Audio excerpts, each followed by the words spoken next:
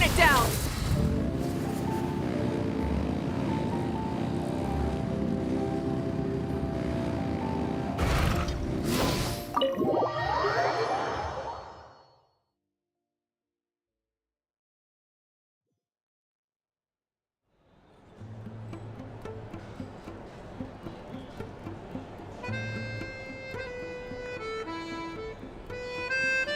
Exploration and trials.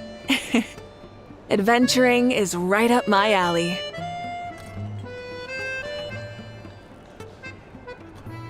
If there's anything you need, please let me know.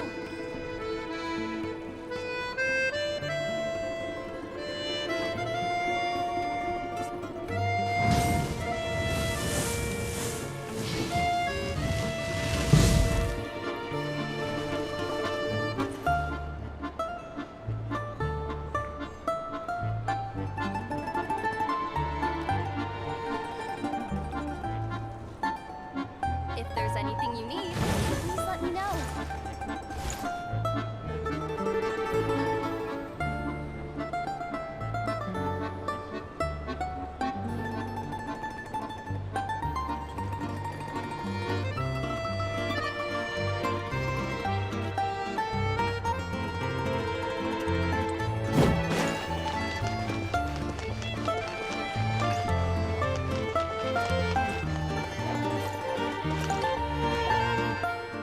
Sounds like you made a ton of progress today. It's good that everything's going so smoothly. Next step is to head back to the theater and get a clear answer from Odette.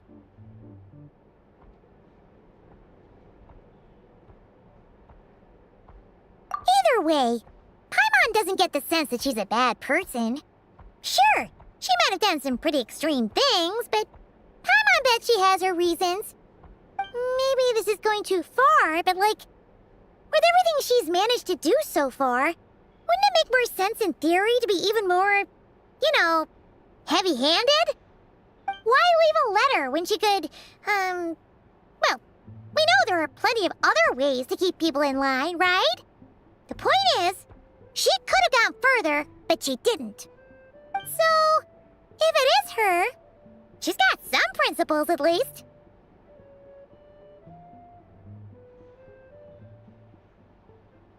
Yeah! Well, all you can do is follow the facts wherever they lead.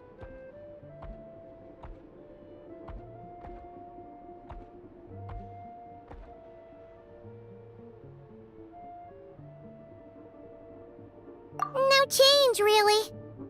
But that thing Paimon told you about yesterday? Paimon feels like she can sense it more clearly now. Hearing you talk about your day makes Paimon itch for an adventure. If only she could be there with you so we could experience it all together. Yeah, I wish you could be there too. I'm not used to adventuring alone. But don't worry, we'll get to the bottom of this. Guess it's just one of those things. Never mind. Paimon will behave herself and keep resting.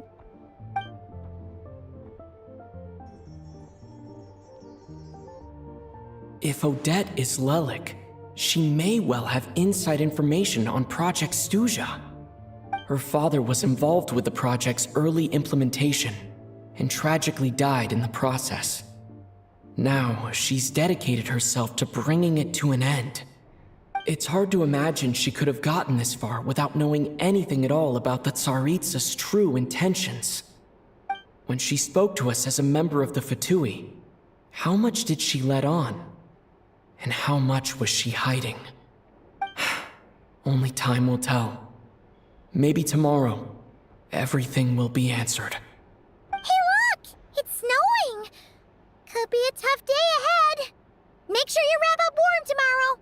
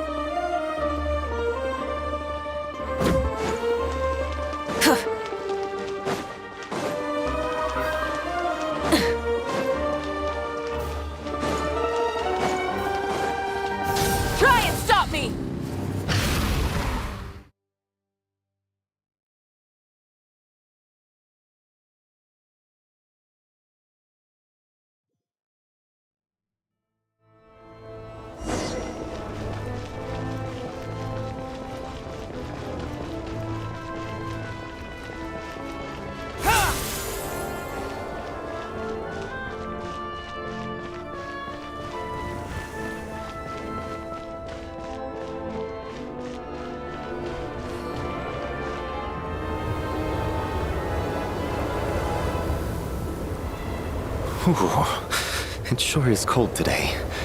I wonder how much heavier the snow's gonna get. Here to see Odette? I just need to see your tickets for the preview. Oh, perfect. Thank you. I'll hold on to your tickets. Come on in. It's freezing outside.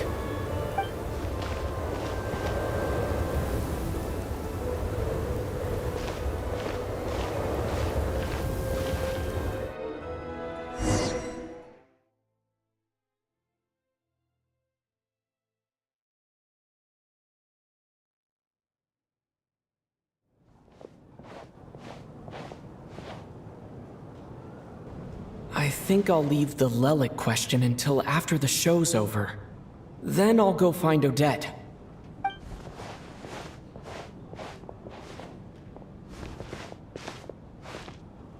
Child said he was originally going to come with Tonya. So I'm guessing Tonya's already here somewhere. Is there anyone here who looks like a Tonya? Let's see. It's a small audience. Makes sense for a preview. But wait, I do see some familiar faces. Mr. Chuganov's back again by the looks of it. Oh, and is that Mitya? And that Fatui officer, Valeri. Guess he must be playing cat and mouse with Mitya again. Oh no, it looks like the show's starting and I still haven't found Tonya. Never mind. I'll just have to take a seat for now and see if I can catch her afterwards.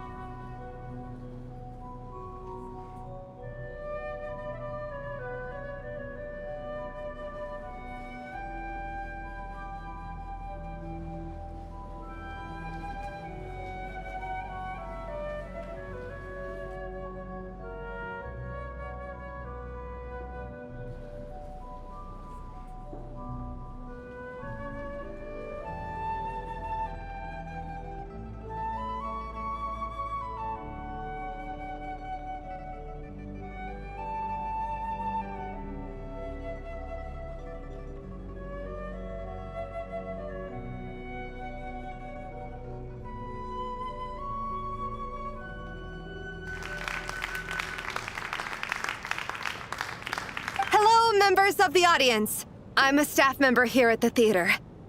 Today's performance was a very special one for us, as it marks the first attempt in a long time to revive the classic Snezhnayan ballet, Spirit Seeker. To commemorate this occasion, we would love to take a group photo of the cast, crew, and audience members present today. Could I kindly ask the audience to please come up onto the stage?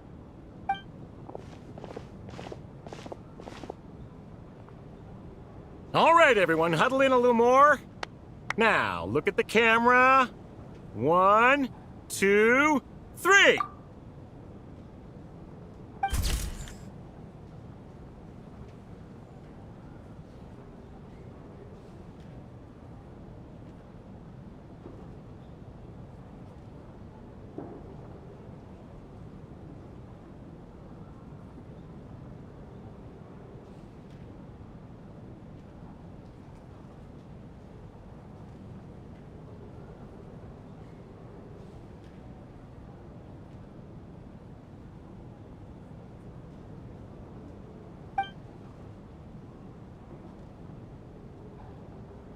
Are you quite satisfied, Mr. Energy Scientist? I rather hope you don't have any other escape plans to add to my workload today. What are you talking about, Sarge? This was simply my way of inviting you to watch Miss Odette's new show with me. And wasn't the performance spectacular? In the future, I heartily encourage you to take a leaf out of my book. Find some soul-nourishing pastimes to enrich your time outside of work. It was indeed a fine performance, but I must correct you on one point. This is not time outside of work. These are working hours. Working hours and non-working hours are just a social construct. Human technology can never advance if we're too rigid in our thinking, Sarge. May we leave now? Already? I mean, I was kinda hoping to soak up the atmosphere for a little longer, but... No? Okay, guess I'm pushing my luck. Didn't seem like too much to ask, but fair enough. Off we go then, Sarge. Back to the land of working hours. Lead the way. That has to be her. She's the only person in the audience around Tonya's age. Excuse me, are you Tonya? Huh? Your brother's busy today, so I took his ticket. Don't worry about him, he's fine. Oh, okay. Sorry for the trouble. What's wrong? Are you sick? No, I'm fine. It's nothing. Maybe she caught a cold on the way here because of the weather.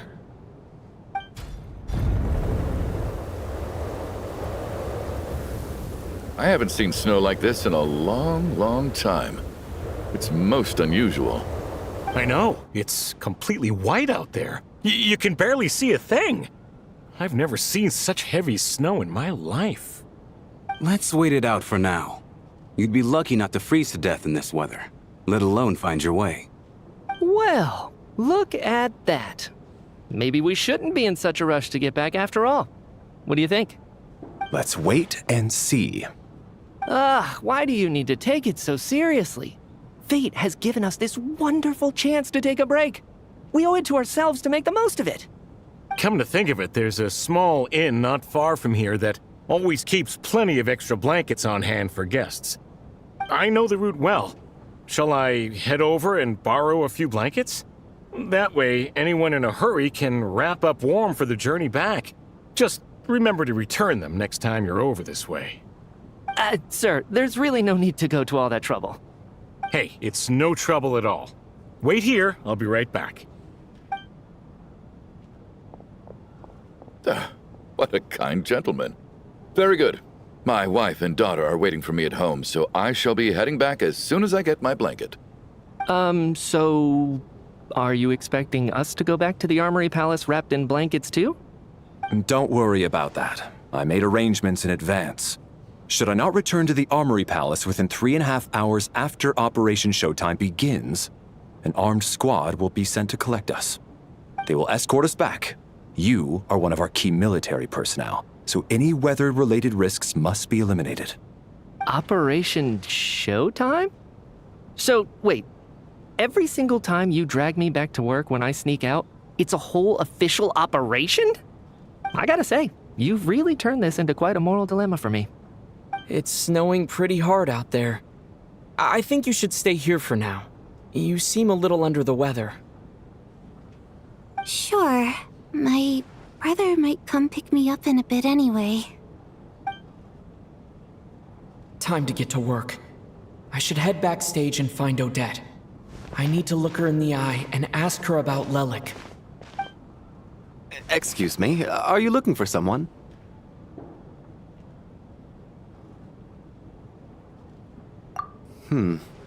How do you know that Miss Vodianitsa is backstage?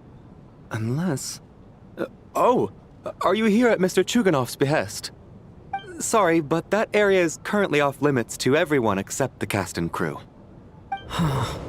Bad timing, I guess. Well, I might as well stick around. I doubt Odette will be leaving before the snow lets up in any case.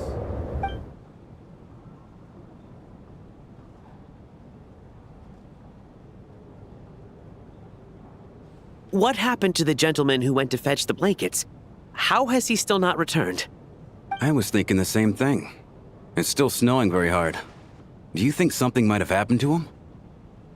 Whatever the reason for his delay, I must say I hate nothing more than people who make empty promises and fail to deliver. Well, I have to treat my employees like that on occasion, but that's different.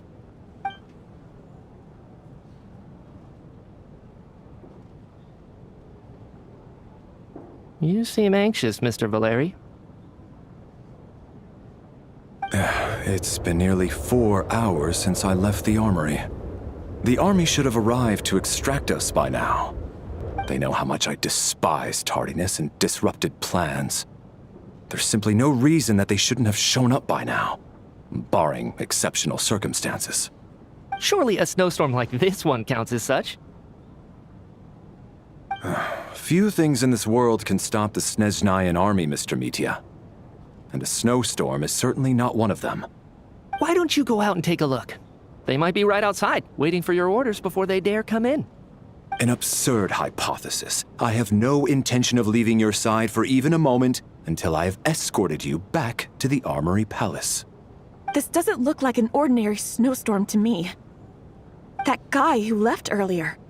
It looked like he just vanished into thin air.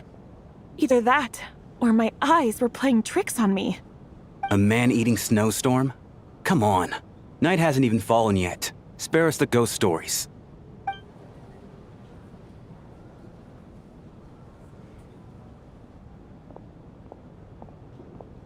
Traveler, didn't know you were coming today. How come you didn't say anything? What is it? Something the matter? Tell me, I can help. Whoa, that's quite a snowstorm out there. I've been working backstage this whole time, so I didn't even notice. No wonder the audience hasn't left yet. Is weather like this rare, even in Snezhnaya? Yeah, snow like this. I'm sure I've seen it out in the wild before, but never in the city. Actually, I take that back. I don't think I've seen snow this bad even in the wild. This is something else. It's not normal. If even Alosha thinks snow like this isn't normal, could it have anything to do with that monster people have been talking about? We can't stay cooped up here forever. Someone needs to go out and take a look. No need. I have plenty of experience with snowstorms. Besides, I work here while you're an audience member. I should be the one to do it.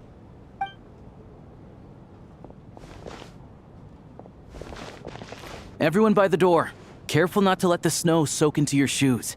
In a snowstorm, you gotta look after your toes above all else. Heading out, my man? Be careful. I've been told the snowstorm eats people alive. Thanks for the advice. I am planning to be careful. I just want to take a quick look at the situation out there.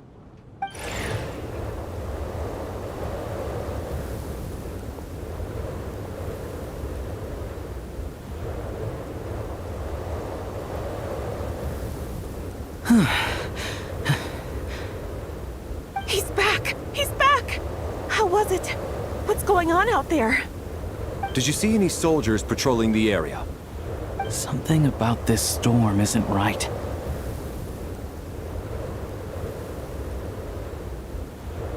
There's no one out there. I didn't see a single soul.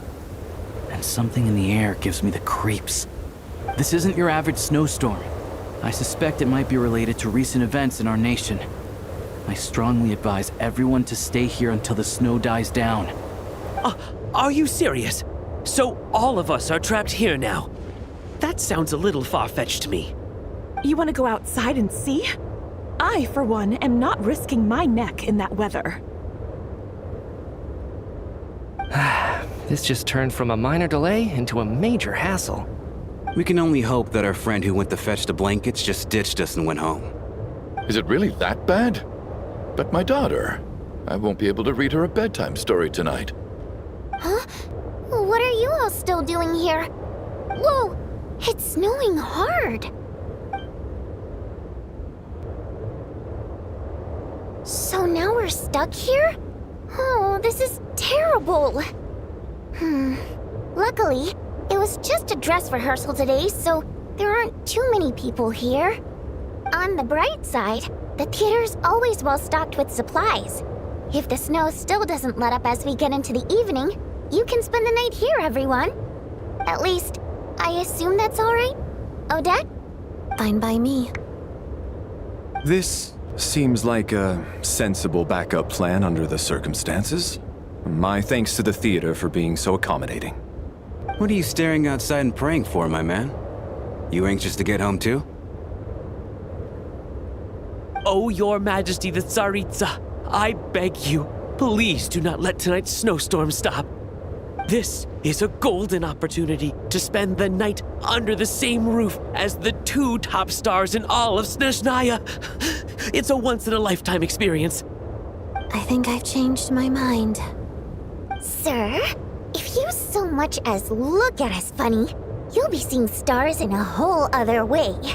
Behave yourself, or you'll be begging for that blizzard. It's getting colder. We need to keep the indoor temperature up. Close the door and lock it tight. Let's head somewhere warmer.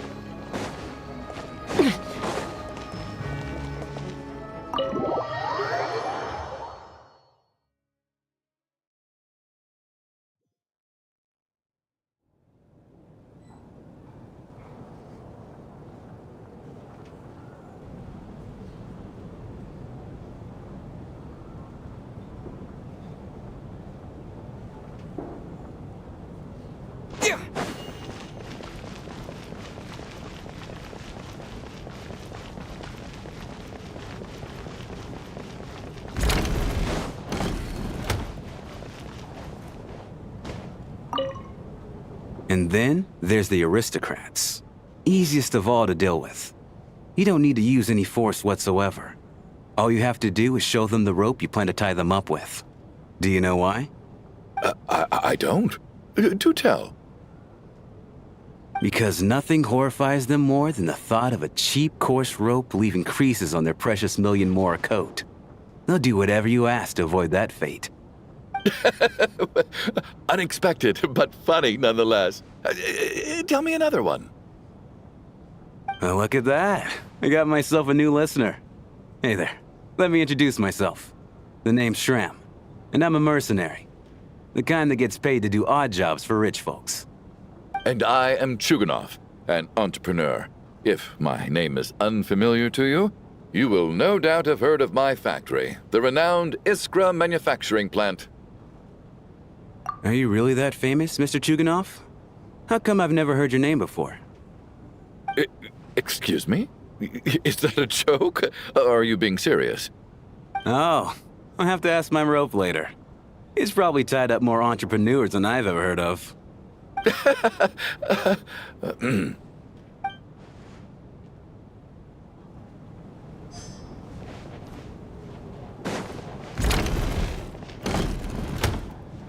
How are you feeling, Tonya?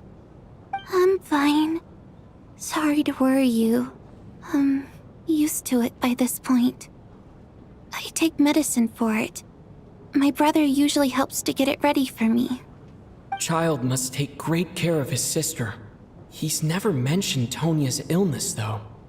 You know, I actually find this whole thing kind of exciting. Stuck in a strange place thanks to a snowstorm. Having to spend the night with a bunch of interesting characters. It's pretty cool, don't you think? Kids, huh? My brother always says I'm not mature enough. Maybe he's right.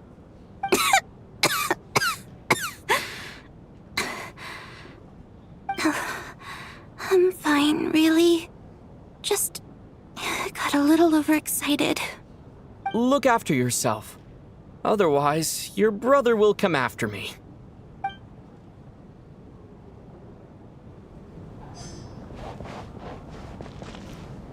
My husband has major trust issues. To him, I doubt even this snowstorm is a good enough excuse for me to stay out all night. That's the price of marrying into wealth. You'll get used to it. I'm not about to stop you if you want to leave, but don't drag me along. Hello? Can I help you?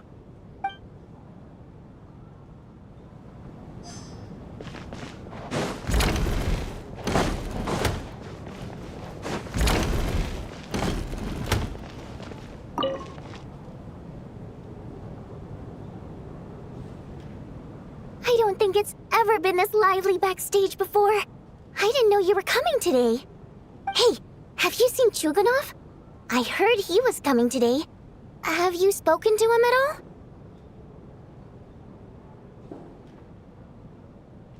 I'm with you. This could be just the chance we need. Yeah, I gotta figure out a way to coax some more intel out of him. I want to know why he suddenly changed his stance on Project Stuzha. What exactly happened before the most recent Vetcha vote? For the Rokad, or just out of personal interest? Shh! There are other people around. Don't say the R word.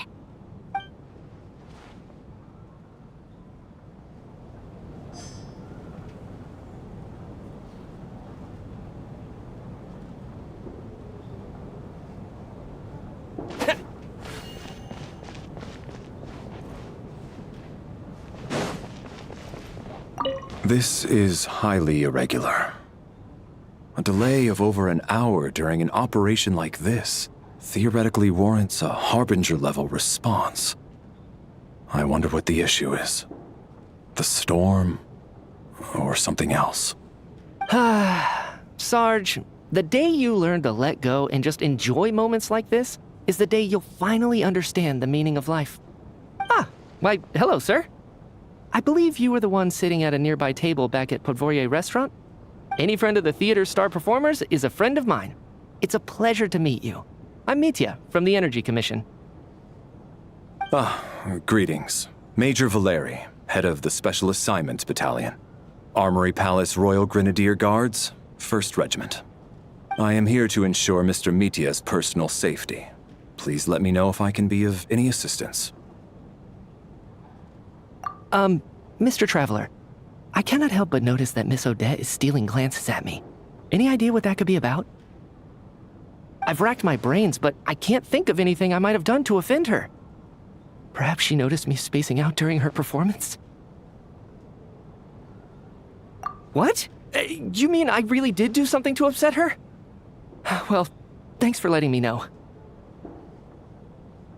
So, Mr. Mitya, is your work related to Project Stuzha? Yes, that's right. The higher-ups in the Fatui transferred me from the Energy Commission to the Armory Palace because they wanted me to... Really? I can't even talk about that? Pretty sure it counts as part of my private life. All right, I won't say anything. Sorry, traveler. As you can see, I'm afraid this pleasant chat will have to end here.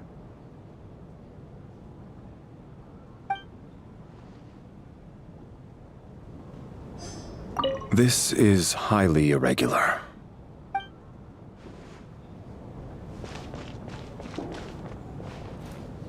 I have to say, even though today was a rehearsal and there were some hiccups along the way, Miss Odette's performance was one of the best I've ever seen, even compared to an actual show.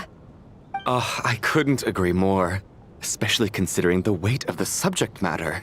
It takes a truly seasoned professional to do justice to a theme like love and regret. Do you think we were coming on too strong? Odette's ignoring us again. What about you? What did you think of today's performance?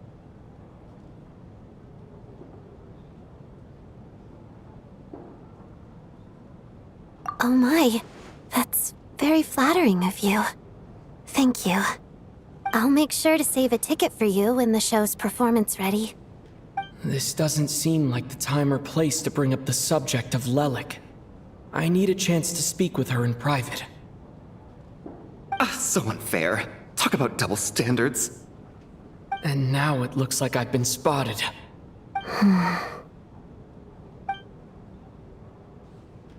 You know Mitya too? No, I don't. I just have a feeling that he might be dangerous.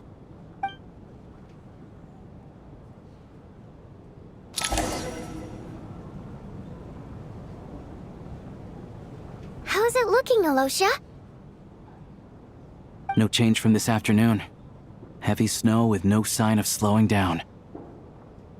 May I have your attention, please? The storm is unlikely to stop tonight, and it'll be even more dangerous outside at night than it was during the day.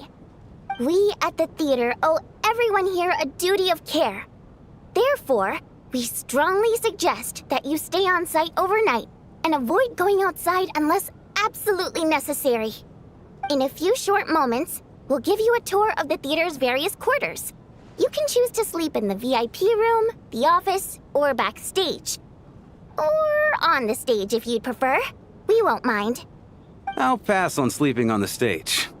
What if the snow is stopped by tomorrow morning? The early birds in the audience might think we're part of some experimental new show. A drama about sleeping? That could be fun. Maybe we could come up with a title for the production.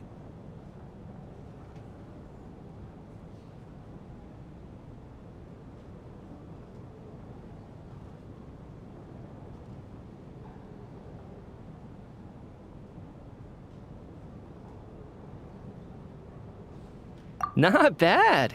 Clear selling point at least. Could be a big hit.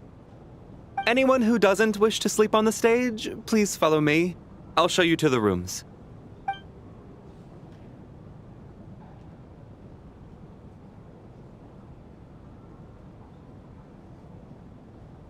I guess I'll call it a night.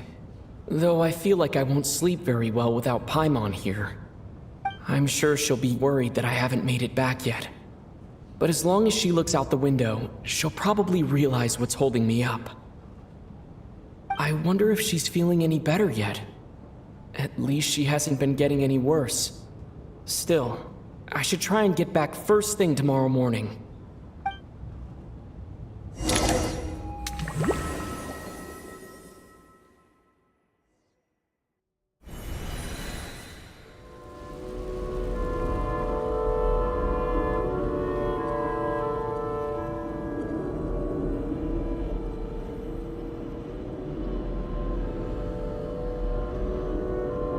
Ah, finally. Welcome back to the world of the living, lazy bones. I was about to wake you. The black mist is almost on us. Still waking up, huh? You know, the black mist. It's been chasing us from below ever since we were born.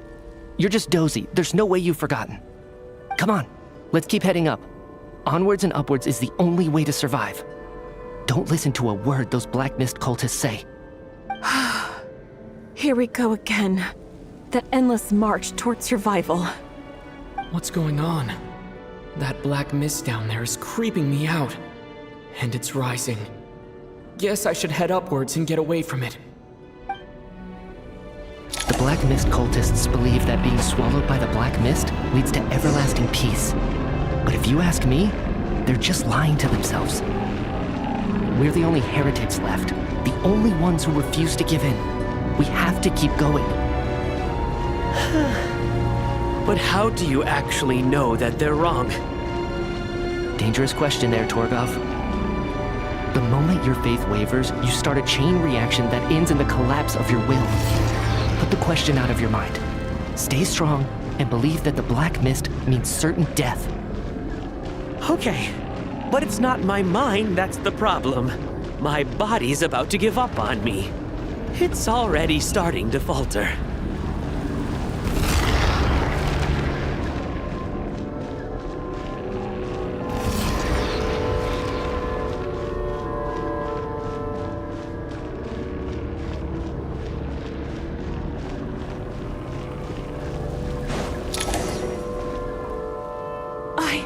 I can't do this anymore.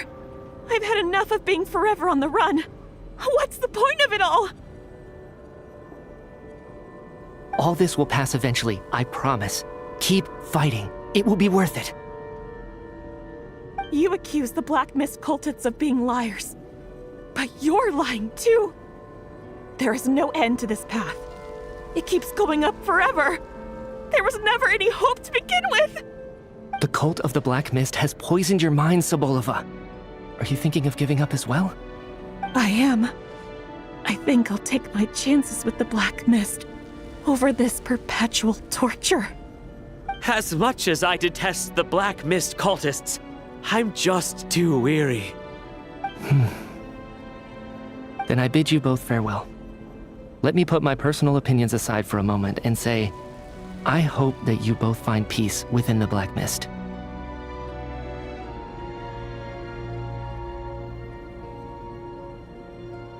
Fate always appears so impossibly complicated. But at moments like this, its raw simplicity is laid bare. Their fate was sealed from the instant they entertained doubt. From then on, the outcome was both inevitable and irreversible. Let's go.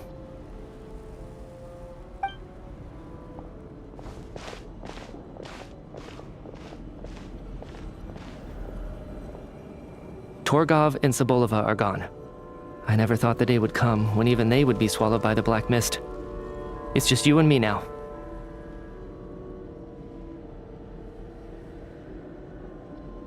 Yes, it looks like it's satisfied. For now. This happens from time to time, but it won't be long before the Black Mist starts chasing survivors once again. No one knows how to stop its advance for good. Well, we should make the most of the precious moments of rest that those two bought for us.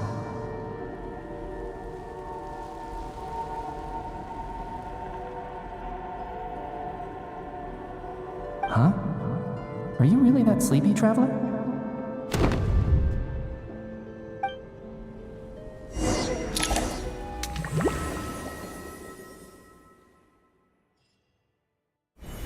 Ah!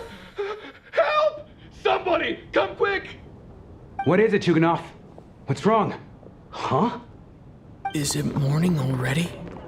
What's all the commotion?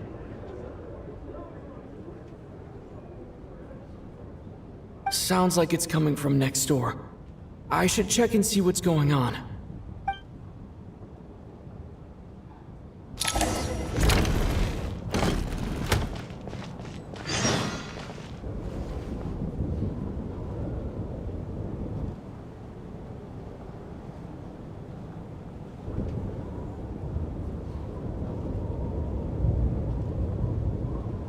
Don't look, Miss Tonya.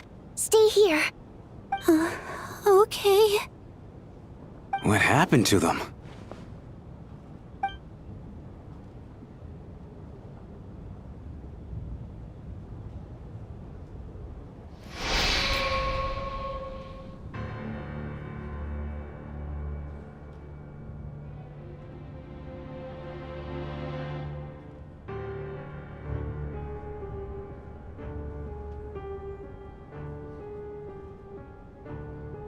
These two people have passed away. And the strange thing is that somehow, I knew this was going to happen. I knew that they would be the ones to die. Have I seen this moment before? Or did I have some kind of premonition? I can't remember what it was. Let me take a look.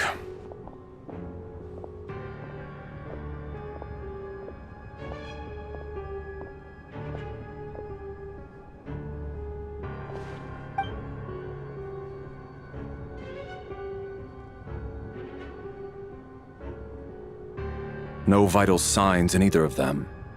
They're dead. The cause of death, however, remains unclear. No wounds on the bodies, no signs of a struggle, and no skin discoloration caused by the buildup of toxins. But just last night, they were chatting and joking away. This is so sudden. Could they have had pre-existing medical conditions? Even then, the odds of them both dying of sudden complications on the same night are extremely low. It's hard to believe that they died of natural causes, nor does this appear to be a suicide.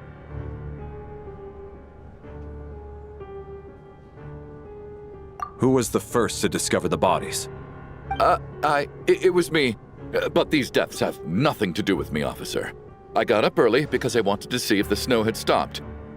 Then I noticed that the door to this room was open, and it looked like there was a man and woman inside. I just went over to see what was going on. I had no idea they were... I can corroborate this. I was doing my morning exercises near the stage. When I saw Mr. Chuganov heading this way, I followed him. I can also confirm that I didn't see a single person approach that room before him.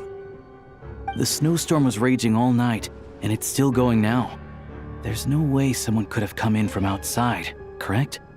You mean an intruder? No, not possible. I slept by the door last night as a precaution. There's no way I wouldn't have noticed if anyone had tried to open it. Everyone, split into pairs and search the theater for anyone in hiding or any signs of suspicious activity. I'll follow up with a full search of my own shortly. Go, there is no time to waste.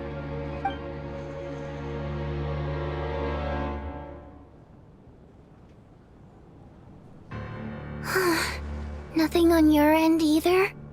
Backstage is clear. No signs of suspicious activity. We checked the basement. Also clear. I don't think there's anywhere here that a living person could hide. Are we certain that the theater doesn't have a back door? Or any tunnel or passageway wide enough for a person to fit through? No, there's nothing like that. If people were sneaking in through some secret tunnel to avoid buying a ticket, we'd have sealed it off ages ago. I also checked the windows. All of them are locked from the inside, and there's no sign of anyone entering or leaving. It sounds like we can safely rule out the intruder theory. If anyone came in during the night in this weather, there'd be no way for them to avoid leaving footprints or water stains. This can only mean one thing. It's like one of those murder mysteries you see in novels and plays, isn't it? The ones where the killer is one of us. We can't quite jump to that conclusion just yet. Could he be right? It's hard to imagine something like that happening in real life. Set in a theater during a snowstorm, a murder takes place, and the killer is among us. It's such a classic trope that it seems unbelievable. Looking at who the killer targeted, and the clean entry and exit, it all adds up. I know what this is. It's obvious now that I think about it. What is? What have you figured out? Both victims were wealthy, well-known local merchants. And the door was deliberately left open so I would discover the bodies and witness the crime scene first thing in the morning. Such ruthless methods. This was your doing, wasn't it, Lelik? Lelik? You mean Lelik is among us? And he's the killer? Lelik. I know this code name. Member of the Rokot, anti-Project Stuzha. Always works alone. I've read the case files at the Armory Palace. Walk me through your reasoning, Mr. Chuganov. What do you know about Lelik?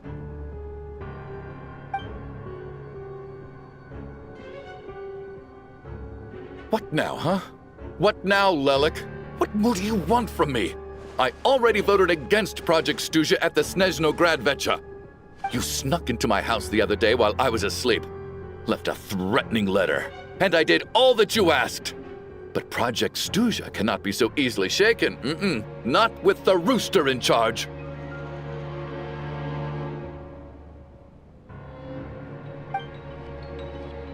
So he really was threatened by Lelik. That makes sense. And now you're resorting to murder to threaten me. Isn't that right? I knew it.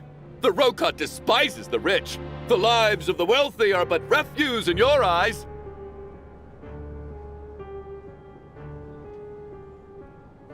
Show yourself!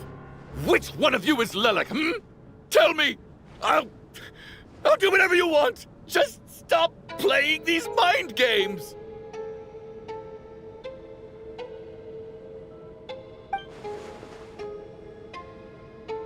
Was this really Lelik's doing? Would Odette really do something like this? If Odette really is Lelik, this seems out of character. But then again, how well do I really know her? I'm probably the only one here with a compelling theory about Lelik's true identity. But if I reveal it now, I'll be putting Odette in the line of fire. What should I do? I don't think it's likely that Lelik killed anyone. At least from the stories I've heard, he's never killed anyone before. And his name has never come up in connection with any murder cases. Besides, even if Lelik did want to threaten you, why resort to such an extreme and roundabout method? It's not his style at all.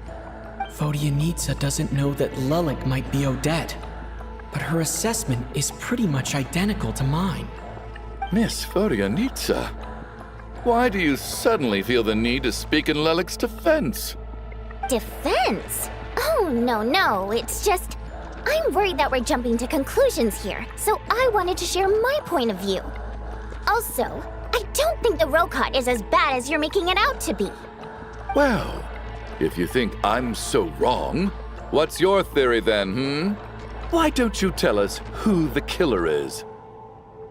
The case is still evolving, Mr. Chuganov. Please do not prevent others from expressing their opinions so early on in the discussion. Even so, there's no denying that the recent threat received by Mr. Chuganov may well be an important clue. So there's still a good chance that Lelik is right here among us. I can't do this anymore. I don't care if it's still snowing outside. I have to get out of here.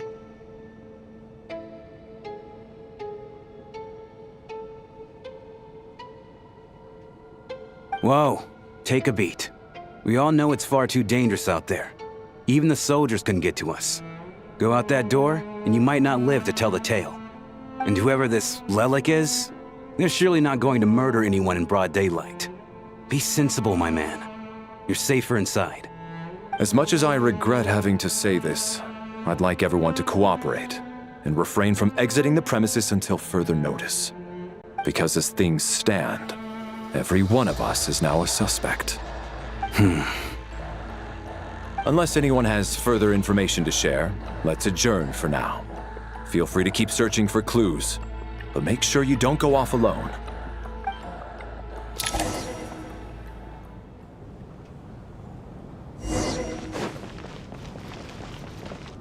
You seem to be very comfortable taking charge, Major. You took the reins as soon as things went south. I simply made an executive decision that someone needed to take control of the situation on the military's behalf. Does this offend you? No, quite the opposite. We feel much safer for it. By the way, what does Major mean exactly? Is it a pretty high rank?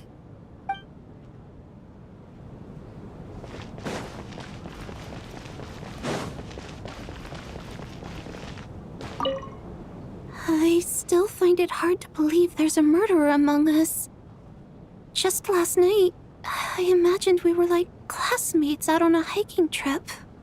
There's no guarantee that you can trust your classmates, especially not when you're locked up together. Why did they do this? Was it for money? Even then, they could have just kidnapped the people. They didn't have to die.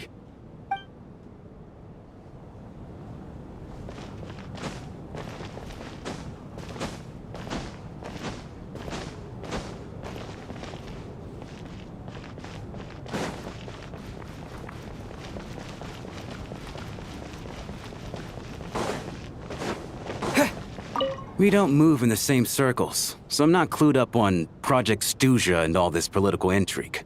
Nor does it interest me. Nevertheless, sir, I think your top priority as soon as you get out of here should be to hire a good private bodyguard. Such as yourself? Such as myself.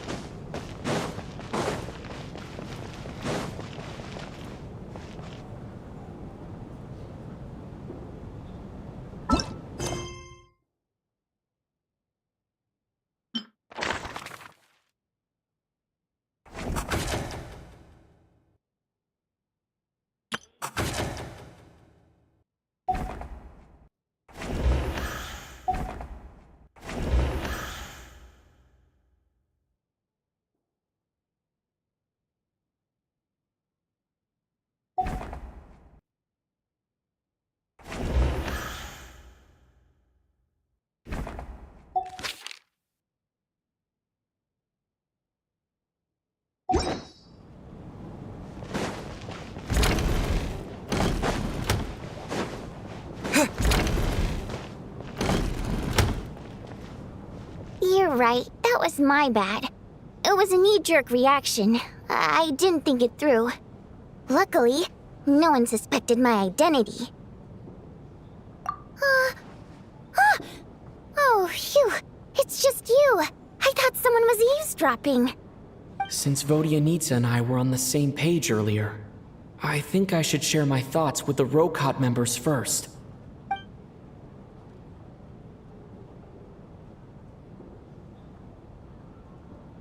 Whoa.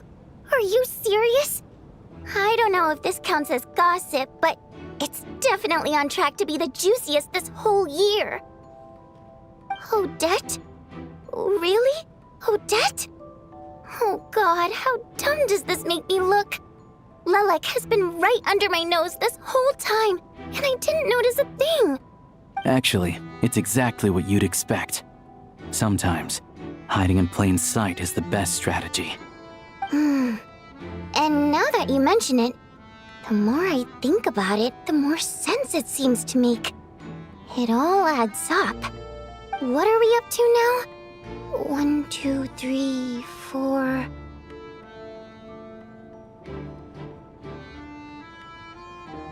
Odette's identities. She's my coworker, specifically a ballerina, and also a Fatuz, a member of the Rokot. Now, Lelek. It must be so exhausting. I just want to give her a hug.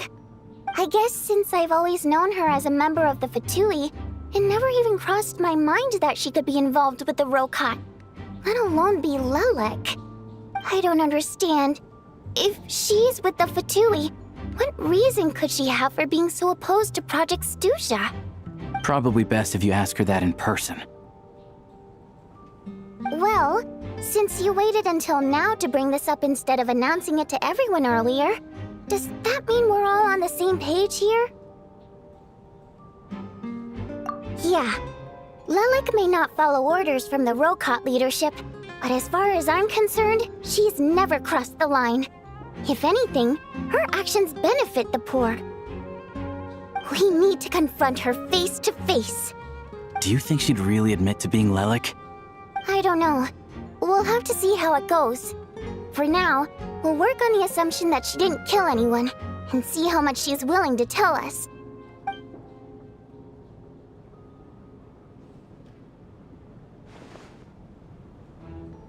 Now's her chance. Odette's alone. Let's go!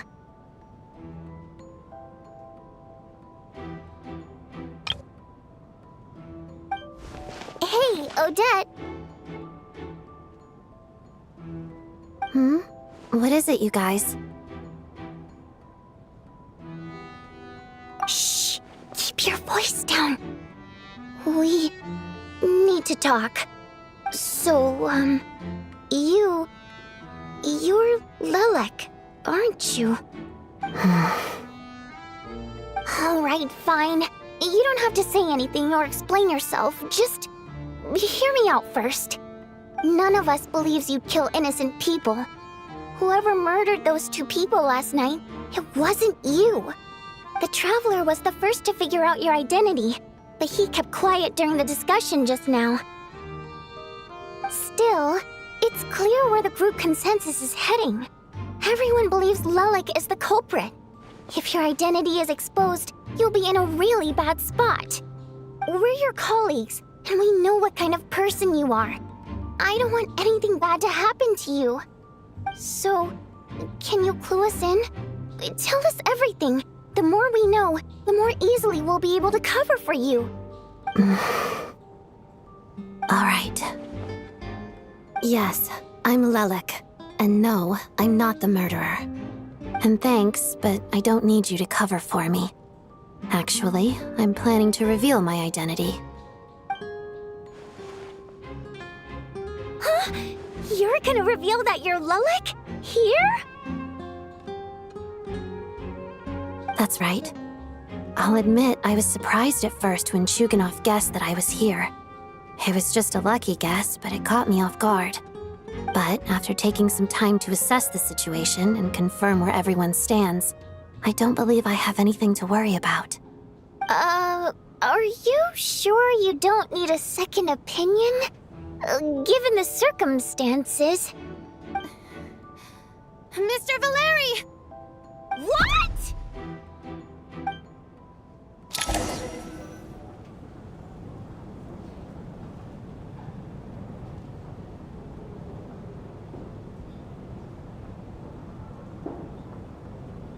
So...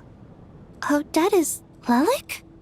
I don't know what game you're playing, but you've got a lot of nerve. It's just one identity. So what if it's exposed?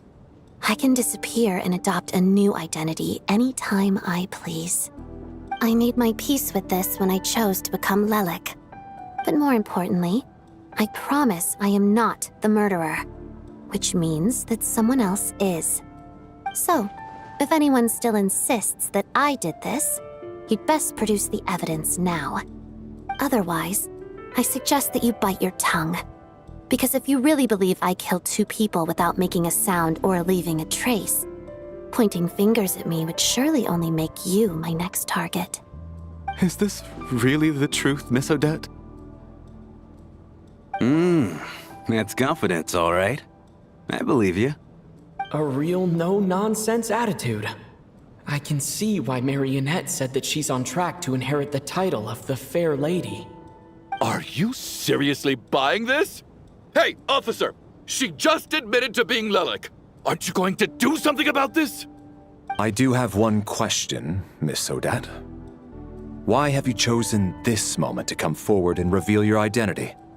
If I didn't say anything, everyone would be focusing all their efforts on finding Lilac. And that is exactly what the real culprit wants. I don't want to be the scapegoat who lets the murderer get away with this crime.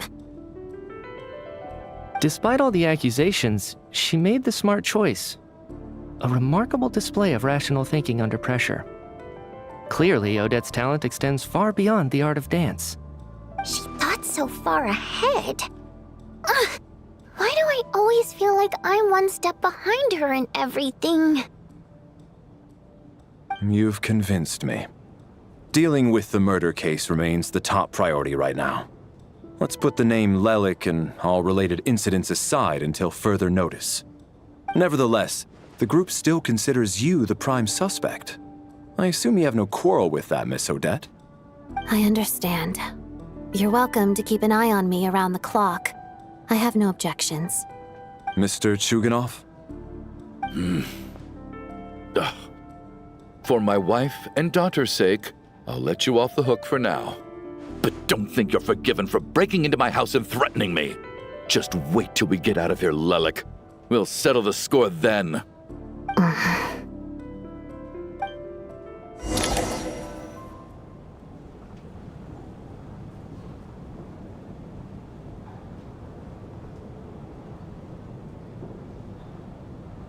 Good work, Lelek guard team.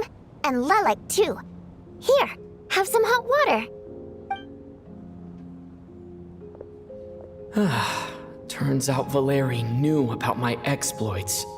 So now I've been told I have to guard Lelek with him. Shouldn't you be facing my way if you're guarding me?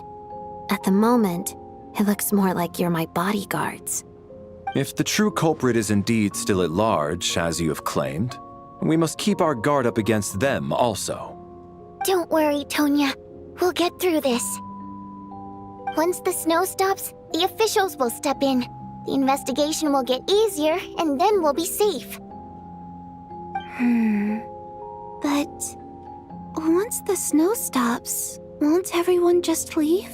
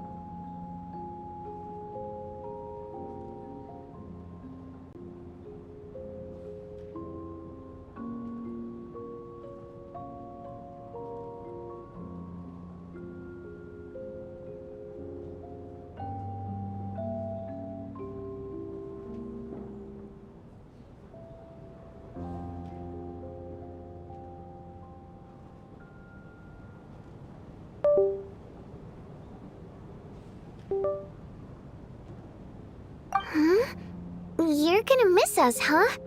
Well, some of us work at the theaters, so we'll still be here. I'll even give you a special backstage pass.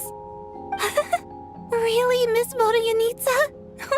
That's awesome! You've made a fan for life. Aw, you're so cute, Tonya. All right, let's swear to it. I promise to give you the pass, and you promise to never change your mind about being my fan. Promise. Don't indulge her, Tonya. You don't have to swear an oath over things like that. You really do get carried away sometimes, don't you, Miss Vodyanitsa? Hey, mind your own business.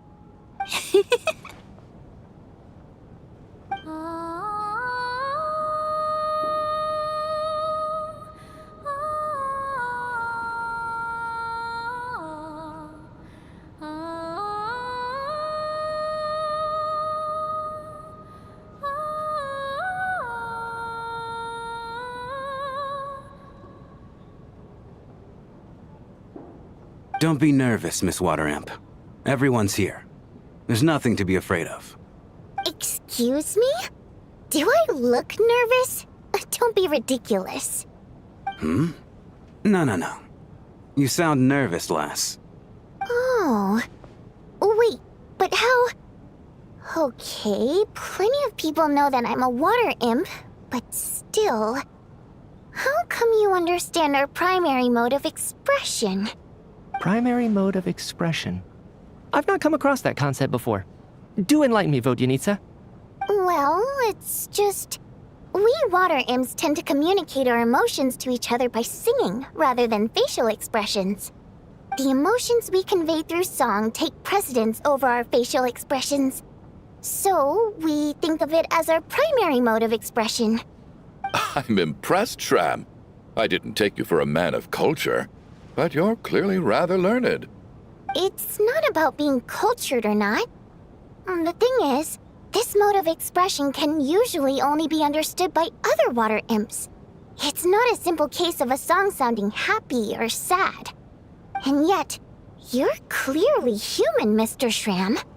It's really not the big deal you're making it out to be. I think I just have a knack for it. Plus, I have a very close friend who's a water imp.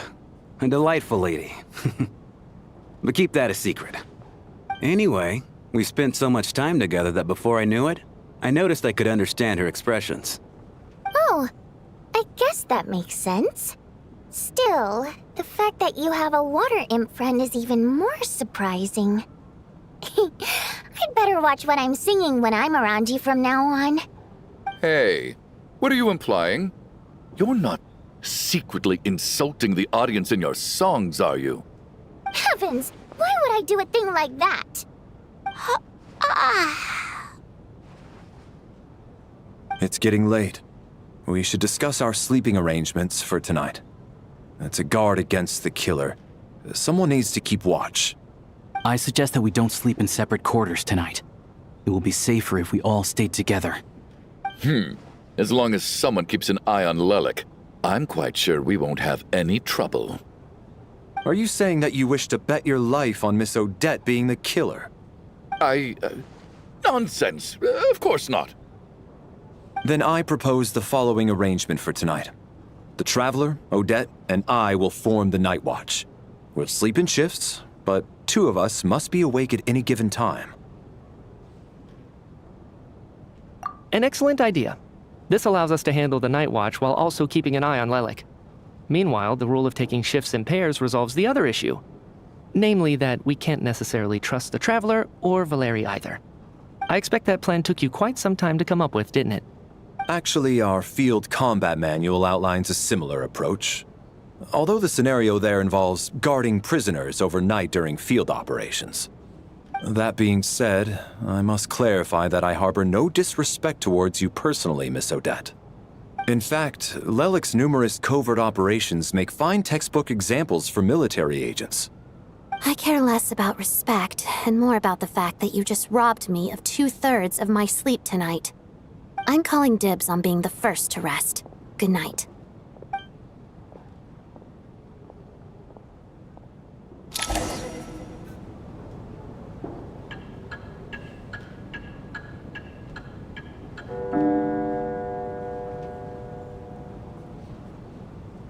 It's almost time. We should wake Odette. How are you faring? Oh, not going to argue with that. I'll take a quick nap. If you start to feel sleepy, wake me up anytime. It's finally time for Odette and I to share the night watch. I should wake her up.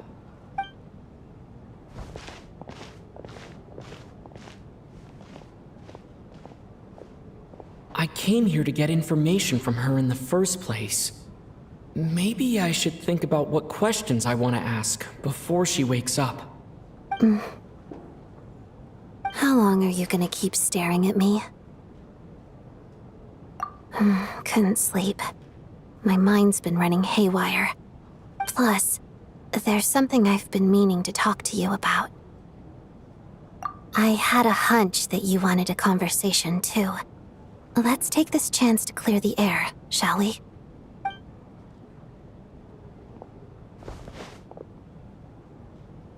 I just had a simple question for you, really. It's,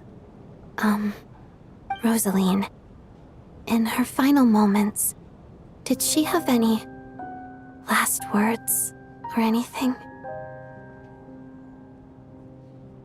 I see. Well, that was all. I have no other questions. No.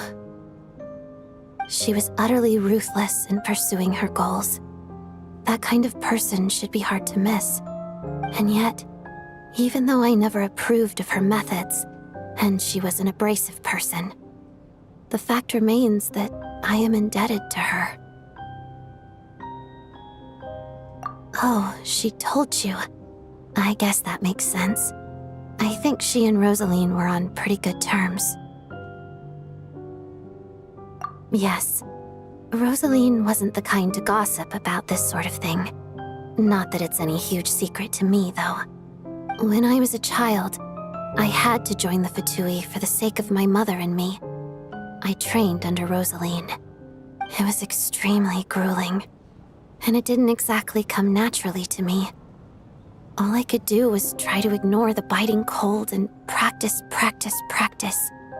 I was a newcomer who'd managed to make a good first impression on a harbinger.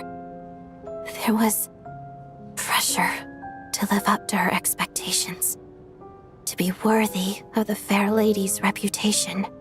Every day was a struggle against the cold, pain, and fatigue. And most nights, I struggled to fall asleep. After enduring all that, I've become almost immune to the sensation of pain. I suppose that was the cost of survival. Surely, any child who had to experience that would grow to hate her lot in life, don't you think? So, I put an equal amount of effort into my ballet. Because in my young mind, that was the only way to defy my fate. It was my way of telling her, the Fatui's demands and your expectations of me are not what I wish for. One day, I will leave. I think she probably blamed my poor performance in training on my passion for ballet. She knew my heart wasn't in it. One time, when I was secretly practicing a dance at night, she suddenly showed up. I knew she was there to catch me red-handed. I told her, "You don't deserve to watch the dance I learned from my mother." She looked stunned. I guess she was surprised that I lashed out first, before she had the chance. But strangely enough, on that occasion, she wasn't fierce with me like she was during training. Instead, she fell silent for a moment, and then left. After that, she never interfered with my dancing or asked me how it was going. She never came to watch me dance again either. Not even once. She was. But even now, whenever I take out this core Ignis, I can't help but think of that night. Of the look on her face. Sort of. Although gift might be too kind a term. This is her flame sealed within ice. A symbol of her favor, yes, but also her way of keeping an eye on people. She knew the location of every piece of core Ignis. If any recipient started acting suspiciously, she'd be on to them immediately. Trust her to make even a mark of approval feel suffocating. So, when news of Rosaline's death reached Snezhnaya, many people immediately crushed their core Ignis. It gave them a profound sense of relief, like they'd broken free from her shackles. But I kept mine. With my sensitivity to pain being as dull as it is, the warmth from this core Ignis is one of the few things I can still feel clearly. I still wonder, did she really come to stop me that night? I wasn't sure, but I was scared, so I said some really awful things. I guess she didn't leave anything behind. Not that I expected her to. It's fine. It's just a bit of a shame that we couldn't settle our differences before the end. She did. Are you sure she was talking about this event?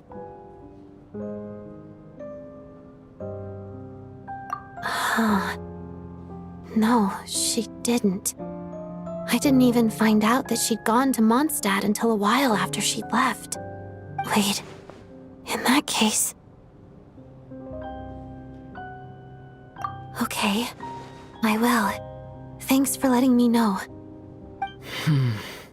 There's something I'm trying to figure out. I'm beginning to suspect that Paimon's mystery illness is being caused by the energy research behind Project Stuzha. Paimon's very important to me, so I have to get to the bottom of this. I figured that since you're Lelik, you might know something about all this. The ultimate goal of this energy experiment is to create a weapon for the final battle. The weapon's construction was completed in Nodcry. Now, all that remains is to arm it with a sufficiently powerful energy. Yes, the weapon's development and all the related experiments are overseen by Lord Piero, the Jester, and the lab is located deep within the Armory Palace. I'm not sure why this experiment would be making Paimon feel unwell, though. The best way to get to the bottom of it would be to go there in person. Once we get out of here, I'll help you apply for an entry permit. And I'm hardly the organization's proudest member, as you know. You answered my question about Rosaline. I want to do you a favor in return. It's that simple.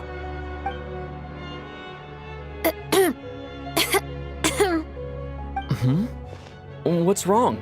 Are you not feeling well? You two seem to be hitting it off. I thought you were sleeping. Of course I was. In the military, one learns to fall asleep quickly, even in the most inhospitable environments. It's vital to staying alert and energized. Why? Is something wrong? Even if he was awake, he can't have overheard us, right? Well, thank you both for keeping watch. Traveler, I'll take over for now. It's your turn to get some sleep. Sure.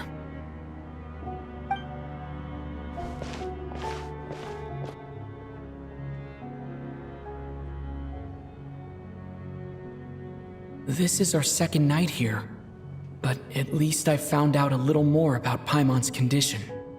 I hope she's been sleeping well the past couple of days. Why do I feel like I'm being watched?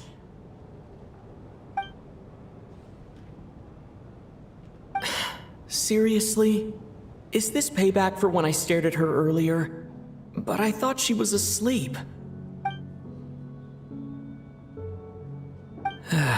Never mind. I'd better try and get some sleep myself.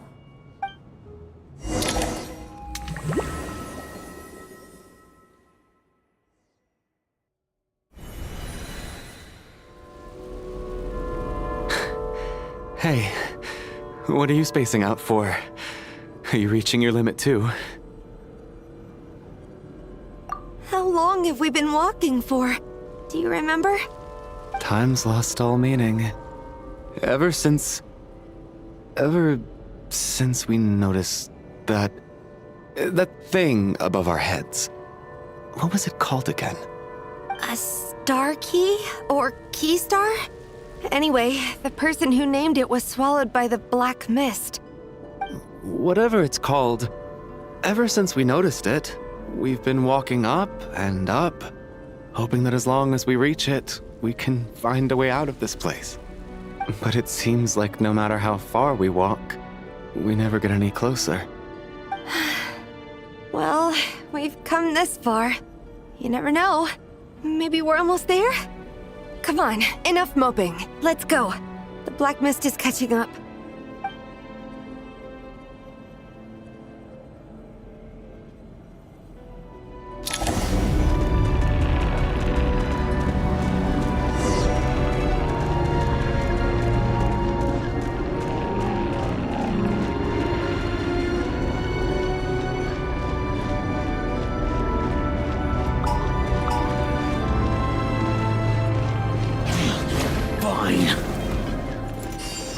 Monsters!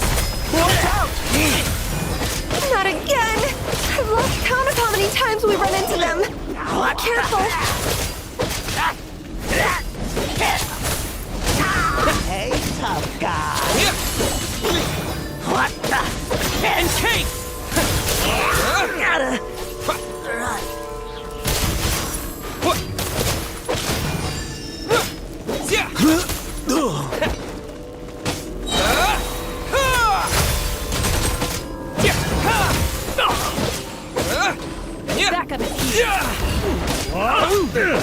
Shut up!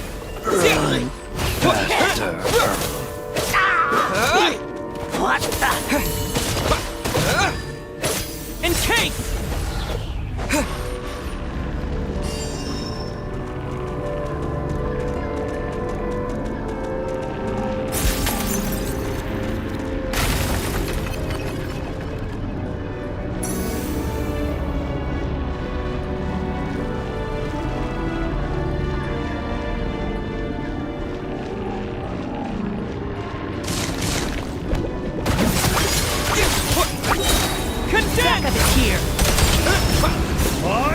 Here they come again!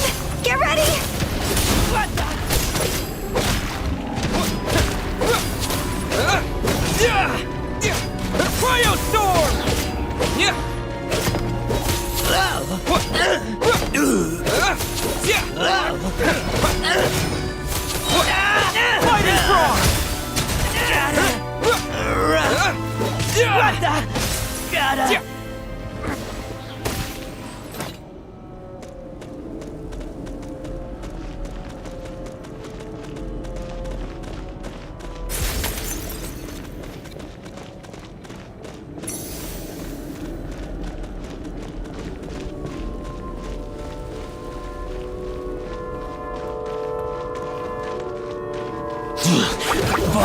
Monsters ahead of us.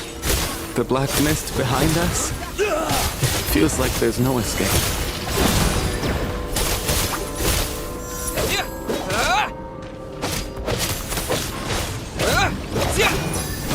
Cryostorm! Encase! Cryostorm!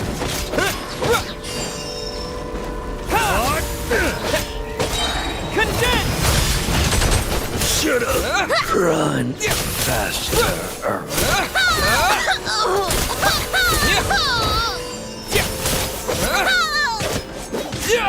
Cryostorm! Back of it here!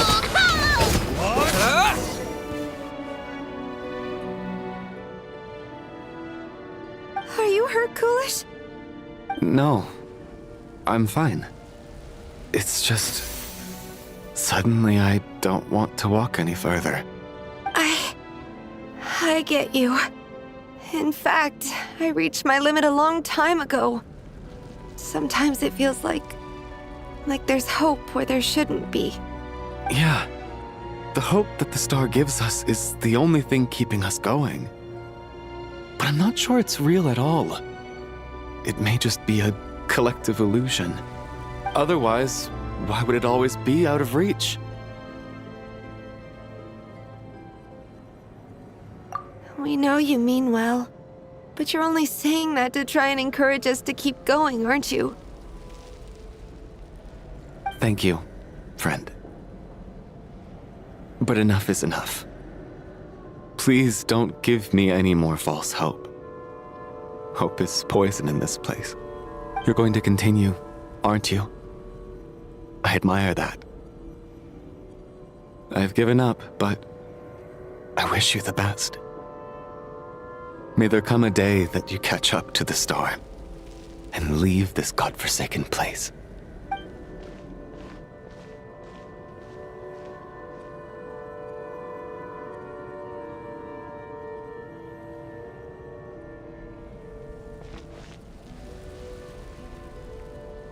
It's not an illusion. We really are getting closer to the star.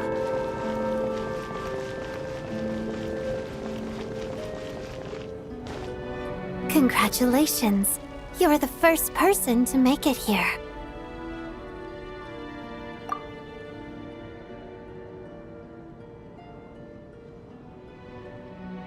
I'm the star's envoy. The black mist has stopped rising. Its hunger is satisfied for now, having devoured your two companions. This is a good opportunity. I'll let you get some rest before we continue. What do you mean, leave? The star represents the starting point. It's the waypoint for the beginning.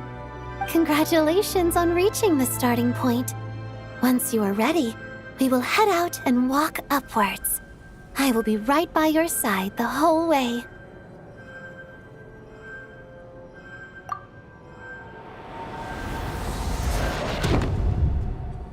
Huh? What's wrong? Hey, don't give up before the journey's even begun.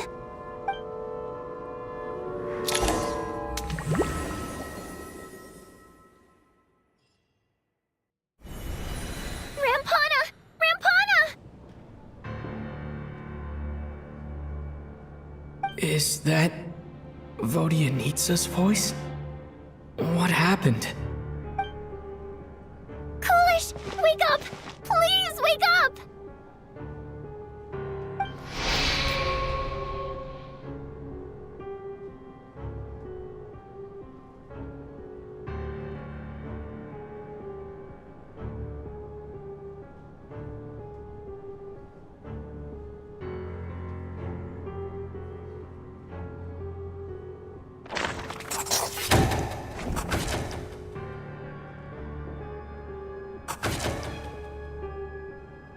The situation is identical to that of the 2 casualties yesterday.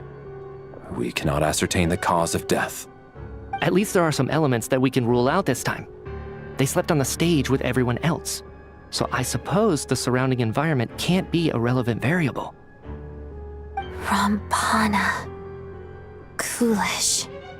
Weren't some of us keeping watch last night? 3 of us, in fact. How could you not notice something was wrong? I'm as confused as you are. Certainly nothing unusual happened on my watch. Likewise, and from what I've observed so far, both Miss Odette and the Traveler can be trusted.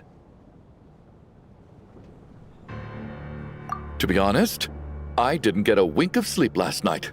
I couldn't help but think I was the target, so I just laid there with my eyes closed. I heard the Traveler and Lelik chatting, but otherwise I don't recall hearing any commotion during the night. Me too. I didn't want to wake everyone up, so I was concentrating hard, trying not to cough.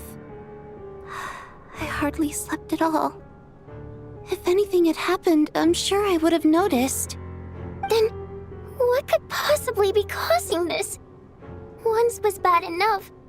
I can't believe it happened again. I worked closely with Rampana and Coolish for so long. I never imagined that one day they'd... And on the stage of all places... Vodyanitsa. 4 victims in just 2 days, and we still don't have a single lead. I need to get to the bottom of this as soon as possible.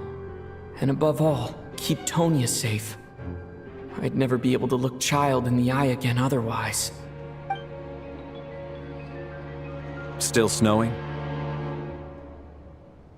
Yes, I just checked. Still no sign of anyone outside either. So we only have ourselves to rely on. If you ask me, this killer can clearly strike whenever they please. The Night Watch was a useless endeavor from the start. Lelik must be an expert in poisoning. Clearly she used some poison that can't be detected on the corpse. Here we go again. Listen, I was already thinking to myself last night, was Lelik's reason for revealing her identity the real story? Well, now I have my answer. It most certainly was not. She's been playing us for fools. You get off on this, don't you? Revealing your identity, only to carry on with your killing spree? That's a hideous thought. One that only a hideous mind like yours could dream up. How dare you? That's enough!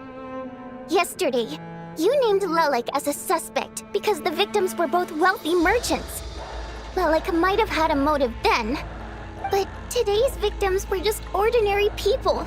Not to mention that they were colleagues of Odette and mine.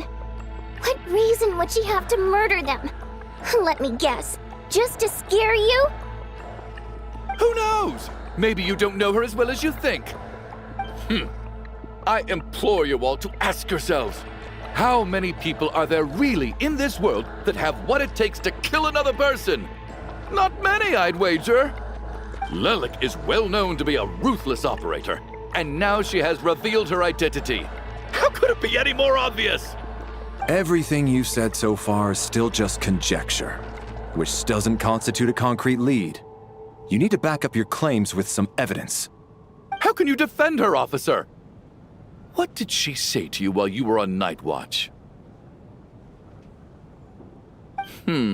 Maybe I shouldn't be so surprised. You military types are always colluding with criminals to target the rich.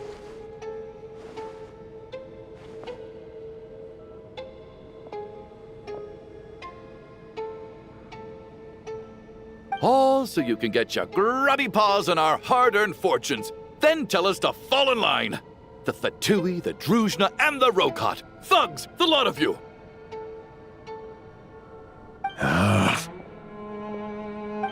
Don't you dare!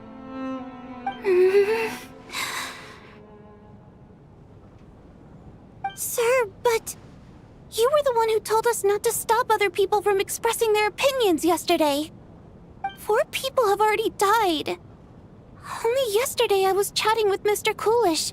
Then we woke up in the morning and he's... Turning against one another is the last thing we should be doing right now. Little girl. Even if Mr. Chuganov is a puffed-up, pig-headed windbag who doesn't have a clue what he's talking about, he's still one of the victims here, isn't he?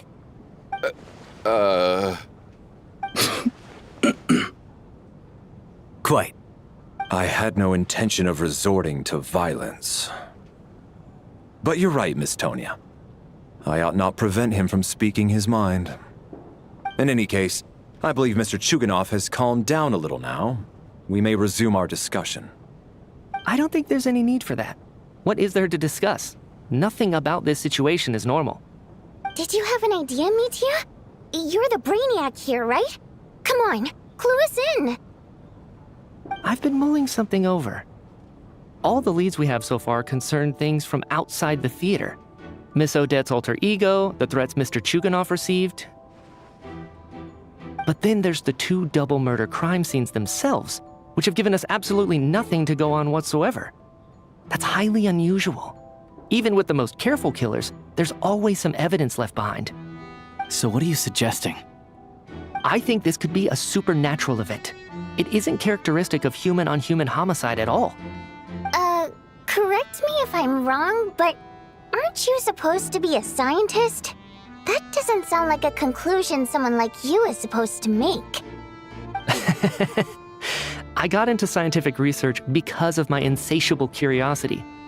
But if the present situation defies all known scientific explanations, I don't mind shifting my curiosity toward the paranormal instead.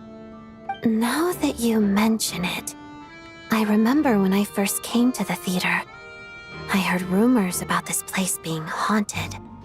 Haunted? Yeah, I think I heard the same thing. But I mean, they're only rumors, right? We've worked here for years. Surely we would have noticed any spooky goings-on by now. Well, this has taken an unexpected turn. A haunted theater? If Paimon were here, she'd probably be hiding behind me in fear right now. Why don't we take this opportunity to look for clues again with a more open mind? Maybe a different perspective will help us see something different. Very well. Whether it's criminals or ghosts we're looking for, the same rules apply. Everyone needs to tread carefully. I'll move the bodies into the same room for now.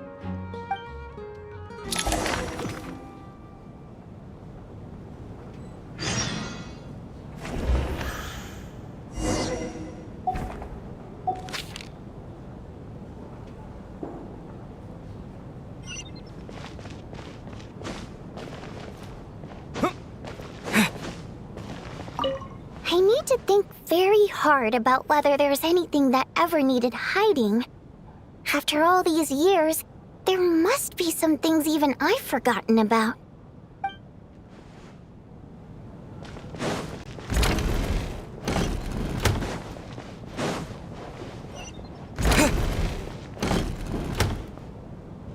Valeri, come take a look at this. You too, Traveler. Some sort of notebook. What is it for? It's the on-duty logbook for the theater. Coolish was the main person to use it. He mostly used it to record any unusual incidents during a show, audience numbers, exit times, and so on.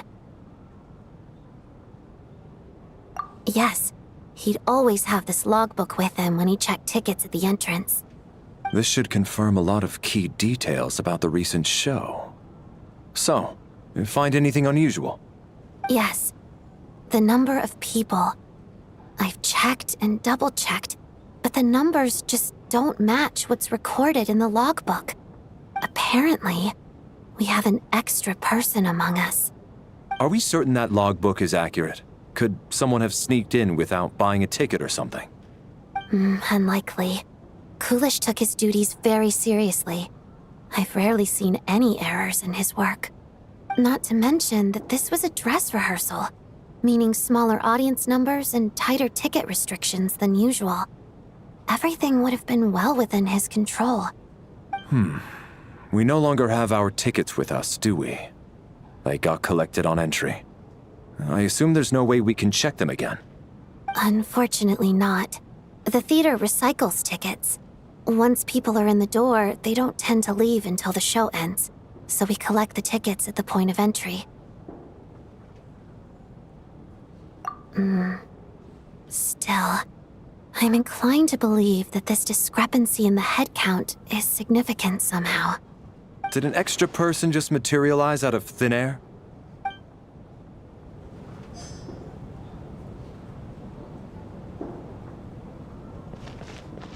Did an extra person just materialize out of thin air?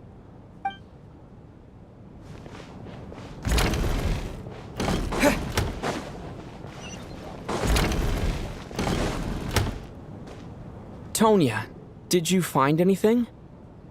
Not yet. Still looking. So... Are we supposed to be looking for something paranormal? I think I'd prefer teaming up with you than looking around on my own. This looks like somebody's notebook. Shall we read it together?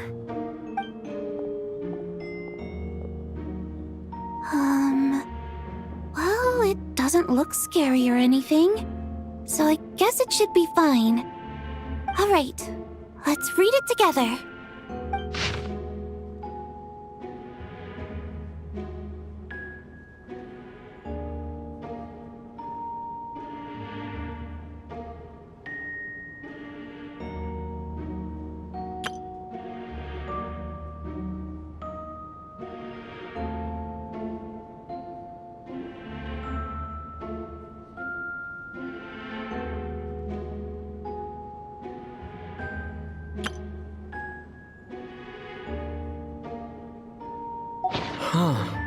This has to be Vodyanitsa's writing, surely.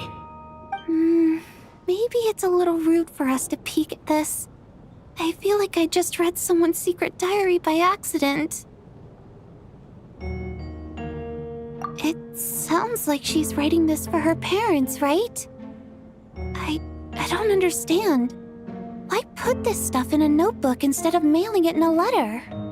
Because her water imp parents belong to the aristocracy, who were driven out of Snezhnaya by the Tsaritsa long ago.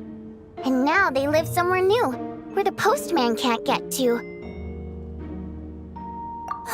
We're sorry! It's fine. My fault for not storing it properly. I can't leave things lying around and expect them to get ignored when everyone's scouring the place for clues. All right, give me my notebook back. I'll take over the investigation in this room.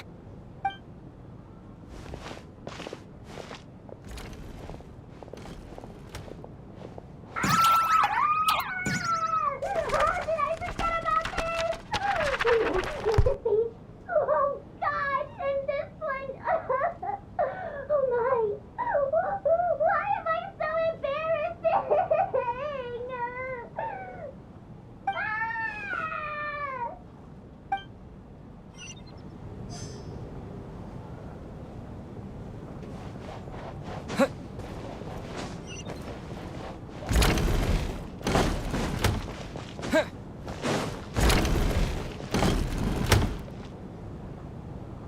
Ah, Traveler.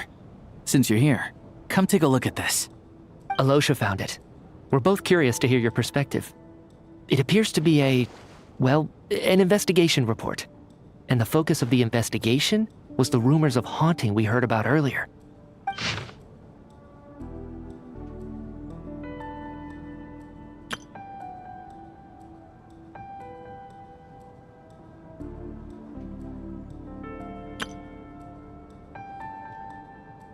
An investigation report, huh? Looks quite old. This person's name looks to be of Sumeru origin to me. Was the investigator from Sumeru? The theater manager must have hired an investigator once specifically to look into this issue. But it doesn't look like anyone ever looked at the report. Presumably, the manager wanted to know if the supposed haunting was dangerous while also being fearful of word getting out in case it affected the theater's business. Anyway, the bottom line is, the haunting is actually real after all. It's caused by an obstruction in the ley lines. Is there any chance this is the key to finally making some progress with the murder cases? Ley line problems are pretty unexceptional to me by this point. And while it certainly offers an explanation for the ghosts, it's hard to imagine what connection it could have to these two murder cases. Some of the language that appears at the very end of the report caught my eye. Angel civilization, ley line renovation? My area of research doesn't touch on any of that, so it's completely outside of my wheelhouse. Huh? A piece of paper just fell out from the report. It landed right by your feet.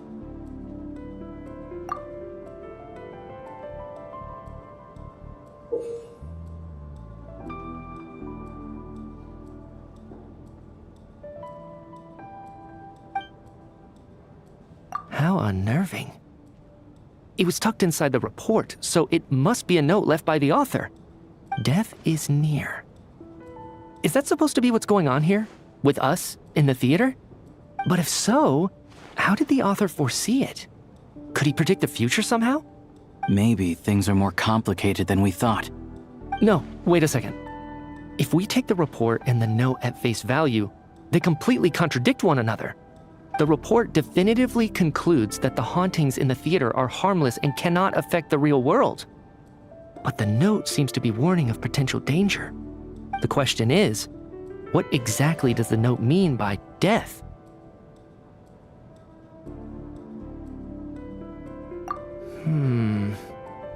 The various ways we could interpret this keyword lead in completely different directions. Let's pause our analysis here for now. I think we need more information.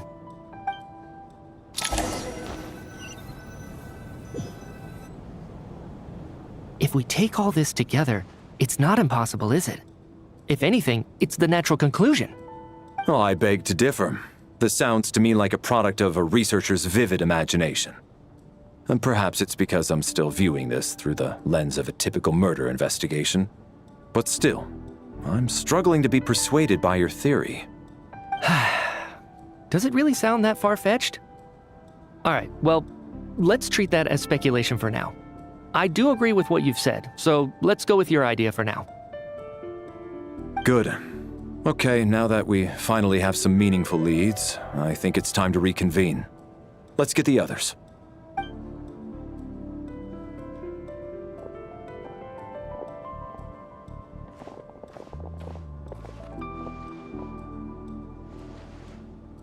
So, that's about everything we've discovered so far. I'll share my theory first. Based on what we've learned from the logbook, I believe the extra person among us is most likely the killer. If the killer had simply bought a ticket, it would have greatly increased the risk of their identity being exposed. I expect he or she either hid in the theater ahead of time, or found a way to slip past the ticket inspection. They then blended in with the group and waited for an opportunity to strike.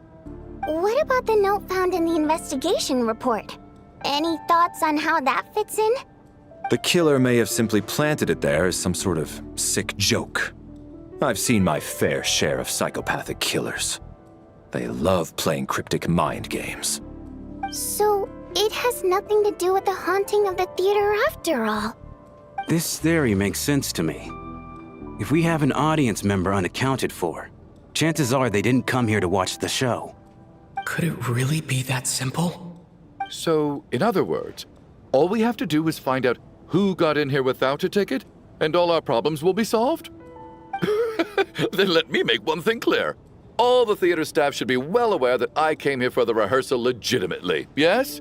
There's no way I'm the one who didn't have a ticket. It's true. I hear you used every trick in the book to get a hold of that ticket, too. Everything short of throwing a temper tantrum and rolling around on the floor at the entrance. I most certainly did not degrade myself in such a way. Probably a stupid question, but I might as well ask. Did anyone here get in without having their ticket checked? Hmm? Guess it was naive of me to expect them to just admit to it. Especially after the unprompted Lelik reveal. Once was already a miracle. Twice would be unfathomable.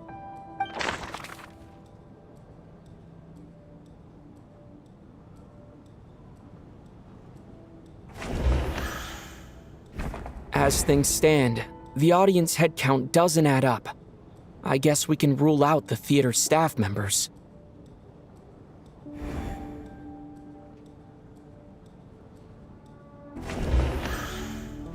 As things stand, the audience head count doesn't add up. I guess we can rule out the theater staff members. As things stand, the audience head count doesn't add up. I guess we can rule out the theater staff members.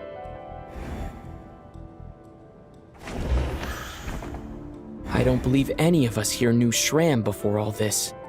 If no one can verify Shram's identity...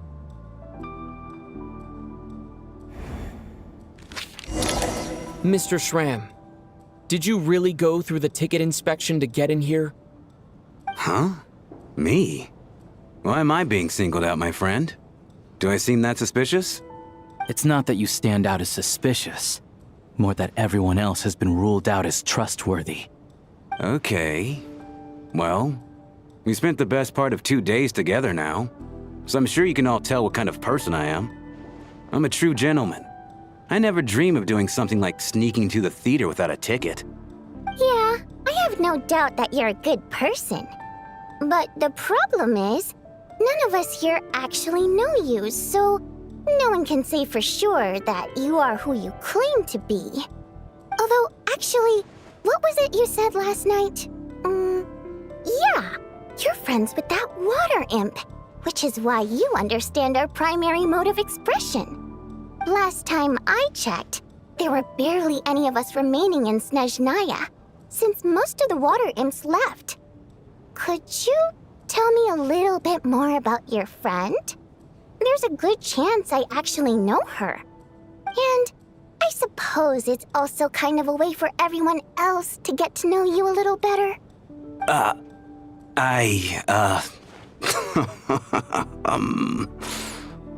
Good grief. Are you blushing? Pull yourself together, man. Stop giggling like a teenage boy. It's revolting. Hey, revolting is a little strong. All right, fine. I'll admit it. That water imp friend of mine, the truth is, we're dating. I was just the bodyguard hired by our family. But the stars must have aligned because sparks began to fly between me and their daughter. Never in my wildest dreams did I think I'd get so lucky. We don't need details. Just get to the point. Okay. I'm just a little hesitant to reveal her name, that's all. You know how it is. These are delicate times. Even with me to protect her. If word gets out that she's dating a human, both the Fae and human factions will give her a hard time. Really? Wait, no. That can't be. Huh? Shram, what the devil are you talking about? Why is everyone looking at me like that? Surely you can understand where I'm coming from. Delicate times? Factions? Yes. You know, the Civil War. Last time I checked, the Fae and the humans were still at each other's throats. If I'm not mistaken, the last significant civil war in Snezhnayan history was over 400 years ago, when Her Majesty the Tsaritsa had just taken the throne and was consolidating her reign. What do you mean, 400 years ago? What's going on here? Is Shram from the past? All right, Mr. Mitya, you win this round. As far-fetched as it is, it appears that your theory may be correct. I'm just as amazed as you are. I didn't even believe it myself, to be honest. Is someone going to explain what's going on here? From the look on your face, you figured it out too, haven't you, Traveler?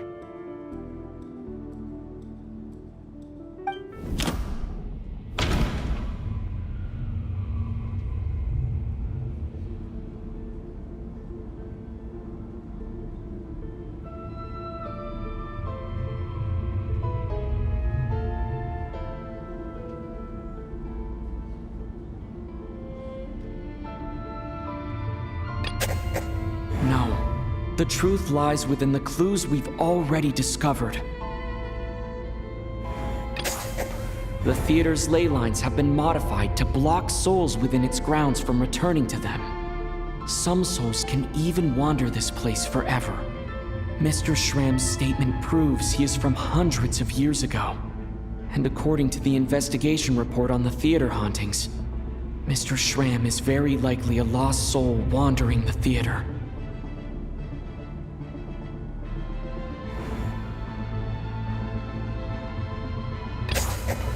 For some unknown reason, the soul that has been wandering the theater due to the ley line issues has joined our group and blended in. Yeah, that must be the immediate reason why the ticket count doesn't match the number of people present.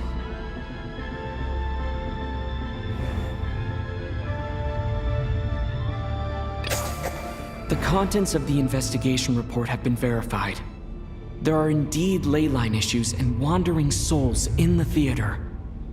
Death likely symbolizes the deceased. Mr. Shram, for instance, death is near. That must mean that there's a dead person in our midst. That's the truth, isn't it?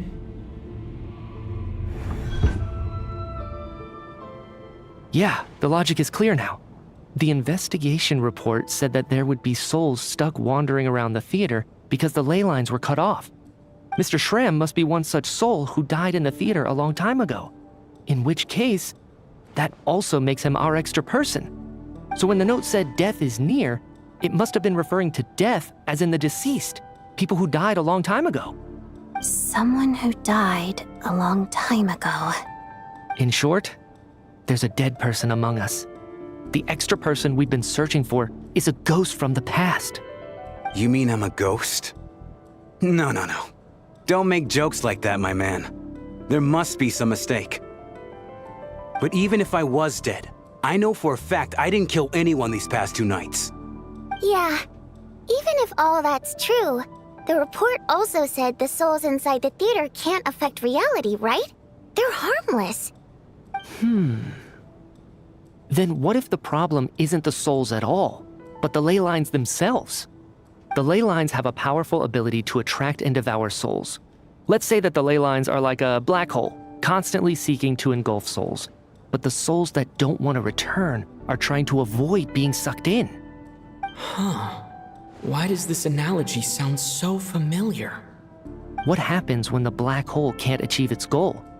I'm only speculating here, but what if it ended up swallowing innocent souls by mistake? Or intentionally taking other souls to compensate?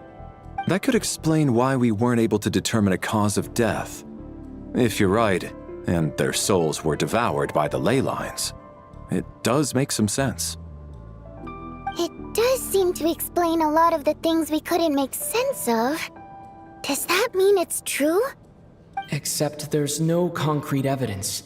Mitya's relying on a lot of logical leaps. Still, it seems like the best explanation we have under the circumstances. Alright, so how could Shram not know that he's dead? Seems a little unlikely that he hasn't noticed anything unusual even after several days interacting with us. On the contrary, it's perfectly normal for a soul to wander the theater for centuries without questioning their existence or reason for being there. It's simply what's natural for them.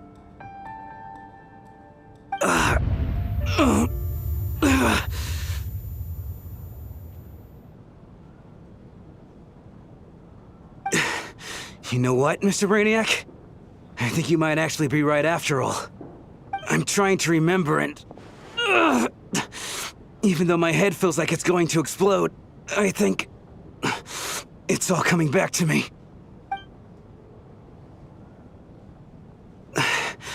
I was the one who didn't want to remember my own death, so I forced myself to forget.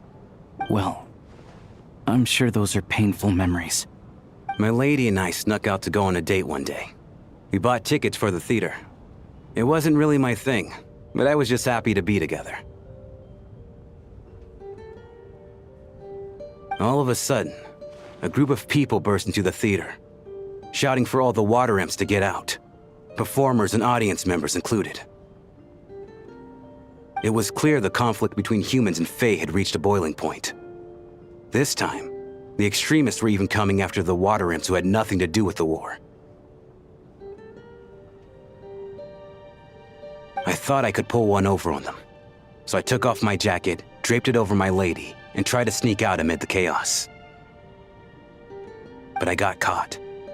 They started shouting, calling me a traitor to humanity. But I was going to do whatever it took to buy her a chance to escape, no matter how many people stood in my way.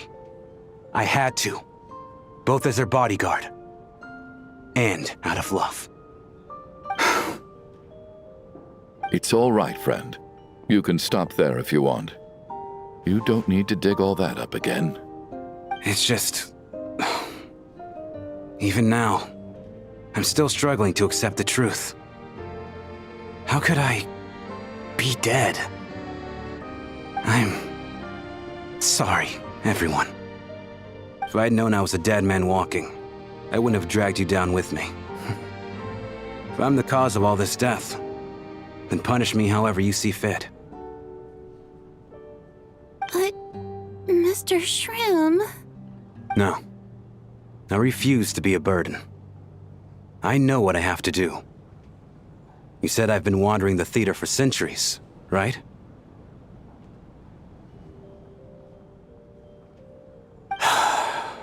I guess it's high time I got a breath of fresh air.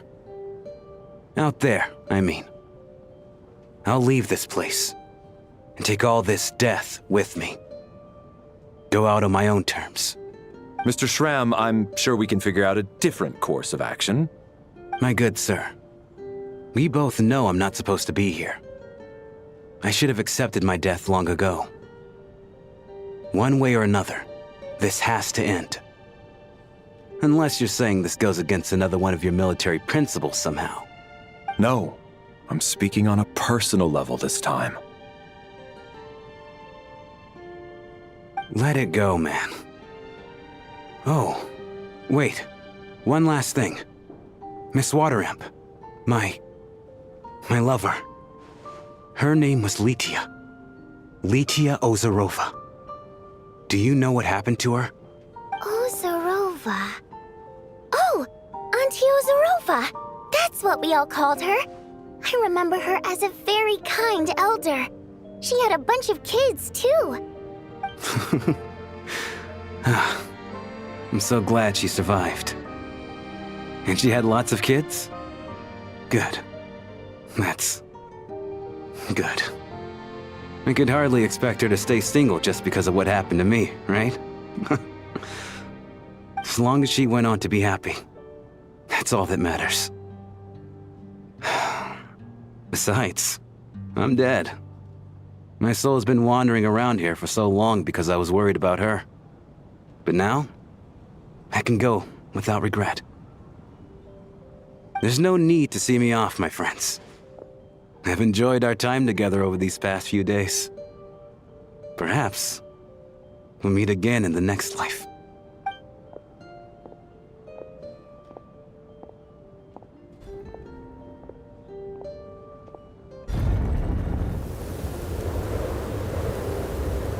Take care, my man.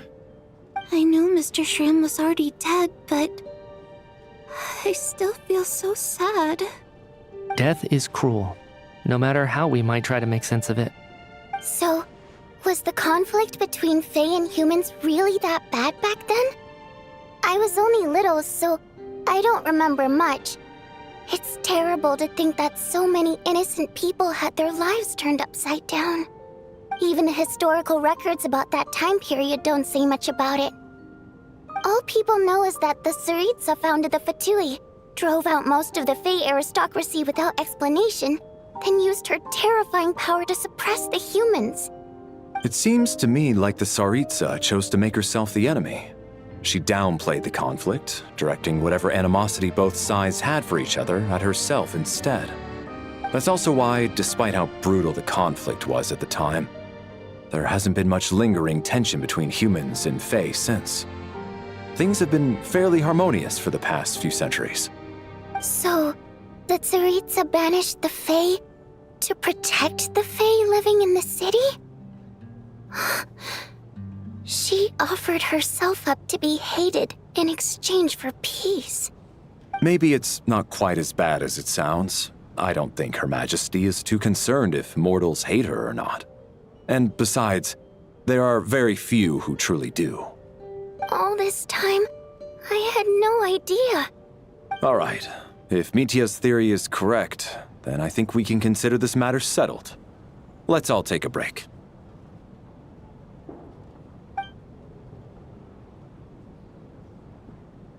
Ugh, if only this blasted storm wasn't still raging on.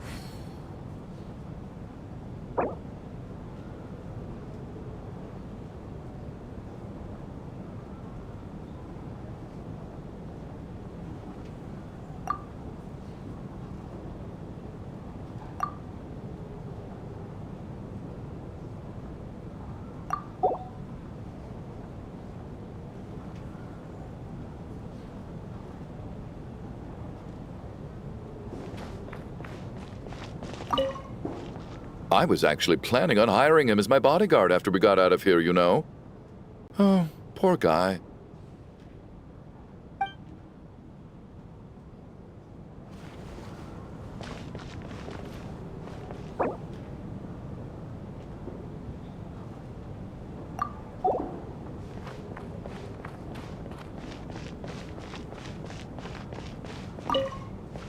Even though Shram was already deceased, his decision to walk into the snowstorm was still a sacrifice, and a very brave one. This is one of the few times I don't feel at all happy to have my theory proven true.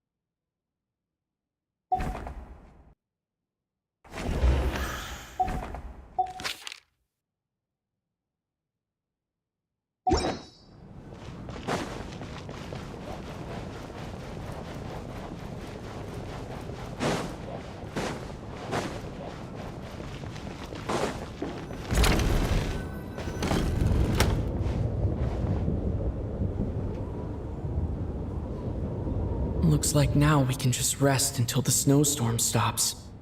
I still can't believe Shram turned out to be a ghost who'd been in the theater for hundreds of years. To think he was dead this whole time. What a strange turn of events. Knock knock. Huh? Knock knock. You know the door isn't closed, right? You don't have to knock. Think of it as a signal then. When I'm entering someone else's room and I knock, I'm here as Odette. If I don't knock, it's Lelik.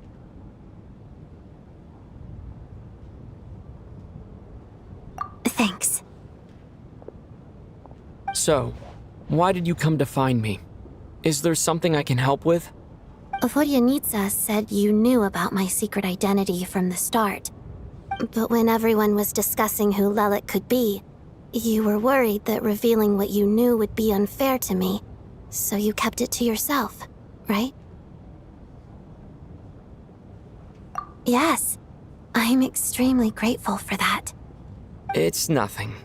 I mean, you didn't hold what happened with Signora against me, so I should thank you for that as well.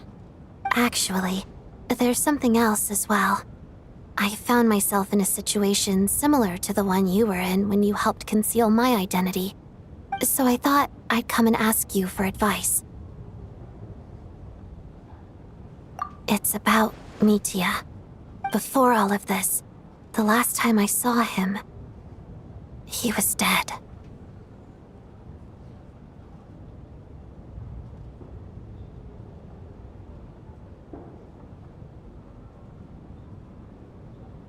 As I'm sure you know, my goal as Lelik was to stop Project Stuzha. Well, when I found out the tech lead for the experiment behind Project Stuzha was Mitya, I immediately started planning to track him down and threaten him to back out. I often saw him around the theater, but I soon concluded that making my move there would risk exposing my identity. So I decided to infiltrate the Armory Palace and go directly to his lab. That way, the threat would be much more effective.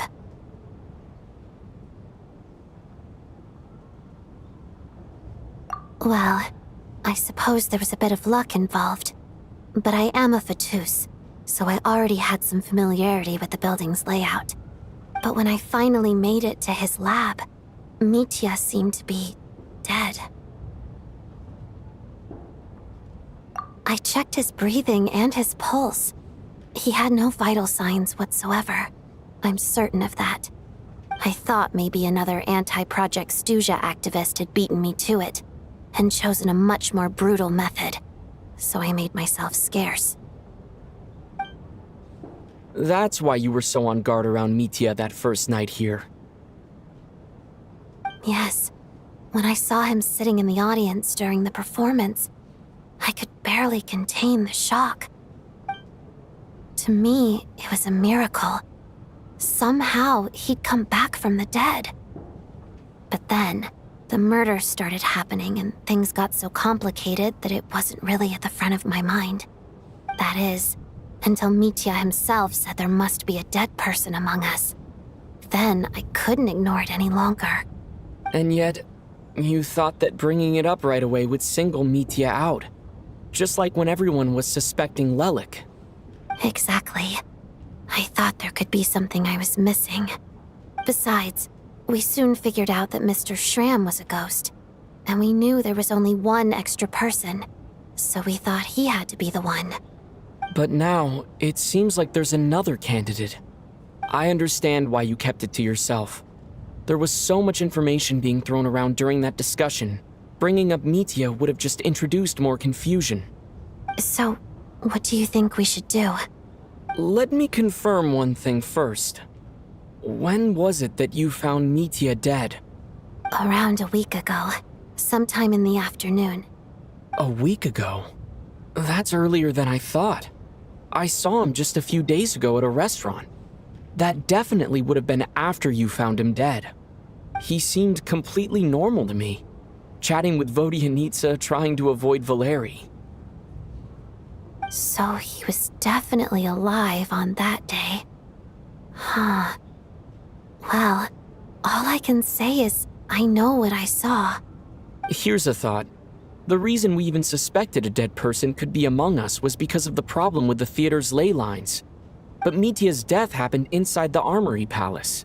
The ley lines affecting the theater shouldn't reach that far. You're right. I guess guess he doesn't fit the profile of the person we were searching for. I think the chances of it being him are very low. Surely he can't have died for real in the Armory Palace. Unless What?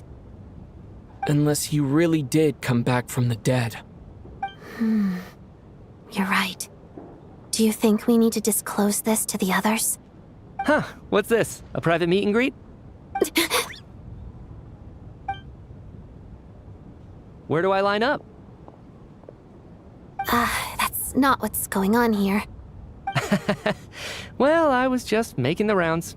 Thought I'd try to lighten the mood a bit. Vodyanitsa's handing out food if you're hungry.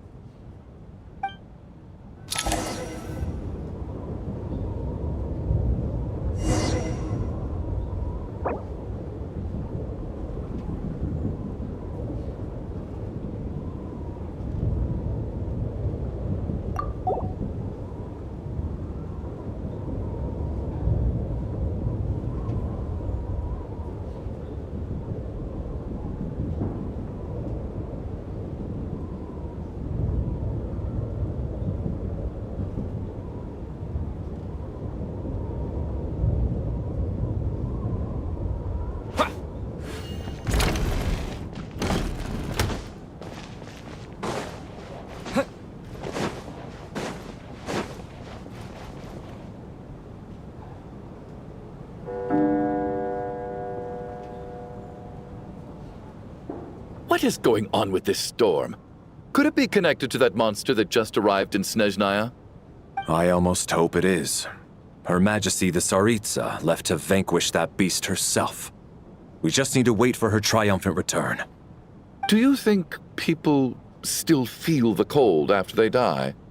I'm wondering about Shram. Oh, maybe we should have given him a coat before he went out there. Death itself is cold, isn't it? I'm sure the storm will embrace him. Well, I hope he has a safe journey. I'm going to miss him, I think. It's not like we can blame him for Rampana and Kulish's deaths. Thinking back on it, we barely made it out alive ourselves. Once we get out of here, how are we going to explain what happened to their families?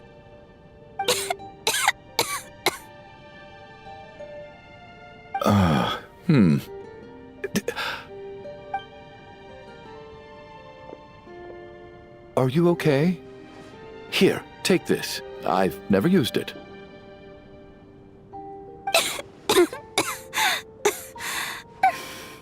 Thanks. Look who's Mr. Nice Guy all of a sudden. Is it because Tonya stood up for you this morning? At least you know how to return a favor. Yeah, without Tonya, who knows how badly he would have been hurt. I told you already, I never intended to resort to violence. Duh, bunch of rascals. Little girl? I was rather surprised when you spoke up for me this morning. I didn't think I had many admirers here, so, thank you. Oh, no need to thank me. I said some bad stuff about you too. I've been, too embarrassed to admit it, but, you remind me a lot of my daughter. So kind to everyone, but never lets her old man off the hook. Unless my wife and I are having a fight, then she's always on my side. Especially when she was little. Every time I took her out...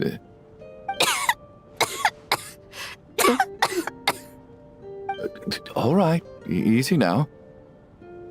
How long have you had that cough, Tonya? I don't know. It's probably been a while. I'm fine. Are you taking anything for it? Yeah. I'll be fine once I see my brother. He's gonna pick some frost fairy flower leaves and brew a tonic for me. I'll feel much better once I drink that.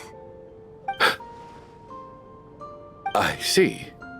That's good to hear, then. We should probably discuss arrangements for tonight.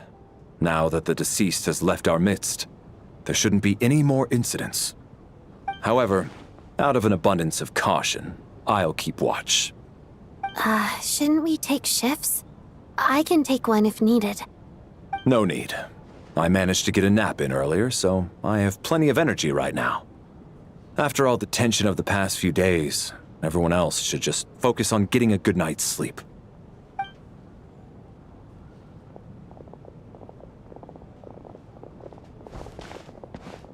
What a long day. This whole situation turned out to be way more complicated than I expected. But Valeri's right. I should just try to calm down and get some rest. The last thing I want is to give myself nightmares.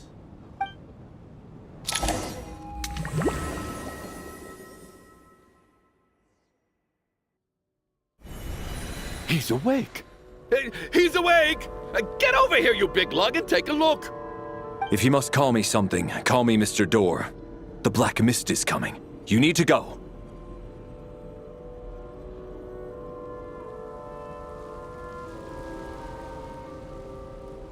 Are you all right? Can you walk? We just got attacked by monsters on our way up. That Mr. Door fellow protected us. He just seemed to come out of nowhere. Not much of a talker, but when it comes to taking down monsters, that man doesn't hold back. Curses! The Black Mist is catching up to us. We need to keep going. Mr. Door, I don't believe I've ever seen you around here before. Why is that? There's no need to try to get to know me. I'm just Mr. Door.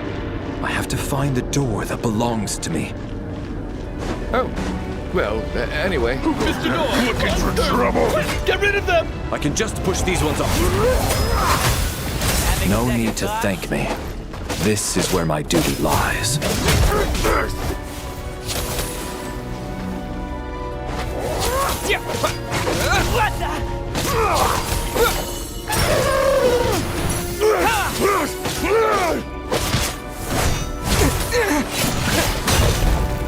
This is not the...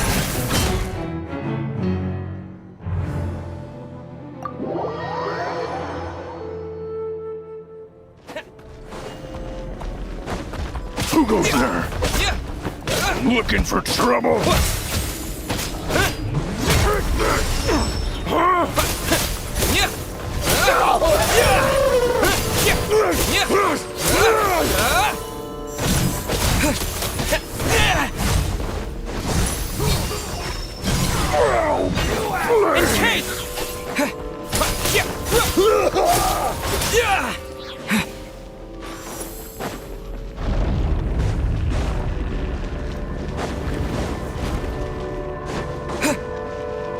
So we're doing this the hard way.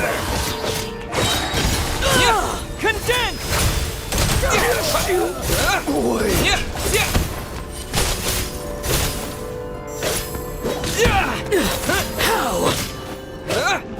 Oh, remarkable work, Mr. Door. Oh, if I had your muscles, I'd do the same.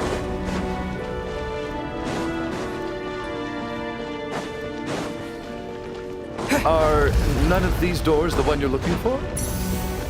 No.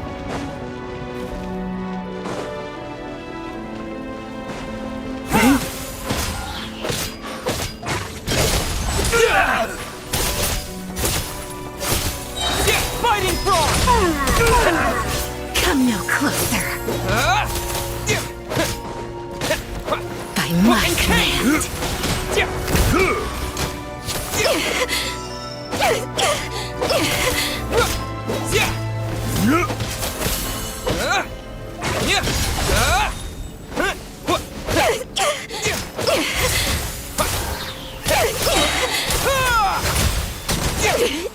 Impossible. By my command.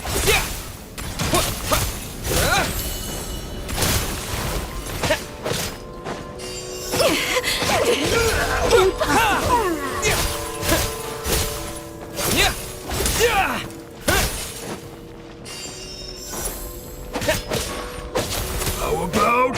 Oh, goodness! I'm so exhausted. And the Black Mist is still rising. Oh. Wait, look! There's more monsters down there! Are they coming from within the Black Mist? No, no! They're gaining on us! Quick, keep going, or they'll be at our heels any second!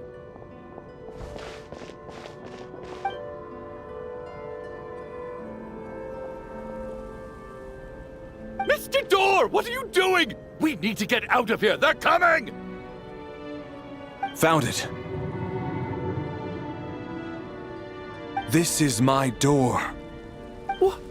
What? You mean you're going to stay here? I am a door. This is where my duty lies. No! You saved us. We can't leave you behind. You must keep going. A door can only keep things out for so long. You must make haste. But... Oh, you're right. Let's go. We can't let Mr. Door's sacrifice be in vain.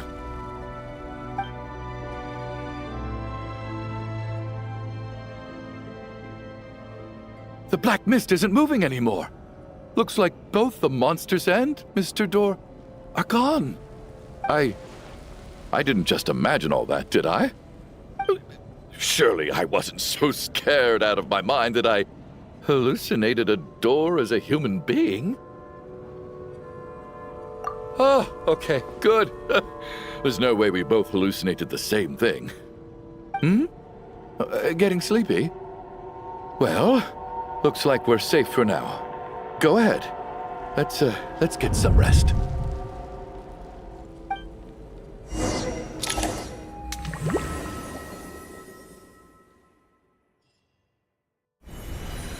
What time is it? Is it morning? I think I had a nightmare. I guess everyone's still asleep? These past 2 days have been exhausting. Valeri's keeping watch though, so he's probably the only one awake. Valeri?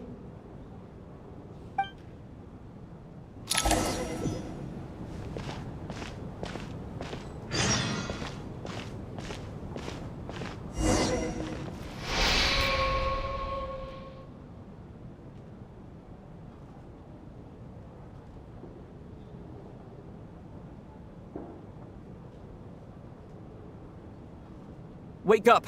Everyone needs to wake up!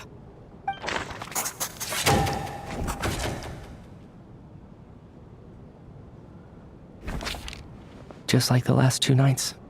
No clear cause of death. I've been a real thorn in your side, haven't I, Mr. Valeri? Now you can rest in peace. But for me, life will be all the duller for not having to run away from you, my friend. How's Tonya? Is she okay? I just checked on her, and it doesn't seem like anything serious. She's just exhausted from the past couple of days, and she's still recovering from her illness. We should let her sleep a bit longer. That means Valeri was the only one who died last night. If Valeri was awake and keeping watch, it would have been impossible to kill him without waking everyone else up. That much is certain. This is so frustrating. Why has nothing changed since yesterday? I thought we already dealt with the dead person causing all this. Actually, one thing has changed. There's only one victim this time, not 2. Does that mean...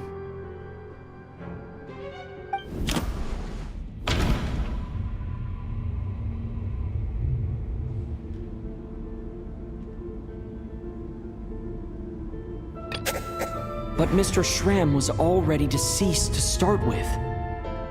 That doesn't seem very likely. After the deceased Schramm left, there was one less victim last night. That more or less tracks. It's a reasonable conclusion, considering the only variable that changed. The number of people who die each night is equivalent to the number of dead among us. That's your theory, right? Exactly. We identified Mr. Schramm, and the night after he left, the death toll dropped from 2 to 1. By that logic, there must be one more dead person left among us.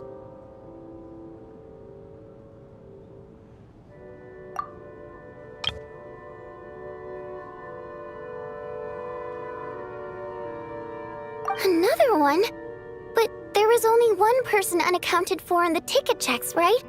The head count should match up now. Having an extra person was definitely a cause for alarm, but being one person short isn't nearly as unusual. Someone could have left in the middle of the show, or made it out before the storm hit. One more dead person among us. If Mitya's theory is right, then what Odette told me seems a lot more relevant. It's just, at the time, we had no reason to think there was more than one dead person. If only we'd taken it more seriously as a possibility. Maybe this could have been avoided. I'm sorry. This is my fault. I had information that could have been helpful, but I held back. I should have brought it up right away. I'm partly to blame as well. I was too quick to dismiss Odette's concerns. What is this about? What have you two been getting up to behind my back? Sounds like there's some big news you've been keeping from the rest of us. Well, we're all ears.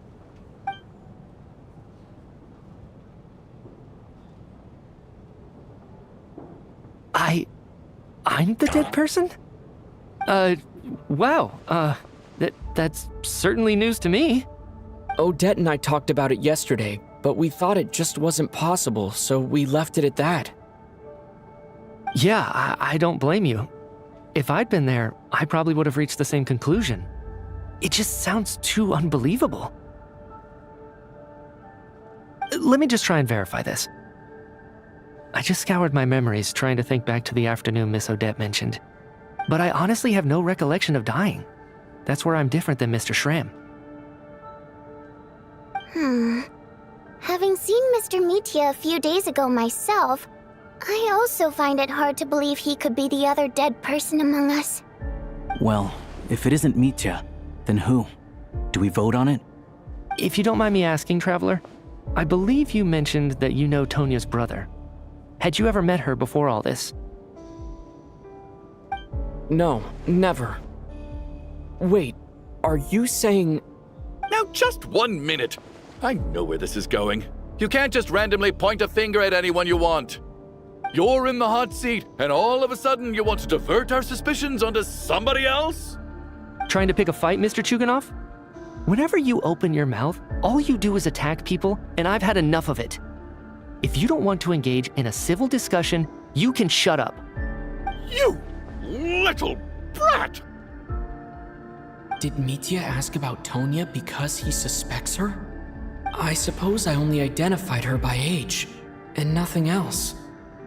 Could that mean... I'm just saying, you're going around casting suspicion on people for no reason. How could Tonya be dead? I can vouch for her, if nothing else. I've seen her before. She's the sister of that Harbinger, isn't she? The one called Child. Oh, really? You're telling the truth? Since being here, I don't think I ever mentioned she was Child's sister specifically. Does Chuganov actually know her? If Chuganov can vouch for her, then it can't be Tonya either. In which case, it seems unlikely that there's another dead person among us at all. Miss Odette, could you go over that afternoon with me one more time, when you found me dead? No problem.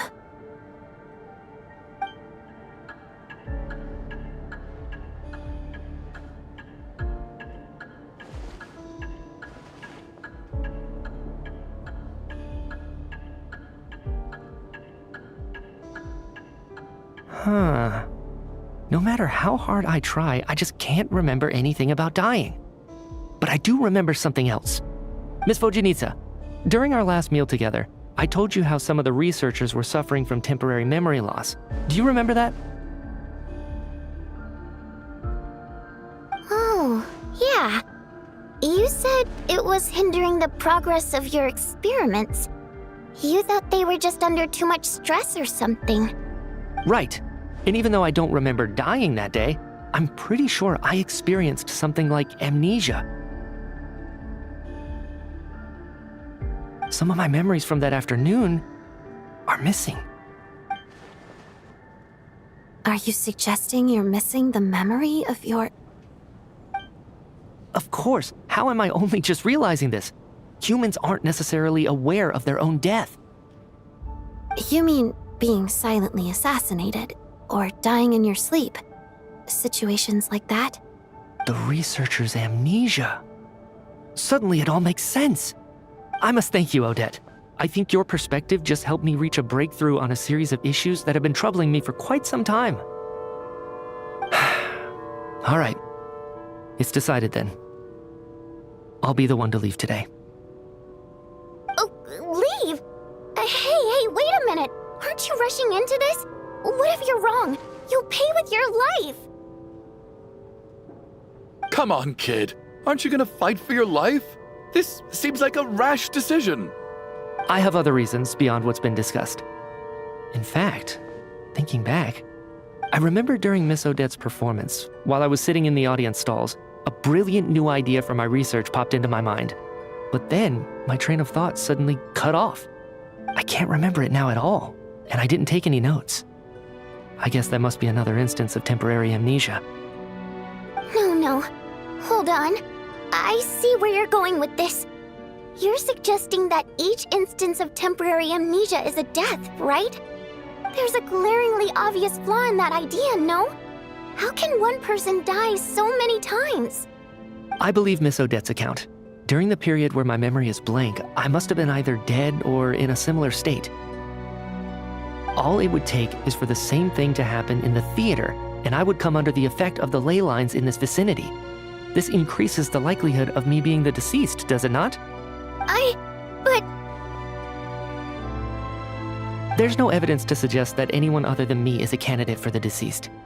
So allow me, as a scientist, to treat this as an experiment. Please relax, everyone. I don't think things are as bad as they may seem. If I really am the deceased, then to leave the theater will be a relief for me. If, on the other hand, I'm still alive right now, well, apparently you've all witnessed my resurrection recently anyway. Who's to say I won't return from the dead again this time? Mitya's right. This is the only thing we can try right now. I think he's deliberately downplaying the gravity of the situation, though. He probably doesn't want to burden everyone. What is a scientist if not someone who gambles on experiment after experiment in an attempt to obtain the truth? With this snowstorm, the ley line phenomenon, ghosts of the dead, and my amnesia, we've been paralyzed by not knowing and powerless to do anything about it. It's a terrible feeling. But if I do get resurrected, you can be sure that I'll come back with the truth of all this. Just you wait.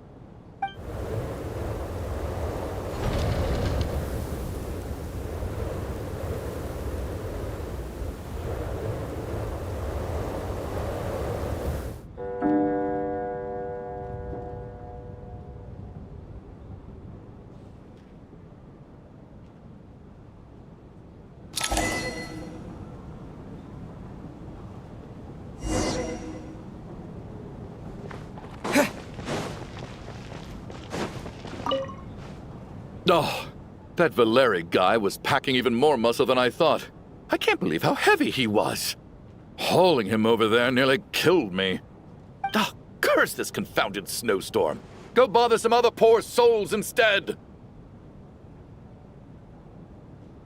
What do you want? I'm not in the mood to talk right now.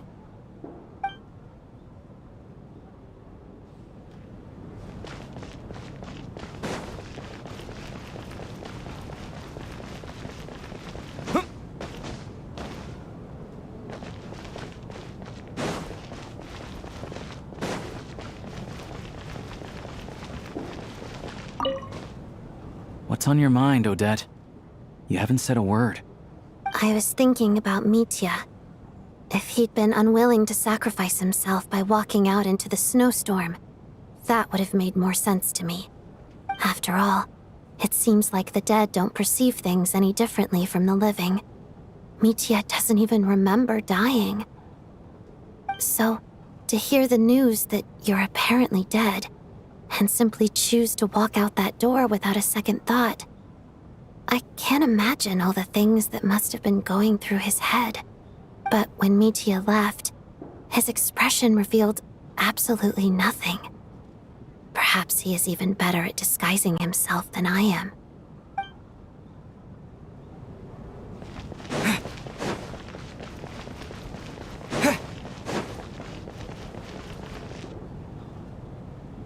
Mr. Mitya.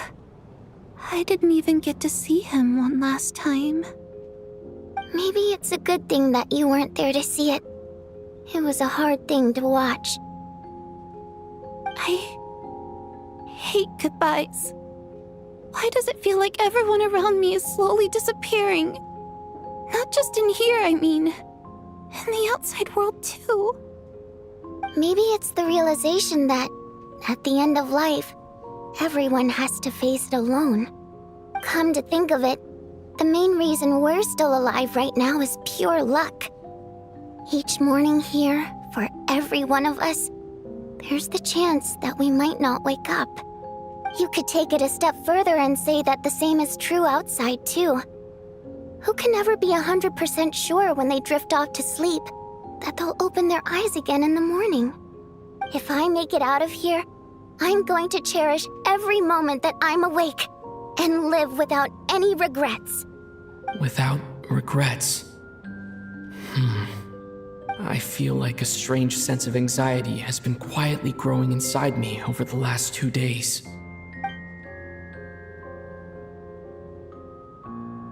Are you okay? You look really glum. If something's bugging you, let's talk about it. There's only a few of us left here now. After everything we've been through, what's the point in keeping things bottled up? I have a travel companion named Paimon. Alosha and Odette have met her before. She's been feeling unwell recently. You're worried about her, aren't you? That makes sense. We've been trapped in here for days. To be honest, I used to feel like I was just a spectator in this world, watching everything that happens from the sidelines. Maybe it's because I'm a descender. A descender? But with Paimon by my side, over time, I slowly felt my connection to this world growing stronger. She loves eating, sleeping, and having fun, but she's also a great guide. It's her authenticity that makes this whole world feel more real for me. Over the last few days that we've been apart, I've often caught myself wondering, what would Paimon say if she were here right now?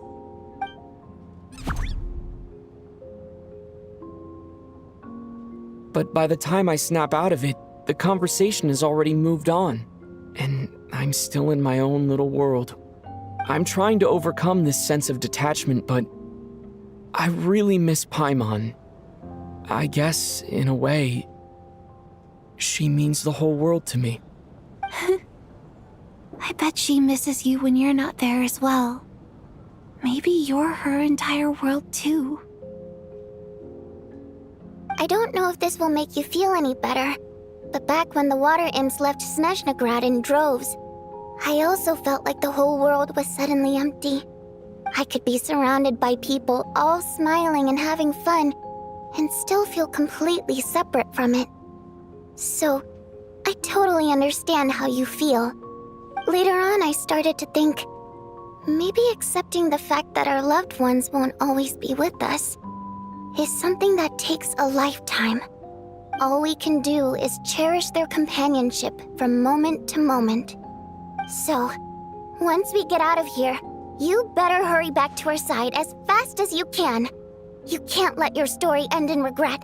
That's the trope I hate the most. Thank you. That's exactly what I needed to hear. But Vodyanitsa, if you hate goodbyes too, why didn't you leave with your people? That's just the choice I made. I used to regret it, but I don't anymore. Like I said before, singing is a water imp's primary mode of expression. It's how we convey our emotions. Our songs have echoed through this theater for hundreds of years, each one a story pieced together through moments of joy and sorrow. But does a story exist without someone to read it? To me, the answer is no. So I made the choice to stay. That way, there would still be someone left to sing these songs and listen to their stories. Otherwise, they could have been lost forever. Could you teach me how to understand your people's songs sometime?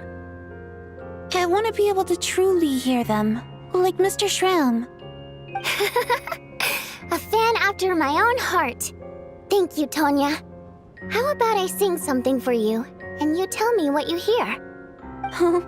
Okay, I'll do my best.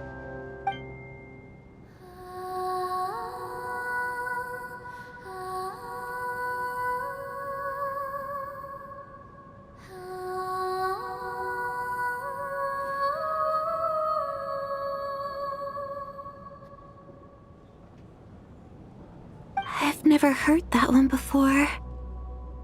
I feel like I can hear a sense of longing somehow. I wonder why that is. Color me impressed, Tonya. You're a keen listener. Most people can only tell if a song is happy or sad. I didn't think you'd be able to pick up on such specific details. So, what's the song about then? Come on, tell me! I've actually never performed this song in the theater before, because it has more of a ceremonial purpose for our people. It's not meant for the stage. It means something like, "May those we have lost watch over us, and follow this song back home in the night, so that we might be reunited once more." No wonder I could hear that sense of longing. You sing it for loved ones who have passed away. I hope it reaches them. It's getting late, Tonya, and you're not well. We should all turn in early. I suppose there's no reason to keep watch tonight. Okay. But, before I go to bed, could you sing that song a couple more times for me, Vodyanitsa? Of course. Anything for my #1 fan.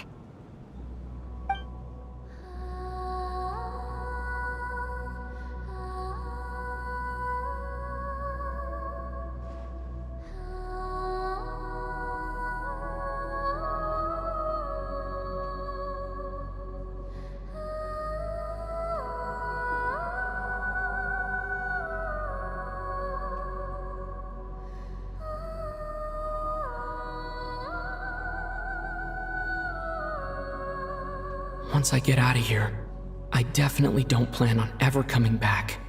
But I guess that means I'll never get to hear Vodyanitsa sing again. That's a sad thought. Before I fall asleep, I should cherish this moment of companionship while it lasts.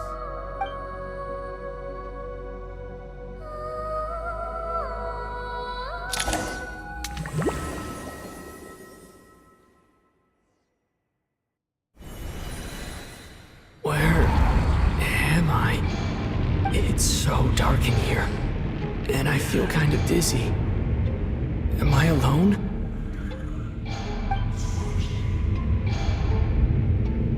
Huh? What was that noise?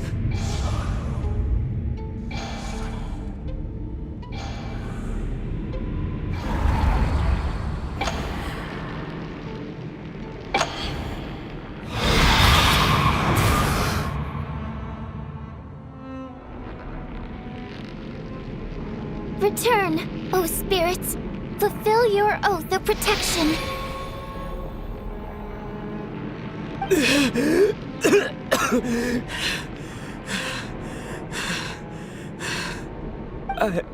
I'm alive? What just happened? No time for questions. Quick, over here. Turn on the switch. We need to bring back the light.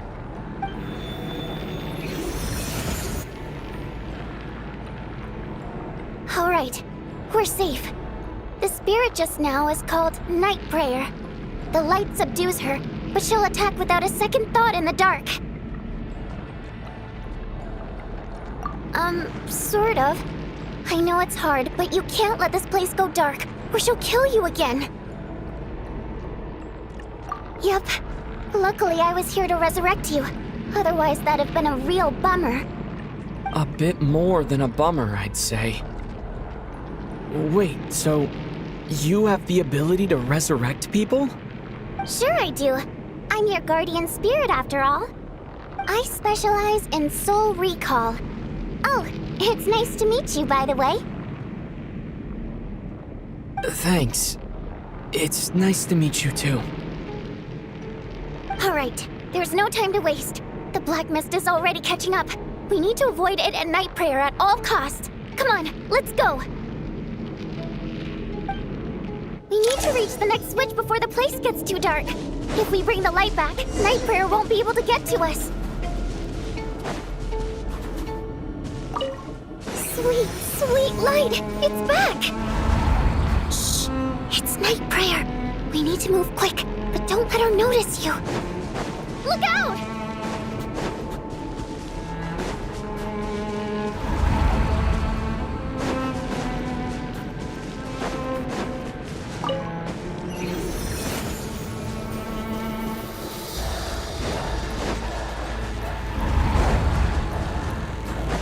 The next switch is over there.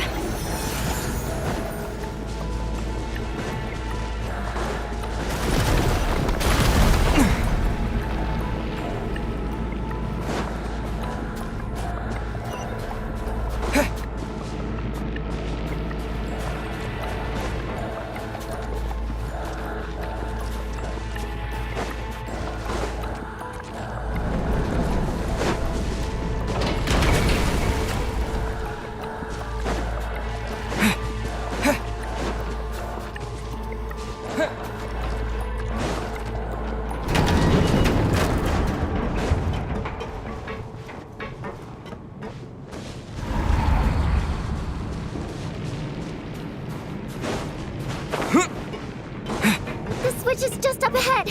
Hurry!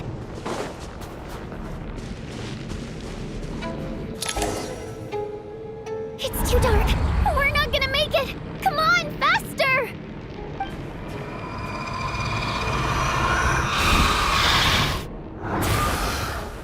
Traveler! I won't let you die like this. Not on my watch.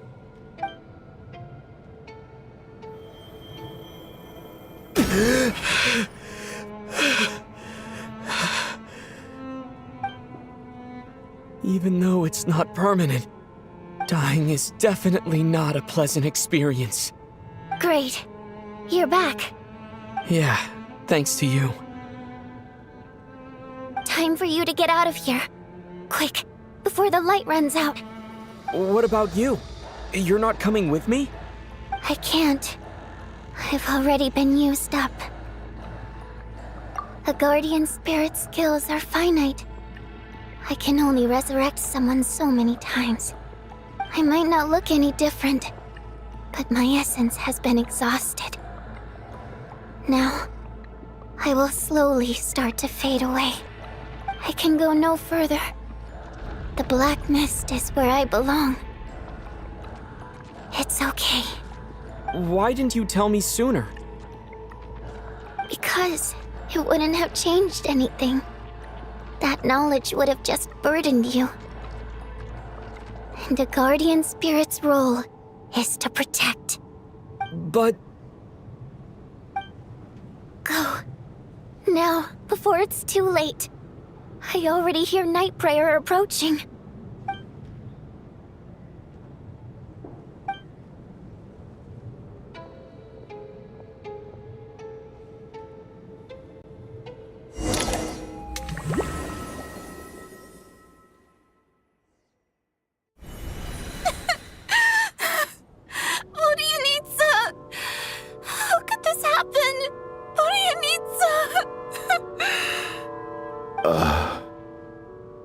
Well, I guess there's no need to inspect the body.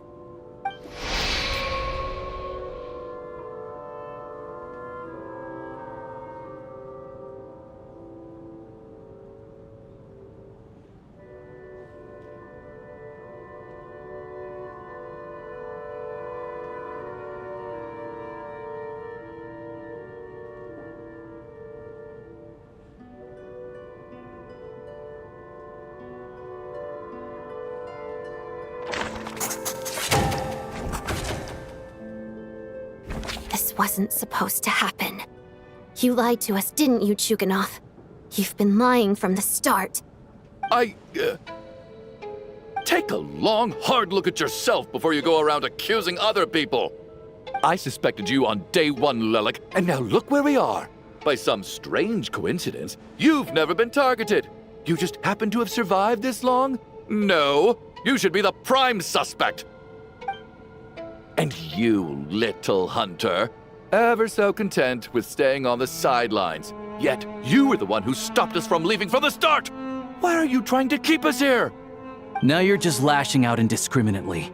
That's either a sign of anxiety or a guilty conscience. Where was all this passion and bravado before? Decided to fight until the bitter end. Is that it? Is that a threat? Fine, bring it on. You think I'm afraid to die after all this? You want to kill me? Go ahead. I'd like to see you try. After all the trauma of the past few days, everyone's been pushed to the breaking point. Valeria and Mitya aren't here anymore. Someone else needs to step up and take charge. But first, I need to think this through. Considering everyone left, who's the most likely candidate for the deceased?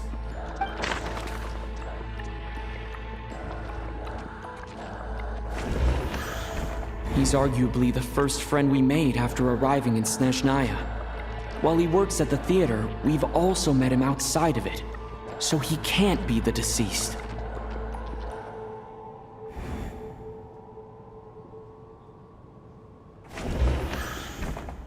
Of those who remain, the only person we've never met before is Tonya. There is room to doubt her true identity. People are easily misled by first impressions. Now that I think about it, Child's sister was in fact a label I imposed on her due to my own assumptions. But Mr. Chuganov vouched for Tonya's identity yesterday. With basically no other possibilities left, could it be?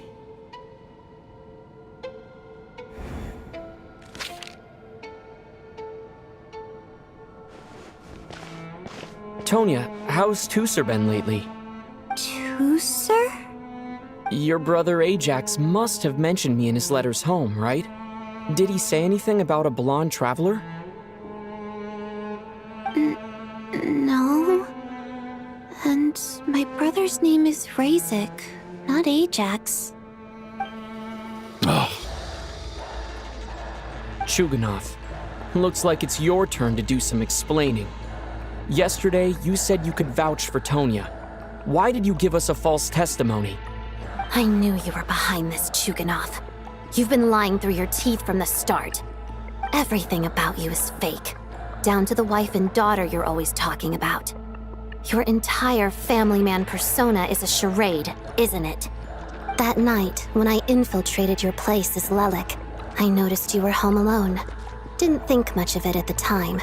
Just thought everyone else was out. But thinking back on it now, that doesn't seem very likely. My guess is, you live alone, don't you? Even that was a lie? But why would he lie about having a family? Oh! Curses! Oh, why is there no end to this blasted snowstorm? If it would just stop! If it would just stop. I think I remember now. I know how I ended up here. It feels like a distant memory. But at the same time, it's just like it was yesterday. The reason I'm always coughing is because I got sick with frostbite. The locals usually call it the snow cough. It's not a very common illness. It's partly genetic and partly caused by the cold climate, but it can be fatal. They sent me to the hospital as soon as they found out I had it. And I spent so long lying there in that hospital bed. After a while, I felt myself growing weaker and weaker. Nothing seemed to be working anymore. Neither the treatment that the doctors were giving me, nor the medicine my brother was brewing from frost fairy flower leaves. So one day, I told my brother that I wanted him to take me outside for once, so things could be like they used to, just for one day. I wanted to meet loads of friends, experience new things. He agreed. He snuck me out of the hospital, and we escaped. We got to the theater, bought tickets, and went inside. Oh, it was all so exciting. I remember the show very clearly. It was amazing. But I found myself getting sleepier and sleepier. Oh, Tonya. When I woke up, I couldn't find my brother anywhere, so I guessed he'd already left. But there's no way he'd leave me behind. So I decided to stay here and wait for him. At the time, I figured he'd probably gone to brew some more medicine for me. I was planning to chew him out for abandoning me when he got back. Tonya, it sounds like by then you'd already... Yeah, I know. I understand now. Dead, aren't I? This cough and the feeling weak, it's probably just my body's memory. After all of that, it turns out I can't blame my brother after all. I was the one who abandoned him. I'm sorry, everyone. I realized this much too late. It seems like death skewed my perception. And now I've dragged you all into this mess. Your name probably isn't even Tonya, is it? Didn't that ever strike you as odd over the last few days? Well, when I was little, my brother and I read a storybook, and Tonya is the name of one of the characters. When we escaped from the hospital, our family and the hospital security were looking everywhere for us. So when you first approached me and said my brother had sent you, and called me Tonya, I thought he must have chosen a fake name that only the two of us would know. Because he was afraid of getting caught. Now, it seems like that was just wishful thinking. At least your memory of death isn't painful. That is a small comfort. Now it's your turn, Chuganov. Talk to us. I believe no lie is ever told without a reason. You're right. I was lying. I happen to know that the Harbinger child and his sister Tonya managed to get tickets, so I lied to you and pretended I knew them. And yes, I was lying about my family too. The truth of the matter is, I lost them a long time ago. I just refused to accept reality. And now I've spent the second half of my life living a lie. I'm a joke. My daughter's name was Iskra. And before you ask, yes, Iskra, as in Iskra Manufacturing Plant. She also died from the snow cough. She was just 6 years old. If she were still alive today, she'd be around the same age as little Tonya here. After Iskra passed, my wife couldn't bear to face those memories either. So she chose to start a new life without me. One day when I came home from work and saw the empty room, I felt like I couldn't breathe. Subconsciously, I started to imagine that they were still there. I soon discovered that this was the only thing that made me feel any better, so I just embraced the delusion. Nothing more than a pathetic means of escapism, I know. But at least it's not a crime. So explain your false testimony then. The night before last, when I was chatting with Tonya, she mentioned that her brother would brew medicine for her from frost fairy flower leaves. Combined with her various symptoms, I suddenly understood everything, including the fact that she was deceased. The snow cough used to be an incurable illness. I would pick frost fairy flower leaves to brew medicine for Iskra too. It took hours and hours on the stove. But the year after my daughter passed away, the jester of the Fatui announced that a cure for frostblight, also known as the snow cough, had finally been developed. It turned out that all previous treatments were completely ineffective. No better than random concoctions. That was the final straw for me. I just couldn't take it anymore. Just one more year. One more year, and everything would have been okay. So, more than anyone, I know full well that in this day and age, no one in their right mind would still be using frostflower leaves to brew medicine for the snow cough. Poor Miss Tonya, therefore, had to have been from an era when snow cough was still a terminal illness. So, you projected your daughter onto her? Even though you knew she was one of the dead? That doesn't make any sense. You knew she was already dead. What did you hope to achieve by protecting her? I just don't believe in your crackpot theories, nor do I approve of your actions. How can you just declare a living person dead and throw them out into that snowstorm? Nitya's gone. My good buddy Shram's gone. And now it's Tonya's turn, isn't it? The others I can make my peace with, but little Miss Tonya, here she is, standing right in front of us, alive and breathing, and fighting her own battles. Yet you're quite happy to say she's dead? I just want her to live. Once this snowstorm is over, the very moment it stops, I'm going to march out that door and find someone who can fetch the very best medicine for her snow cough. I'll be damned if I'm gonna let you cast her out into the snowstorm before I have the chance to cure her. Not again! Not this time! Not when the cure is right within our grasp! I'd never be able to forgive myself. Mr. Chuganov, stop. I can't let you do this. Tonya. By the sounds of it, you've known I was dead since the night before last, right? I really liked Mr. Valeri, Mr. Mitya, and Miss Vodyanitsa. And now they're all dead because of me. I'm not happy about that. The reality is, you've been trying to fight your own demons through me. But all you've really done is trap me inside your delusion along with you. No! Listen to me. I want to save you. I do! Well, at this point, I'm quite sure that I'm dead. I don't need to be saved. The time I got to spend with all of you is more than enough for me.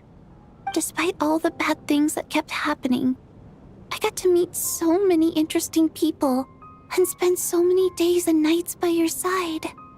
Since the day I escaped that hospital until now, this has been an adventure I never even dared to dream of. I'm very fond of you all. If it were only possible, I'd trade my soul to bring back the ones who died. If it meant things didn't have to end like this. And that's why I'm not fond of you at all, Mr. Chuganov. I'm sorry. It's them that you owe an apology to, sir. Not me. Well then, I suppose this is it. It's time for my adventure to end. I've caused enough trouble. You're leaving already? It's still early. Don't you want to stay a little longer? No thank you. Oh, and by the way, my name is Patashka. It was nice meeting you all. Feels strange that we're only being properly introduced now that it's time to say goodbye. Patashka.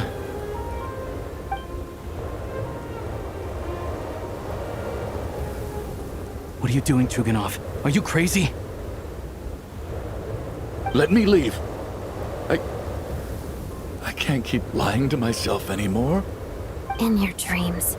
Don't think you're getting off that easy when you had a hand in the deaths of so many people. The Fatui have honed quite an array of enhanced interrogation techniques since they were founded. Once we're out of here, Lelik will personally give you a taste of every last one.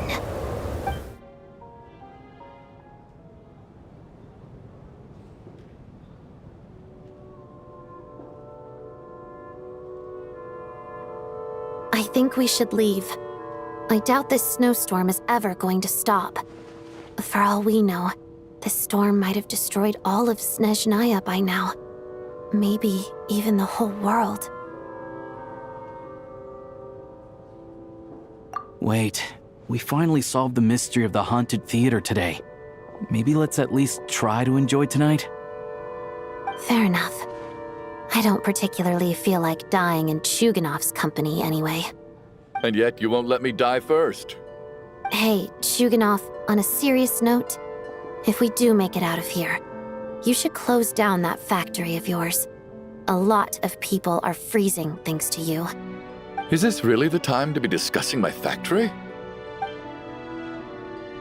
All right, fine. I'll shut it down. Doesn't matter to me anymore.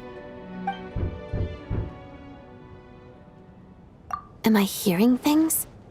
Or was that a knock at the door?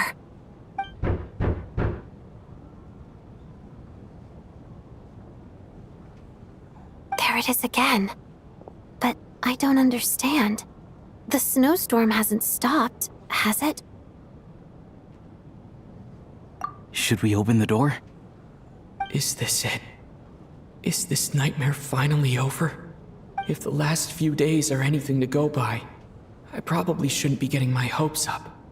Whatever lies beyond that door at this moment, it could be something even more terrifying than everything we've been through so far.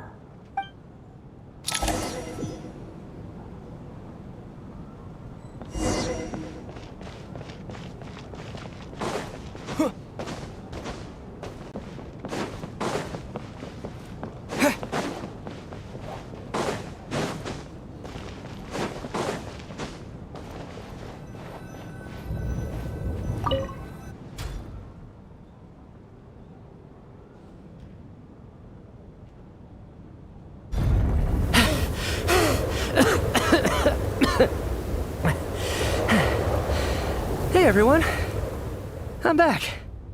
How are you doing? Feeling any better?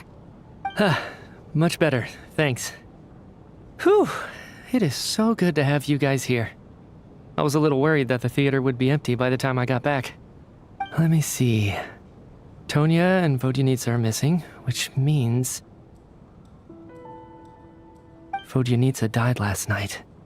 And then you discovered that Tonya was the other dead person. Am I right? Not Tonya. Pitashka. First, tell us how you made it back here. Given the conditions outside, no one should be able to return alive. You're right. The thing that got me back safely was a song. I heard someone singing. After walking into the snowstorm, my mind grew hazy. I don't know how long I walked through the storm before my mind completely slipped away. Then, suddenly, I heard the sound of singing. The voice instantly brought me back to my senses, and I regained consciousness. So I followed the voice, searching for the source of the singing. I searched and searched, until finally, just a few moments ago, there was the entrance to the theater, right in front of me.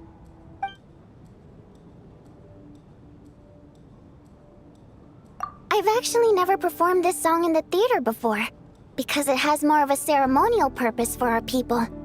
It's not meant for the stage. It means something like, "May those we have lost watch over us, and follow this song back home in the night, so that we might be reunited once more." That must have been Vodyanitsa's Requiem. Who knew it actually worked? That song is meant to guide the souls of the dead. Mitya, that must mean that you... Huh. No kidding. Huh, seemed like I guessed right then. This is what I've been so desperate to tell you about. When I first stepped out of the theater, I was still quite lucid. My memory of it is still pretty intact. I remember the outside world being completely different than what I'd expected. It was like this was a world where only the snowstorm existed. There wasn't a trace of any humans or buildings ever having been there. I don't know how else to describe it, except to say that it just didn't seem like the real world. And as for the Requiem, if I was guided here by Vodyanitsa's song, it can only mean that I must already be dead. And this is my soul, not my body. But I didn't experience a clear moment of death while I was out there. Nor do I feel any different now than before I walked into the snowstorm. You don't seem any different to me either. In fact, this is something I've been wondering about for a while now. If souls aren't physical, shouldn't they lack tangible form? Both Shram and Patoshka were clearly deceased, and yet their souls didn't look or feel like ghosts at all. They were visible, tangible, no different than you or me. This raises a truly terrible thought. Is that really what Mitya is suggesting?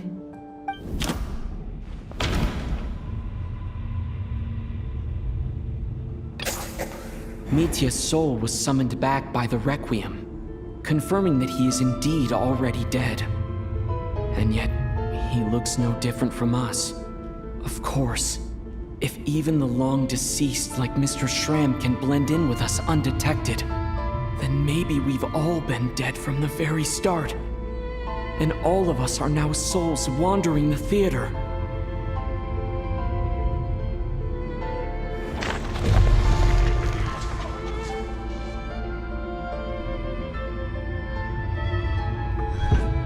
Yes.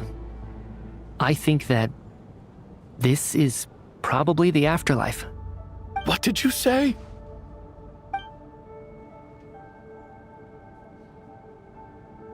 You heard me. We died in the theater. All of us did. But due to an obstruction in the theater's ley lines, our souls are trapped here, while an endless, infinite snowstorm rages outside. It's ironic, really. All that time, we were working so hard to figure out who the deceased among us were, when the truth was, we were all deceased. The only difference being some of us died more recently than others. Do you remember that note, "Death is near"? Seems like we misunderstood what it meant after all. Death was nearer than we wanted to think all along. The note simply meant that all of us were already dead. So all our attempts to survive, our search for the deceased, it was all for nothing? Hard to say. At the very least, we hope 2 lost souls find clarity and go to where they belong. The presence of those 2 is probably what caused our souls to be drawn in by the ley lines.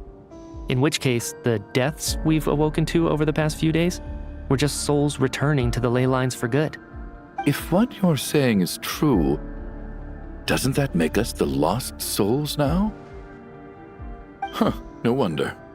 This afternoon, when I was moving Vodyanitsa's body, I noticed that the other bodies in the room hadn't decayed one bit after all these days. That's further proof that those aren't physical bodies at all, but merely our shells here in the afterlife. Am I really dead? This doesn't feel real to me at all. No, that's impossible. This cannot be how it all ends.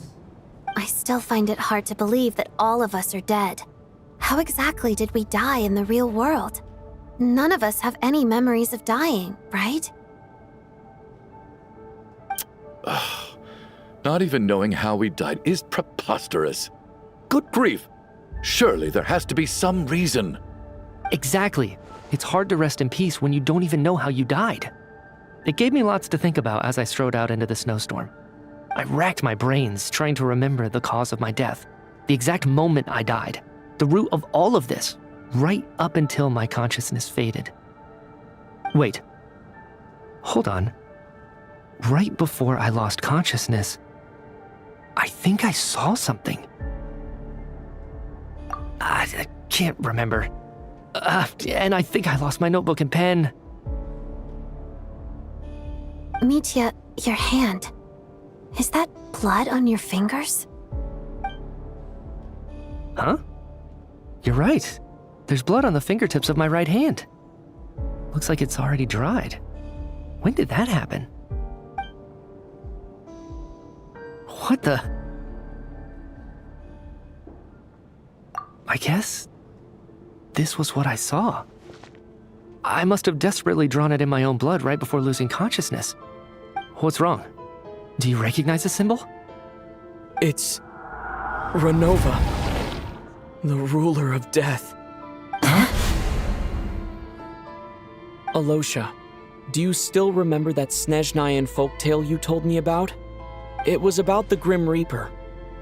When someone's about to die, he appears as an incarnation of someone familiar to guide their soul into the afterlife. And as soon as you recognize his face, your life is over. I heard a similar tale when I was little. You think the Grim Reaper in this story refers to the ruler of death you mentioned? That's right. In which case, death is near could also mean that the Grim Reaper is here disguised in a familiar form. Death, the deceased, and the Grim Reaper? So it's a triple entendre. When I first saw this note, I thought it contradicted the investigation report. But now it seems like that was the whole intention. So the Grim Reaper deliberately misled us. Then, we started suspecting each other and searched for the deceased while they hid in plain sight. By that logic, the one person most likely to be the Grim Reaper incarnate is...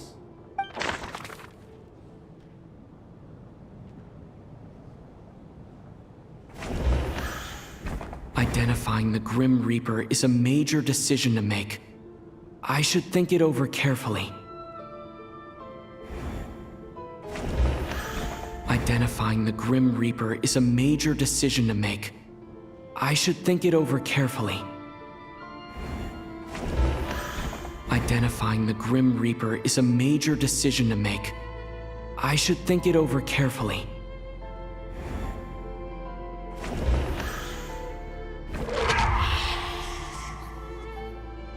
No doubt about it. It's Alosha. Looking back at how everyone has acted over the past few days, Alosha is most likely the Grim Reaper lurking among us.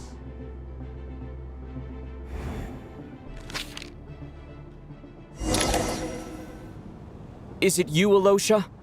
You were the first to discover the investigation report, and you had plenty of time to slip the note inside to mislead us. So? Surely you can't suspect me based on that alone. What if someone else found the investigation report first, slipped the note inside, and then put it back without telling anyone? There's no denying it. The note could easily have been slipped in much earlier than it was discovered. That's not all.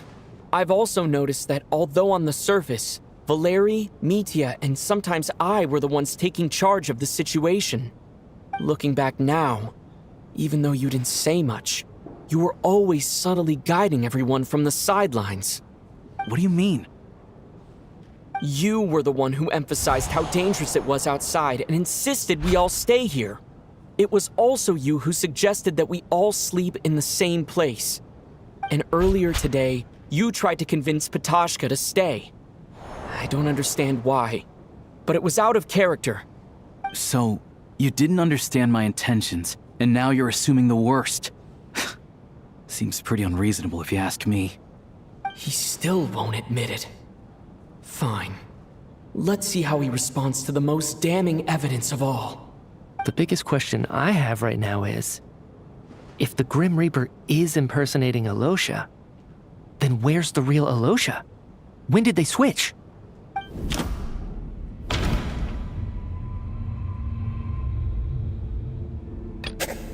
No. The ruler of death would have needed to control how everything unfolded from the start. She wouldn't have infiltrated our ranks this late. Let me think about this again. No, the ruler of death added a note to the investigation report at the time. This indicates that Alosha had been switched out even earlier than that. That's right. This was the moment. Right at the start, before any victims had even emerged, Alosha was switched with the ruler of death while everyone's guard was still down.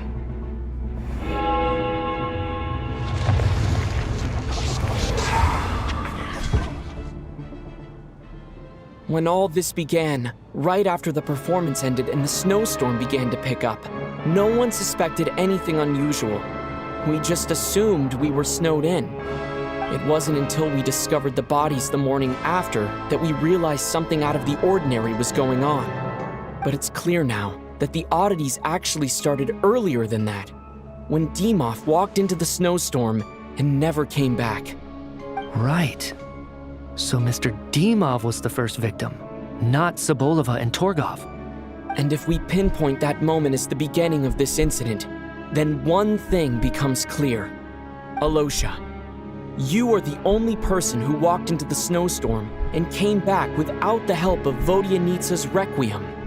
More precisely, Alosha never came back at all. The one who came back was the Grim Reaper. Not bad. Well, since you've backed me into a corner, I suppose there's no point in keeping up the act anymore.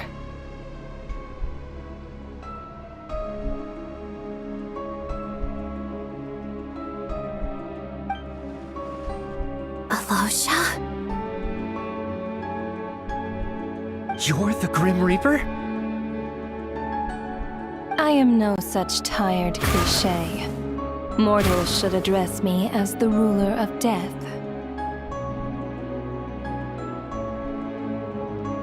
Before being wiped out for good, you identified the two deceased, and even sensed my presence. A commendable achievement, far beyond what I expected. I heard you can ferry souls. Those deaths each night. Were they your doing? Your initial conclusion was correct. Due to the existence of the two deceased, the ley lines yearned to reclaim those long-lost souls. Every night they devoured an equal number of souls to fill the void. This required no intervention from me. Though, of course, ferrying souls is indeed my authority. Here, take a look.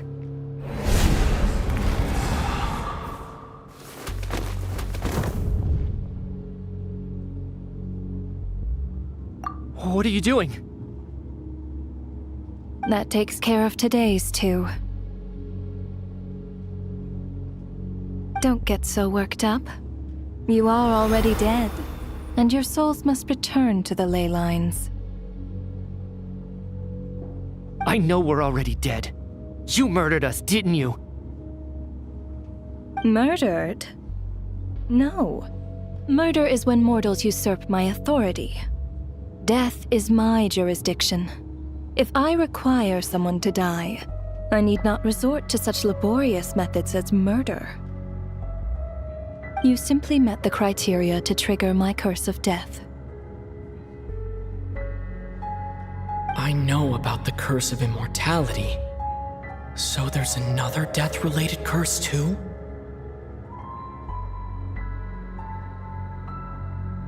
You cursed us? When? And why would you do such a thing?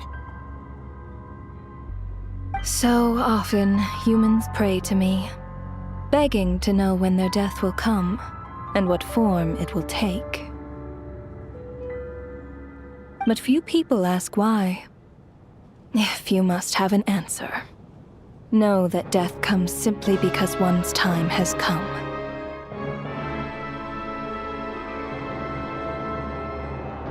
So you're not gonna tell us the truth? Hold your tongue. By all rights, you shouldn't even be allowed to speak with me. Those angels from the past are to blame for the reckless renovation of the ley lines here. It's made my work on this occasion infuriatingly complicated. Work? So trapping us here, making us watch our friends die, that's just another day at work for you? You clearly have a lot of questions. Fine. As a reward for your remarkable accomplishments over the past few days, I shall answer a few of your inquiries, provided they aren't too unreasonable. After the physical body dies, The soul must return to the ley lines for that person's death to be considered complete. My work encompasses the entire process of death, including, naturally, the guiding of souls into the ley lines, with which you are now so familiar. You must also be rather familiar with Natlan's Night Kingdom, I presume? It was I who supported the creation of the Night Kingdom. It provided a convenient means of guiding the souls of Natlan. Here, too, the ley lines connected to the theater underwent some modifications. The angels hoped to make them capable of accommodating the souls of some special creations. But this actually hindered their ability to accept ordinary souls to some degree. This effect manifested itself after you died from the curse in the theater, leaving you stranded in the afterlife, unable to achieve a complete death.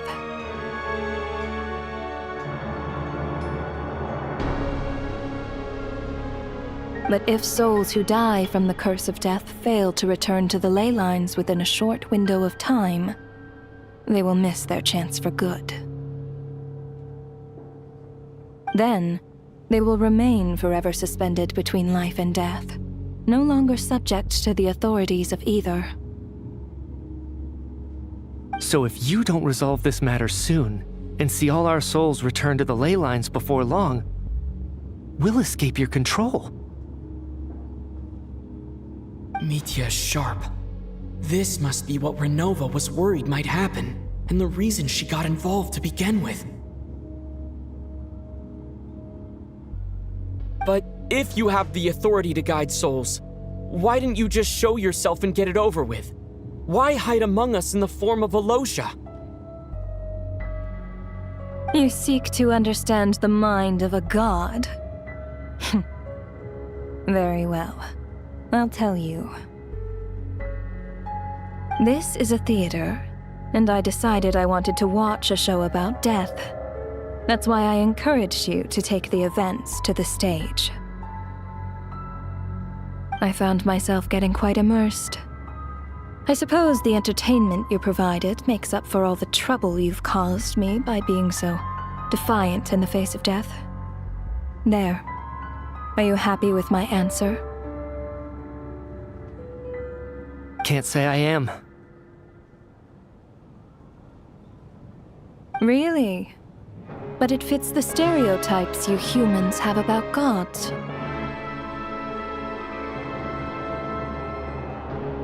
Just moments ago, you were complaining about how infuriatingly complicated your work here has been. Work is work, I get it. There are times when it's a huge pain, but you just have to get it done, right? That's a rather unique perspective for a human. You are in fact correct. There is a pain point in this case. Due to the obstruction in the theater's ley lines, there is a hard limit on the number of souls they can receive each day, making it impossible for me to ferry all your souls at once. Revealing my identity too soon would inevitably have led to futile resistance, and there was a risk that any souls who chose to run would disappear. Then there was the issue of the 2 lost souls you called the deceased. The way you resolved that quandary was all part of my design. That's what I don't understand. If all of us were souls of the dead, what made their presence among us special? For centuries, they have refused to return to the ley lines, exploiting the issues created by the angel civilization to resist being drawn in. Centuries of obsession accumulated during this process. You may think of this obsession as the resentment of the dead, and in this quantity, it was a bomb that could have detonated at any moment. It reached the point where I could not afford to leave it unchecked.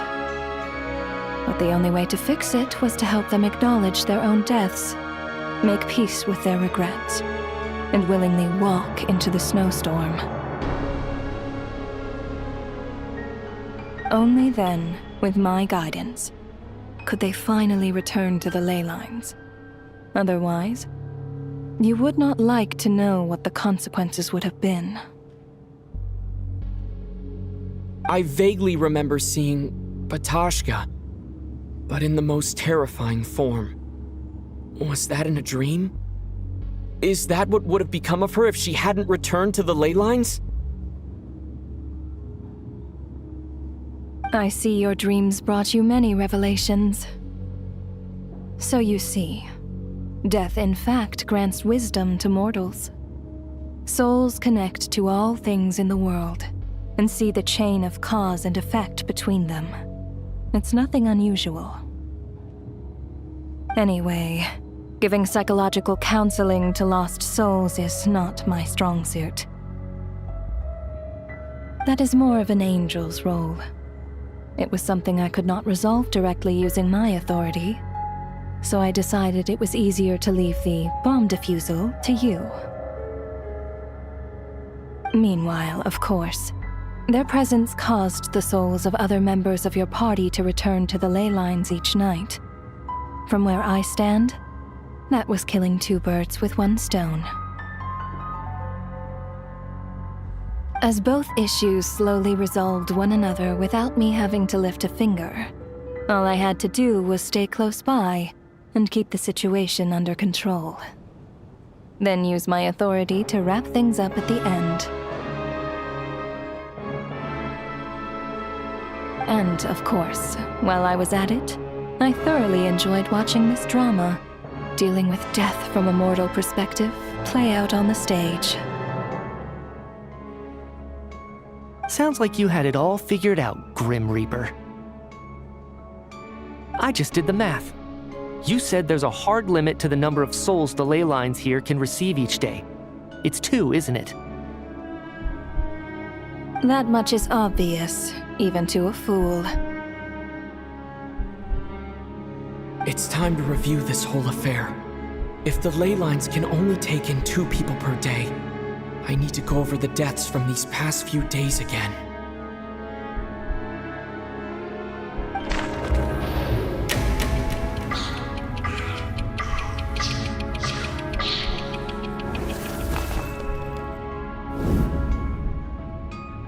Looking back now, none of us had the faintest idea at the time. From the moment that staff member named Demoff walked into the snowstorm, the incident had already begun.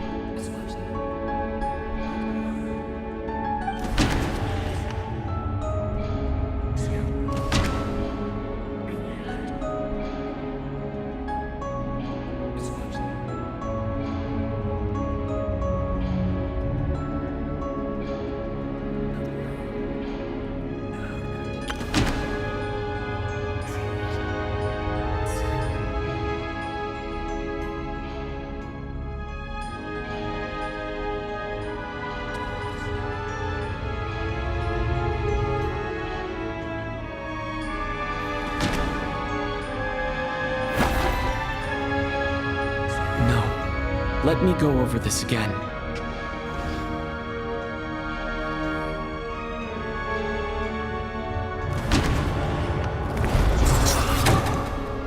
Alosha was the second to walk into the snowstorm after Demoff to investigate. During this process, the ruler of death assumed his identity, making him one of the victims.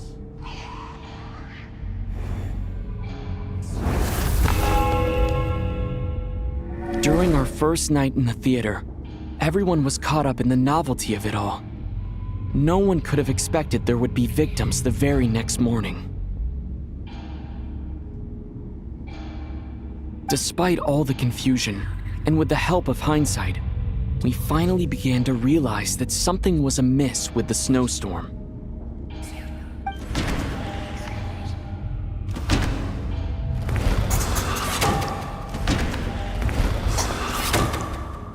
The ley lines devoured Torgov and Sobolova on the first night.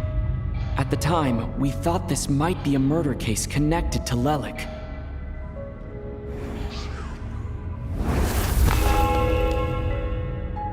Odette and I spoke a lot that night.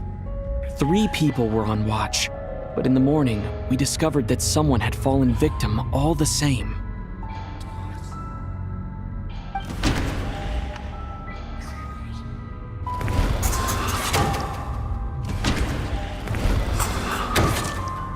The deaths of Kulish and Rampana caused everyone to stop suspecting Lelik. Unexplainable phenomena occurred one after another, leading Mitya to suspect that we were caught up in a supernatural event.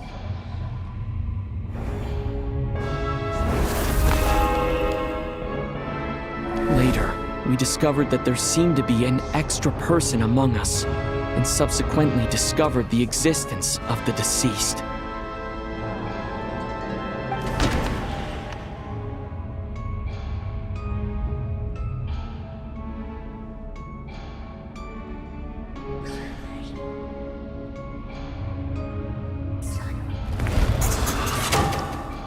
Mr. Schramm realized he was the deceased and walked into the snowstorm to return to the ley lines of his own accord. It turns out there really was a dead person among us.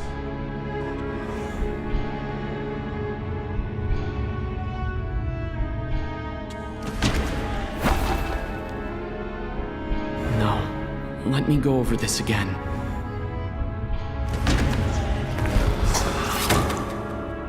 Thought it was all over, but Mr. Valeri's death was a rude awakening for everyone.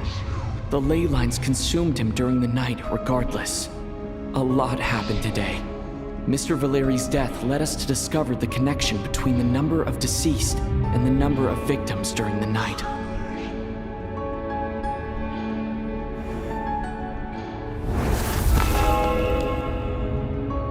The fact that there was more than one deceased seemed to bring us back to square one. Odette revealed some information she had been keeping to herself.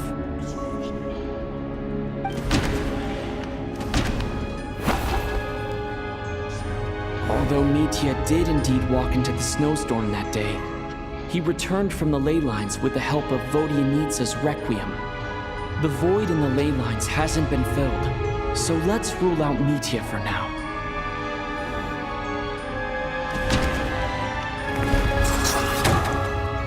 Vodyanitsa was swallowed by the ley lines in her sleep, but the Requiem she sang before falling asleep was quite a game changer.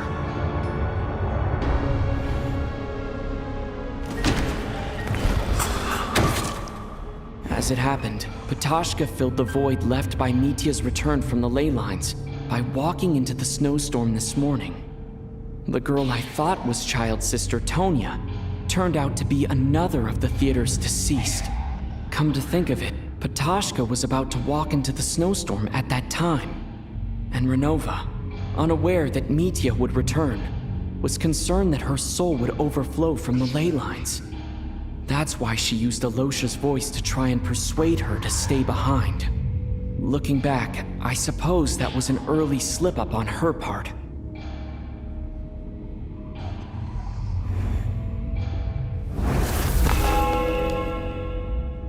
No one could have expected anyone who walked into the snowstorm to return. But just after nightfall, Mitya returned, bringing crucial information with him. Various truths began to surface, including that all of us were already dead and that the ruler of death was here among us. Then, after revealing her true form, Renova callously claimed 2 souls.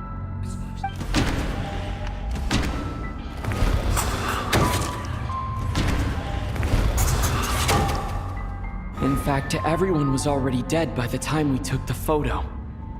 And in the days since, we've experienced many more partings in the afterlife. Now, only Mitya and I remain. And the true culprit behind everything still stands before us. In Mitya's eyes, I see the same anger and frustration that I feel.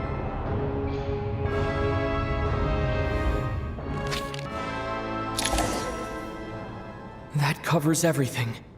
It's all clear now. Your work isn't finished here yet, is it? The Traveler and I are still standing here, safe and sound. The water imp's song threw things off a little, but it is of no consequence.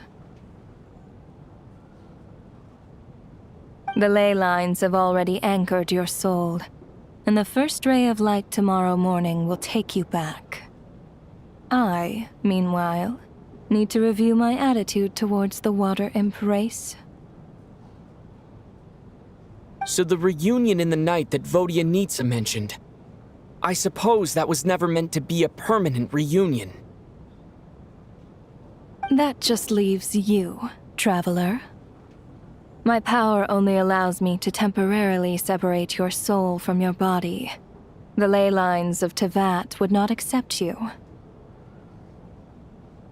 And your soul is firmly anchored to your body by your will. For a descender like you, who is not bound by Tevat's rules, your death can only be brought through the most violent of means, such as directly destroying either your body or soul. I have no interest in involving myself with Descenders, for now. Although, this may change if Asmodee remains missing, or you insist on interfering with our affairs. One last question then. All our struggles and sacrifices here, they were meaningless from the very beginning, weren't they? Death abides no reason. Besides, what you call sacrifice is merely a concept created by humanity. To me, it is nothing more than a self-indulgent charade in the face of death. Mere mortals fantasizing that their actions could reclaim something from my grasp. A truly laughable idea.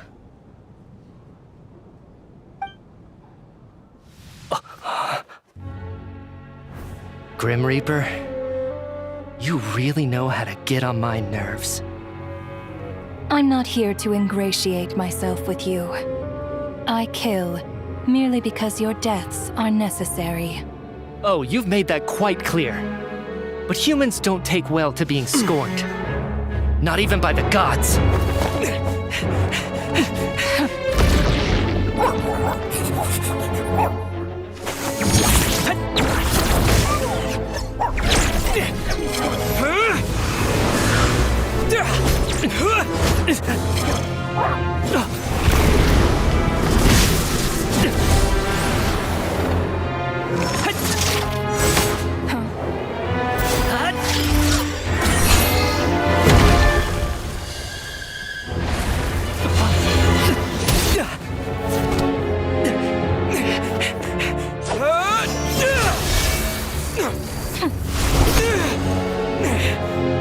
This is futile. You must know that you are powerless against me in my own domain. I suggest that you save your strength. For what? Maybe we can't change it. But if nothing else, we can at least teach you to have some respect for the dead. Audacious.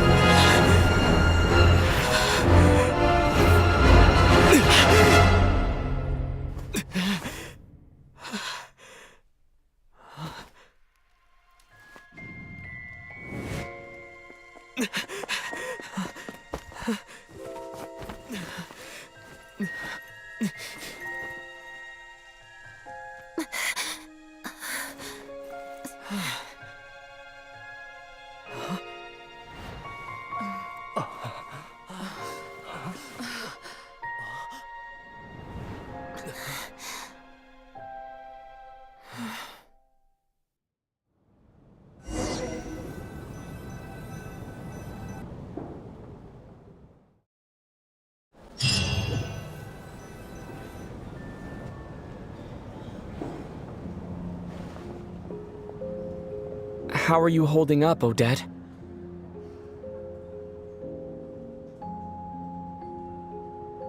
What happened to me?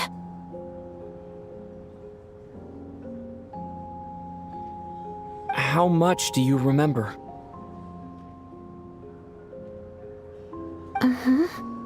What do you mean? Is the performance over?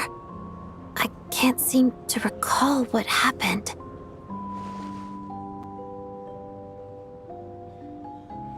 Has Odette already forgotten?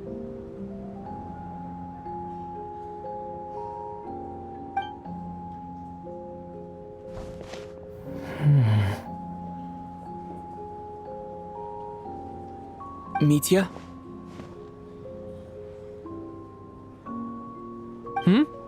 Oh, I'm sorry. I guess I spaced out there for a second. Remind me who you are? Don't you remember anything?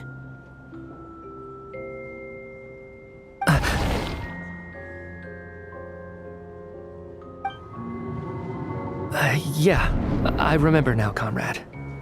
Looks like we guessed right.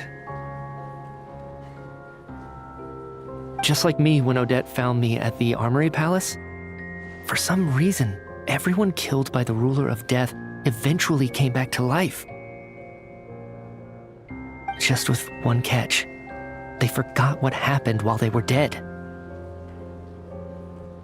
Odette and the others have already forgotten everything. Why were you able to remember this time? Could this be the reason? You said this is the ruler of death's symbol, right? I don't see anything there. You don't? Huh. Okay, I guess that makes sense. I carved this into my hand in the afterlife, so it's not visible in the physical world. Does that mean I carved this symbol into my soul? What an unsettling thought. Still, at least I get to remember what happened. I suppose it's a blessing in disguise. What about you, though? The ruler of death mentioned that you're a descender? Is that why you can remember? A full explanation would get complicated very quickly, but that's essentially it. Well then, now that it's all over, let's figure out what we've learned. The first thing I notice is that everything here is precisely as we left it, right before our deaths. This confirms that time passes differently in the afterlife than in the real world. They say that right before death, time slows down, and your whole life flashes before your eyes. That must be how you know you have one foot in the afterlife by that point. Anyway, clearly the few days we spent in the afterlife probably only amounted to a few short minutes in the real world. This also aligns with previous reports of widespread temporary memory loss among the Armory Palace personnel. Now it seems likely that those were all brief deaths caused by the Grim Reaper's so-called curse of death. To those unaware of the truth, dying and coming back to life must feel similar to a short bout of catatonia. This leaves me with a couple big questions. What are the conditions that trigger this so-called curse of death? And why are we resurrected after we die? If nothing else, I think it shows that killing us wasn't her ultimate goal. We still don't know her true reasons for subjecting us to death. Right. This time only got complicated because of the situation with the theater's ley lines. That's why she had to approach it differently. If the previous incidents of amnesia among the researchers are anything to go by, killing us is usually a pretty routine matter.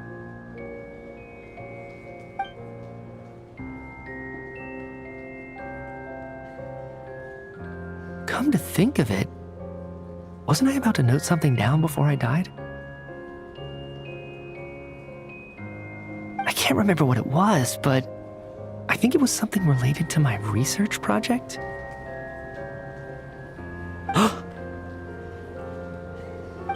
Sorry, Traveler. I'll catch up with you again later. Right now, I have to make a trip back to the Armory Palace.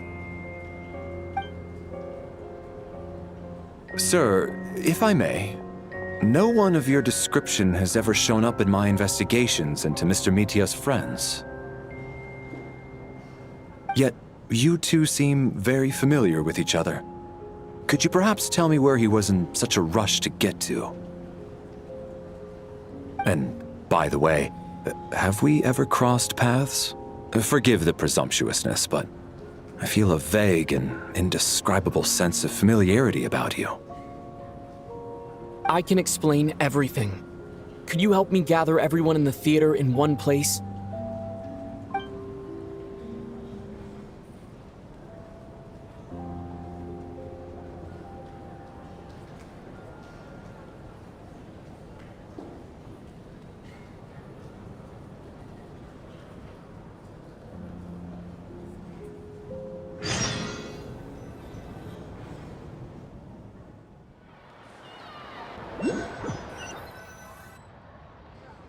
So, Chuganov really is going to shut down the factory.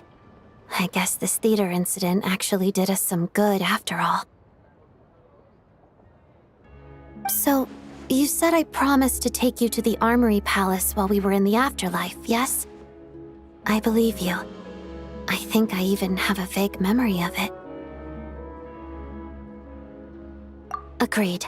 Let's check in on her first. The whole reason for our trip to the Armory Palace anyway is to figure out what's going on with her health.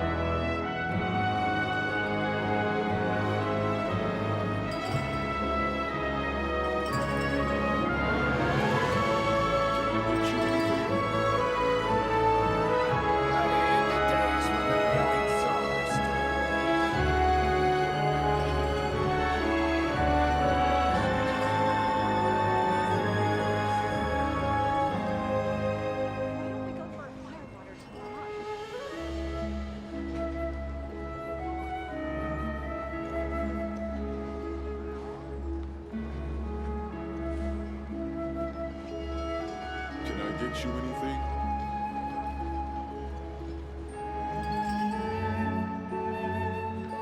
In the days when the Bielid Tsar still ruled.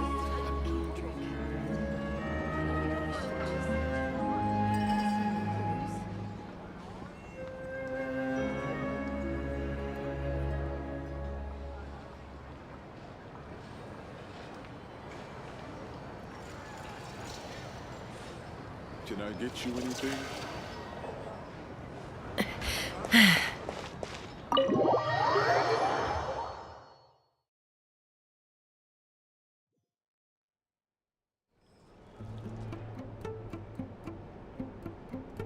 I'm finally back, even though a long time has passed from my perspective. As far as Paimon's concerned, I probably just went out to watch a very short show.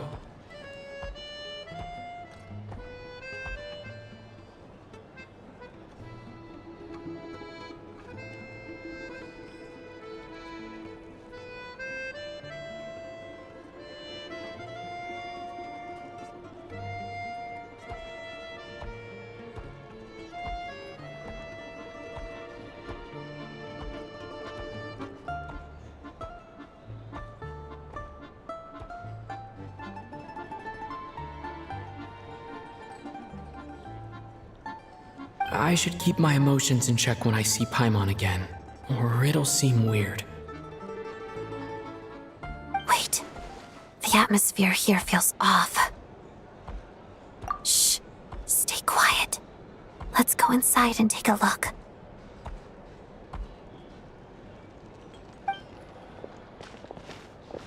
Have we still not been able to notify Child yet? We need new orders. What if that person comes back again?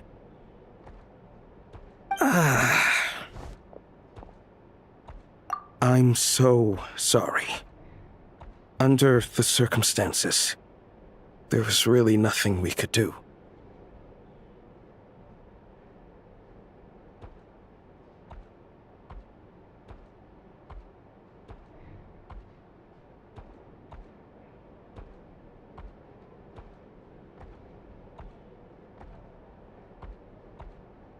Tell me, what happened to Paimon?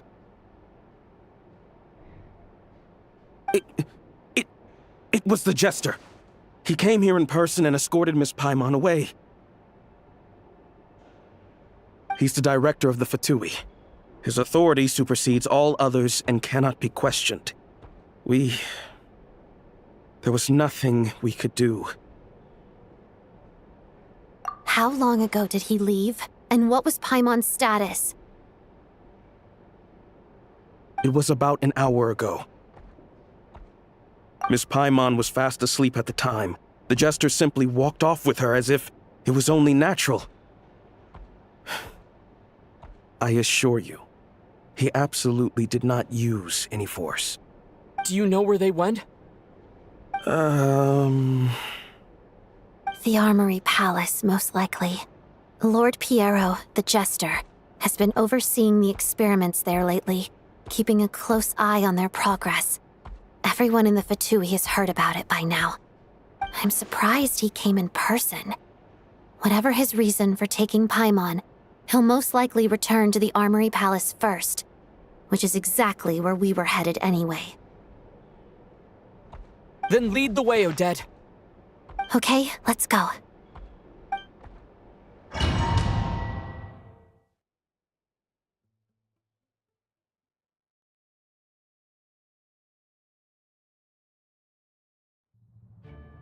It's just up ahead. Quick, let's get inside. No, I'll go alone. You know I'm planning to force my way in. You're with the Fatui, so you should stay outside. I was hardly planning on taking you through the official channels anyway. I'm here to force my way in, just like you. I may be a Fatus, but I'm also Lelik, enemy of Project Stuzha. Paimon's safety is paramount right now. With me around, you'll have an extra pair of hands. There might be devices inside that are easier for an insider to deal with. If you say so. Let's go. There's no time to hesitate.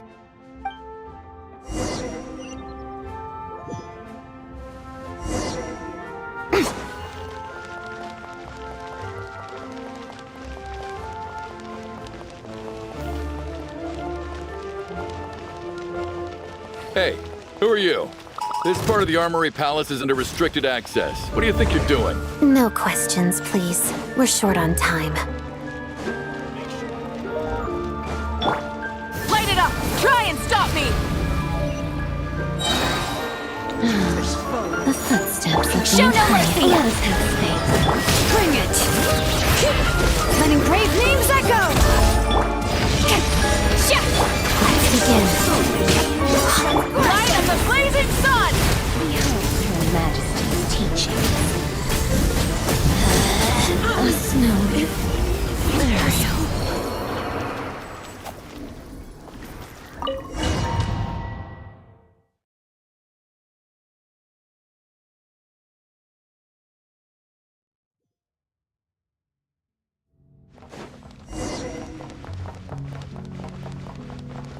Do you have a pass?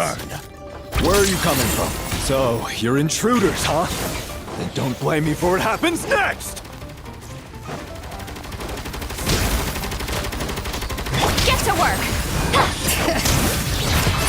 Hear the echoes of the valley! Eat Lolling! Eat Papa! Get! Shadow me. Wrath from the sky! Incinerate!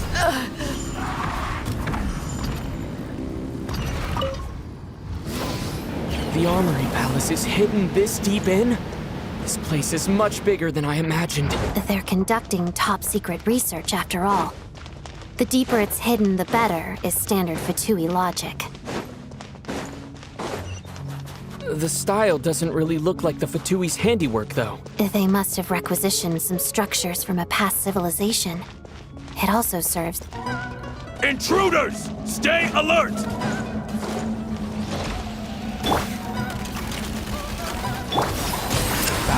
Bring it! Witness the snow swan's grace. Pirouette.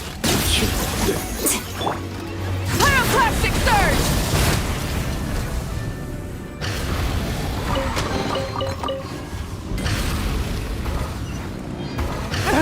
Intruders? Don't come any... Just what are you guys trying to do here? I'm short work of your skull!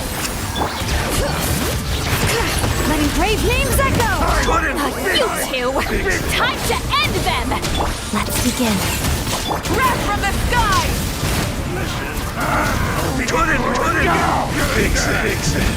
No one interferes with the Jester's work!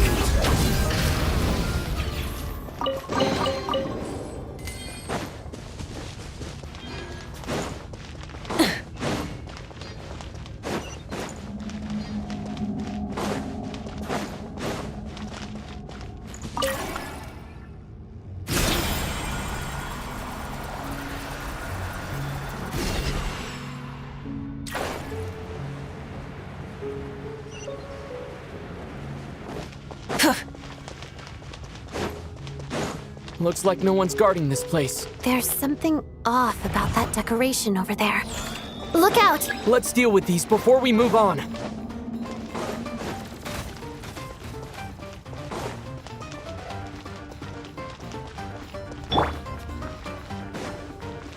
Get to work!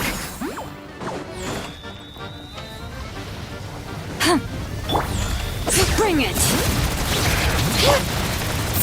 Lots of the snowflakes. Burn it down!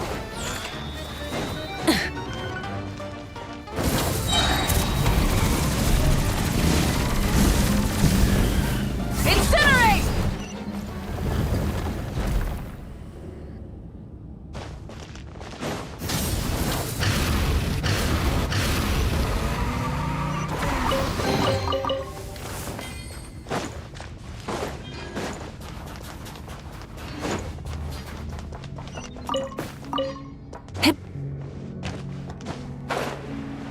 The researchers here probably don't know that we're uninvited guests. Let's try not to hurt them. What's the big star from the theater doing here? That's Miss Odette. She's a member of the Fatui. Don't tell me you didn't know that.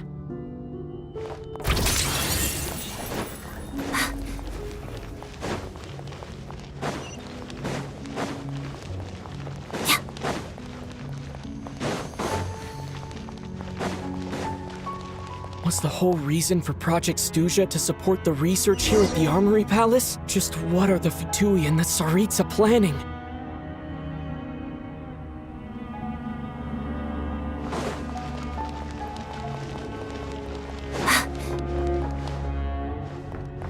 Let's begin.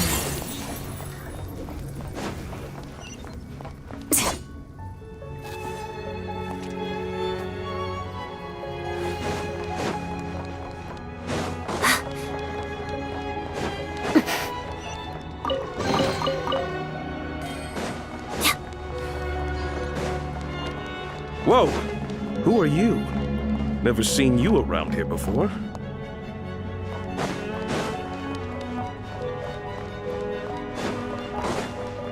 Looks like there's no way through here. Maybe using the power of this prism could help?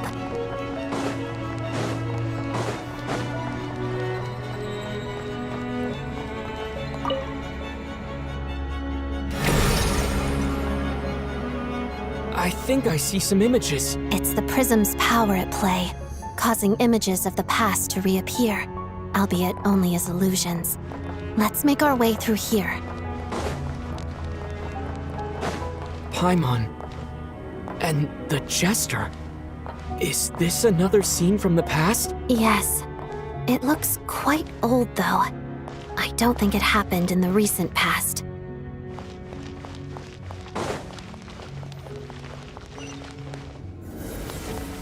What's going on here?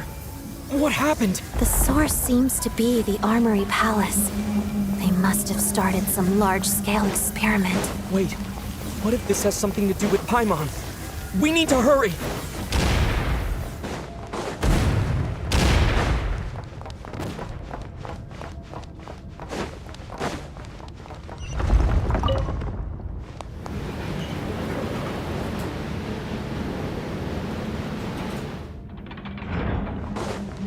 We're almost there.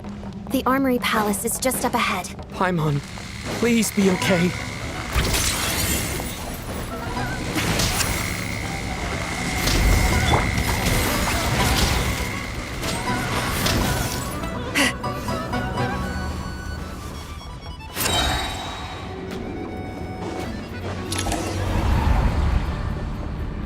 What's going on? Wait, I remember this feeling.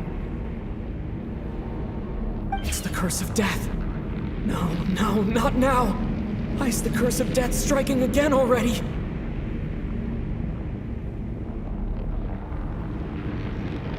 Odette.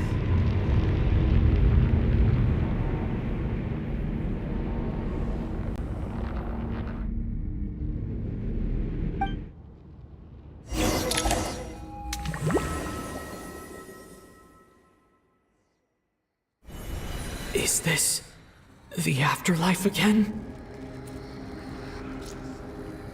I need to find a way back to reality. Is that Odette's core Ignis? Could that be what just woke me up?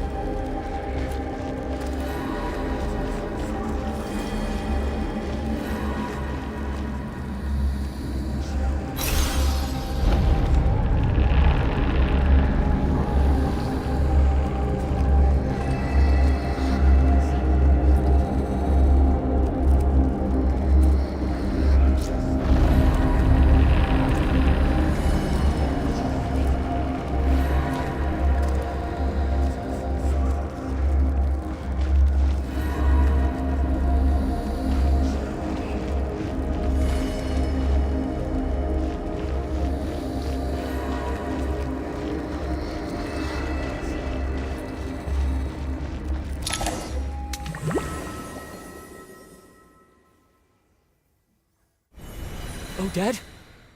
Odette!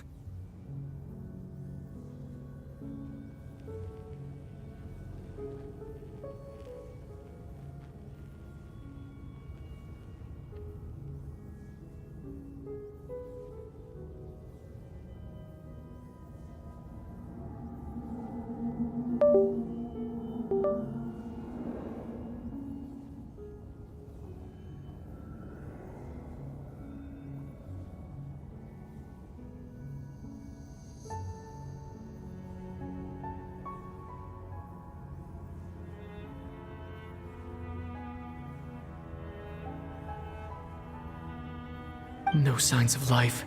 But past experience says that she should be resurrected before too long. Right? Did Odette intentionally use her core Ignis to guide my soul? I feel like something similar happened in a dream I had before. Thank you, Odette. If not for you, my soul wouldn't have found its way back to my body so quickly. And I might not have woken up so soon. But I'm sorry. I don't have time to protect you. I have to use the time you bought me to get Paimon back.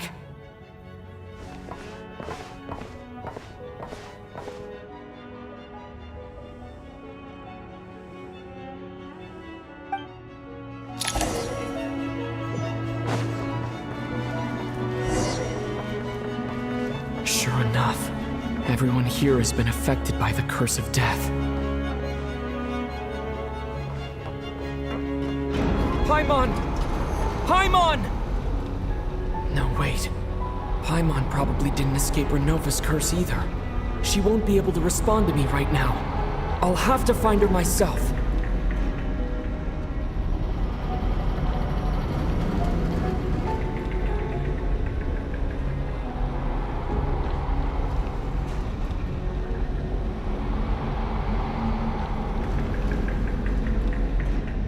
Mitya! Is this the laboratory he works in? What happened here to trigger the curse of death again so soon? I'll have to ask him when he wakes up. Finding Paimon has to take priority now.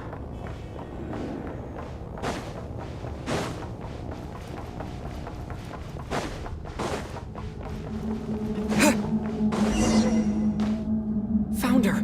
Paimon really is here!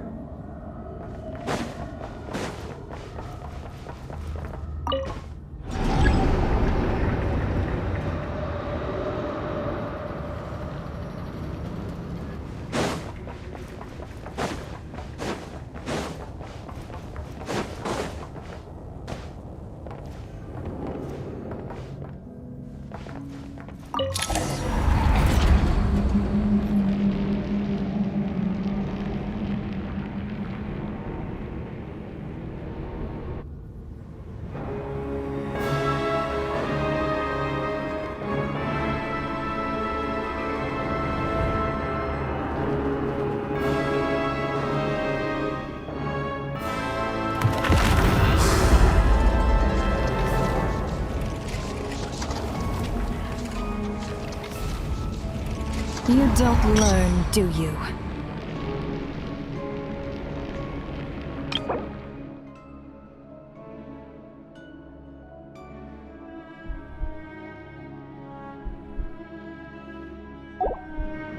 You've already been involved in one mass death, and now you show up at the scene of another.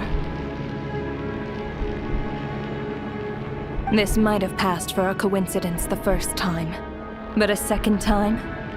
Am I to assume you are intentionally interfering in Snezhnaya's affairs?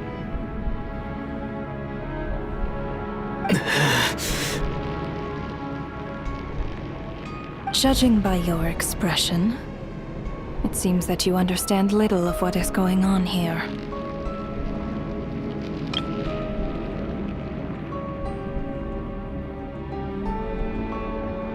In that case, a word to the wise.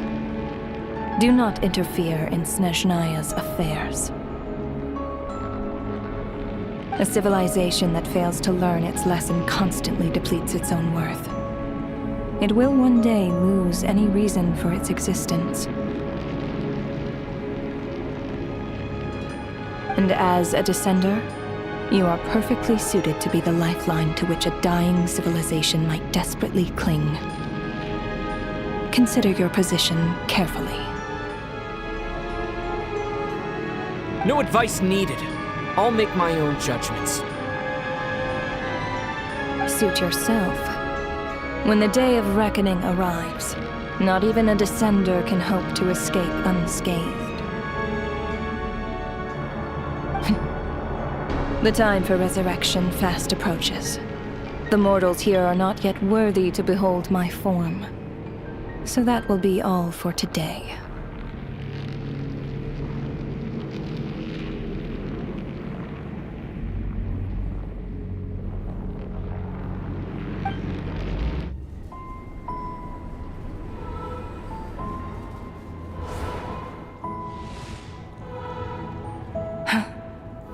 That thing is coming with me.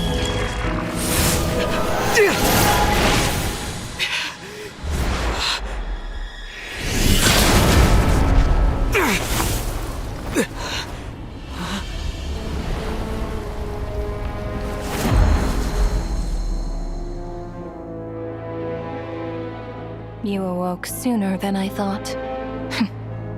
The curse of immortality is stubborn, unable to enter the ley lines, yet not content to remain a spirit. Ruler of death, what do you want? You perplex me. Both you and you. That thing may be a creation of Celestia, but it possesses none of Celestia's power, let alone authority. Your obsession with it baffles me. No matter, the resurrection will soon begin. It's worthless anyway. I'll reclaim it next time.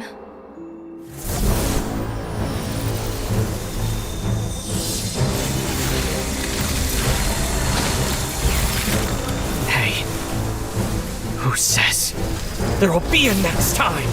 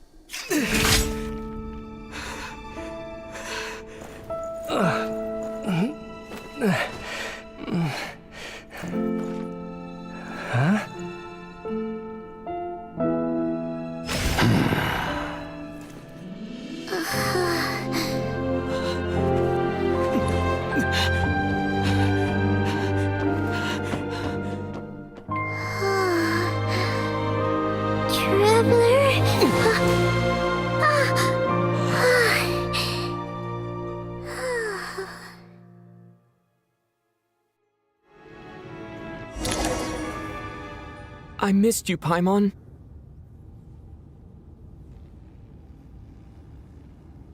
What are you talking about? We haven't even been apart for that long, have we? It was different this time. You seem to be in pretty good shape. Yeah, Paimon's back in tip-top condition. It's the weirdest thing. Paimon fell asleep earlier, and when she woke up, she found herself here. The jester and that guy talking to him used some kind of energy on Paimon, and she could kind of feel it canceling out that other thing that was making her feel unwell.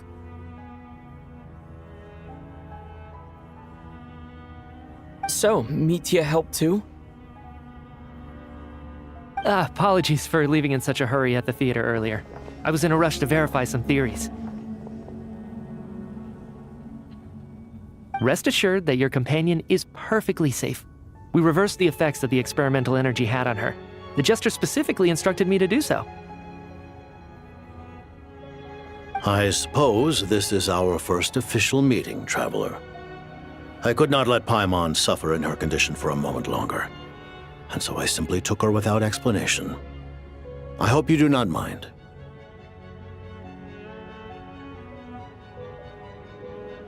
But why would a big shot like you care about what happens to Paimon? As I said when you first arrived in Snezhnaya, we once spent some time together in the distant past. Oh yeah! You did mention that! And Paimon did think you seemed strangely familiar the first time we met. I'm afraid the reminiscing will have to wait. Mitya, let us continue with the report. What conclusions, if any, did you reach from conducting the final experiment of our energy research ahead of schedule? The good news is, my hypothesis regarding the ruler of death has been verified. As for the bad news, I recommend we suspend the experiments and Project Mistelton until further notice. Currently, we have no means with which to make a breakthrough. I say this purely as a scientist, guided by reason alone.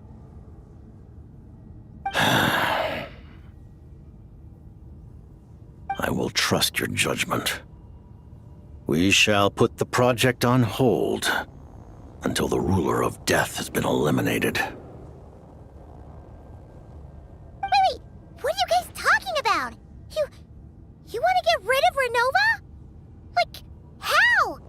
By killing her? By whatever means necessary, so long as it removes the threat she poses to us. Until then, everything we do will be in vain. After what just happened, I've ascertained Renova's goal, or rather, the trigger condition for the Curse of Death. Okay, let's hear it. What she's doing is blocking Snezhnaya's technological progress, preventing us from possessing any means with which to threaten the heavenly principles.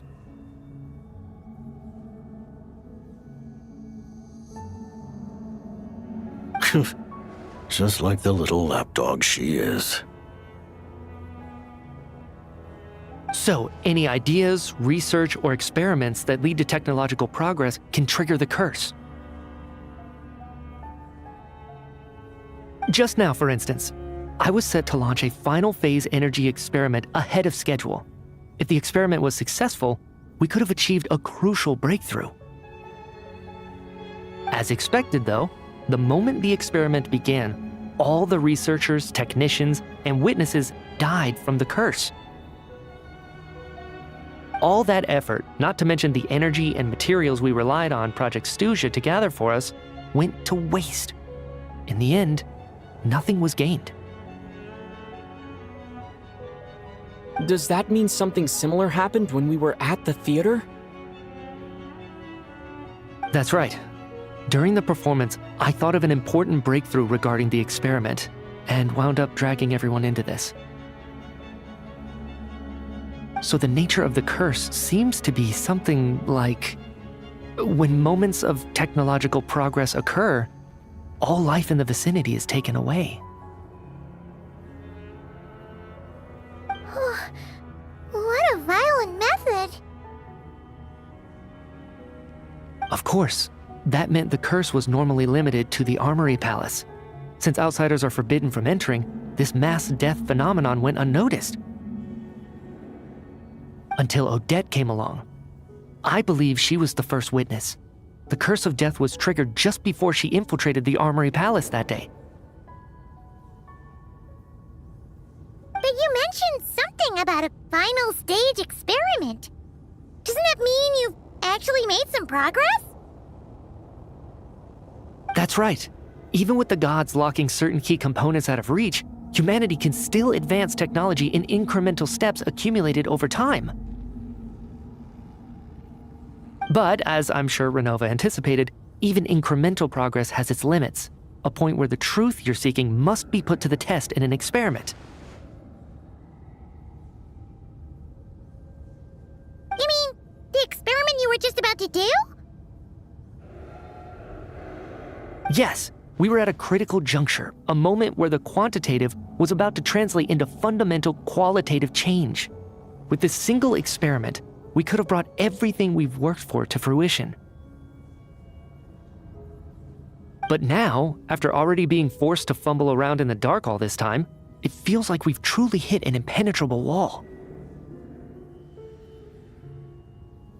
As long as Renova's curse of death persists, we won't be able to advance the experiment or obtain any results. And with Project Stuzha having been in effect all this time, at our nation's current strength, repeated trial and error is simply unsustainable.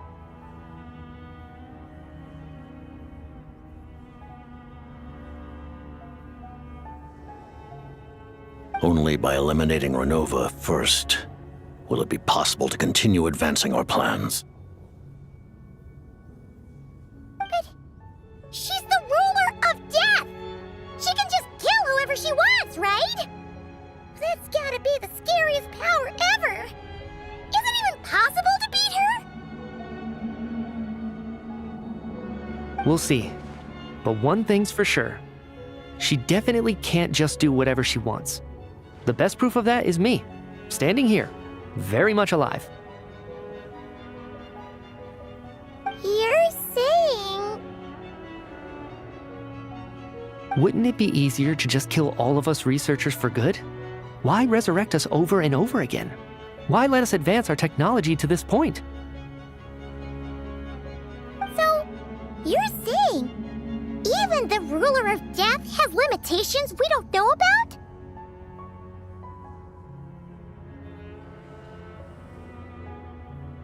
Exactly. And I think that's where the key to our breakthrough lies. Regardless, the ruler of death has always been an obstacle we must overcome. Indeed, we must face life, death, time, and space. After all, our goal is the heavenly principles. The Fatui want to challenge the heavenly principles? For a long time, I've had a vague suspicion the Fatui and the Tsaritsa were targeting the heavenly principles. But hearing the Jester admit it is still a shock. No wonder the Tsaritsa's goal has always been kept a secret from the people. What kind of road will that lead Snezhnaya down? In that case... Lord Jester, I would like to request some leave. I'd like some time to organize my thoughts and go over the data. Granted. Get some rest, put the experiment out of your mind, and take care that the curse of death doesn't affect any civilians.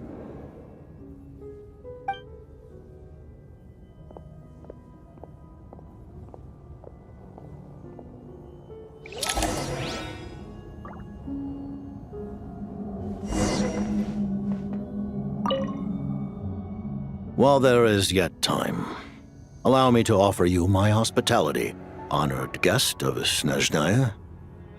Is there anything you wish to know?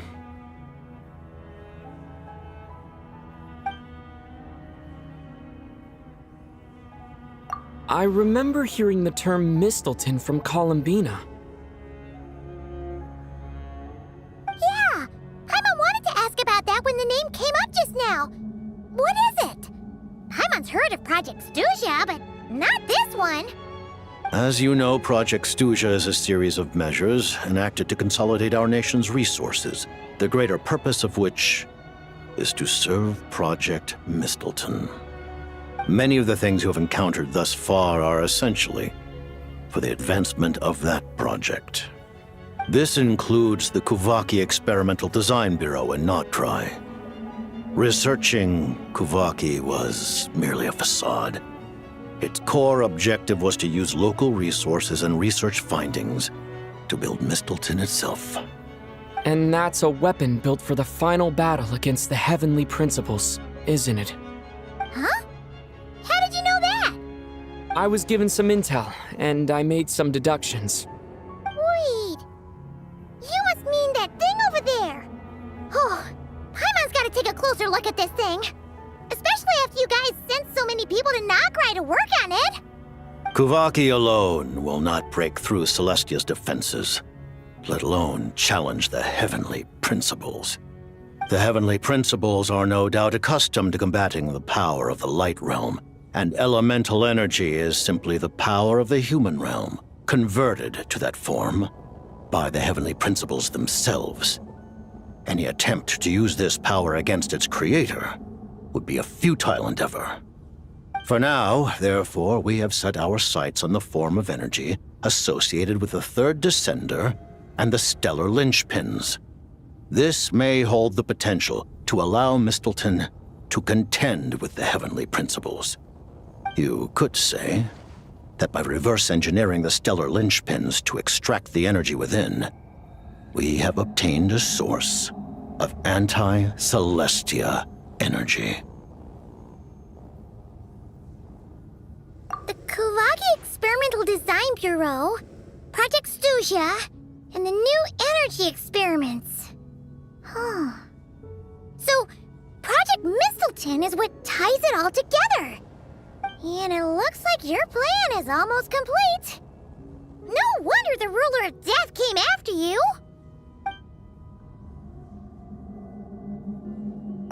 Her Majesty the Tsaritsa has embarked upon an expedition to vanquish a monster. Were it not for this, I imagine she would have been delighted to grant you an audience. Seems like the powers that be in Snezhnaya don't intend to hold my past conflicts with the Fatui against me. The Harbingers have been granted significant autonomy in retrieving the Gnosis. But by the same token, they do not completely represent Snezhnaya's official stance. You read my mind. Speaking of the Gnosis, Paimon's been dying to ask this question since forever. Why exactly does the Tsaritsa want to collect them? Is it something to do with the fight against the heavenly principles? The Gnosis will undoubtedly serve as a key bargaining chip when she confronts the heavenly principles. Beyond that, you had best ask the Tsaritsa herself. I am not sure if this information is mine to disclose. What do you mean, not sure? Don't you make the rules? You're the highest-ranking Harbinger! Ugh, never mind. Taking on the heavenly principles is something most people wouldn't even entertain in their wildest fantasies. Why is the Tsaritsa so fixated on this? Into that today, civilization is nothing but an illusion. Something whose very existence can be negated at any moment. Our civilization may very well be destroyed in the struggle, but as things stand, the heavenly principles could choose to negate our existence on a passing whim. And we must not sit back and accept that fate. Only by changing the state of affairs, only by overthrowing the heavenly principles, can our civilization truly be said to have taken root. Otherwise, the fate of the people of Conria and Hyperborea is a cycle doomed to repeat itself. Accepting potential destruction in return for getting to control your own fate. Furthermore, perhaps this is still somewhat difficult for you to understand. Are you aware that all the rules of this world are made up of curses? Huh? All of them? Paimon knows about the curse of death you mentioned, and the curse of immortality that you and Dainsleif have. Then the birth of the Hilichurls, the rules of Natlan's Ode of Resurrection. Those are curses too? Farina's long life seems to stem from a curse placed on her by Focalor as well. Yes. Even a god's love for humanity is a curse the heavenly principles inflicted upon the gods. What? The Tsaritsa has always had ample reason to hate the heavenly principles. If she can seize their authority, she will reconstruct the entire world, and when that time comes, humanity will be completely liberated from curses and lies. Look forward to it. It will be a world beyond your imagination. Though the ordinary people of Snezhnaya may not understand these details, In this frigid land locked in a ceaseless struggle against the environment, in this nation to which the gods have never shown favor, we all believe that standing in solidarity with the Tsaritsa in our shared struggle will surely usher in a new and better world.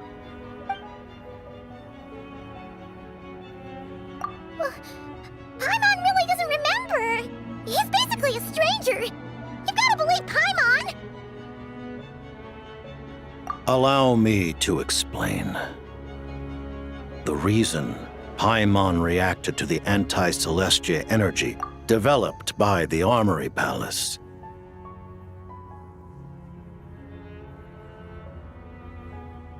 is because she comes from Celestia herself. More specifically, she is one of its creations. Paimon? A creation of Celestia? Oh, right. I was blinded by anger earlier, but thinking back on it, Renova also said that Paimon is a creation of Celestia. But she lacks Celestia's power or authority.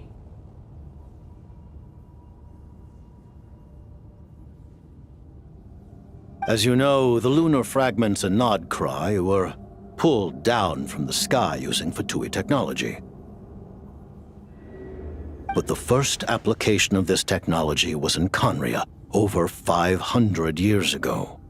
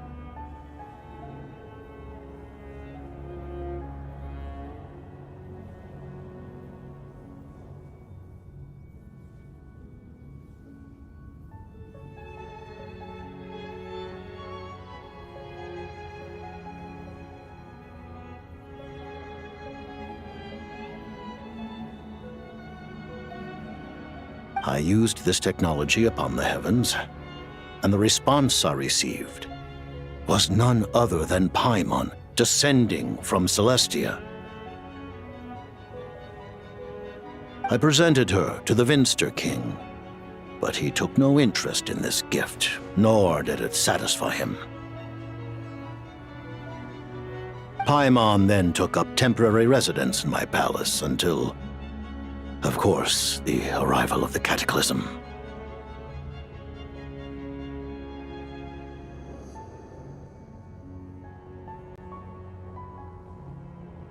Wait, Paimon's a little confused. You're talking about things that happened in Conria 500 years ago. You're saying Paimon was there for that?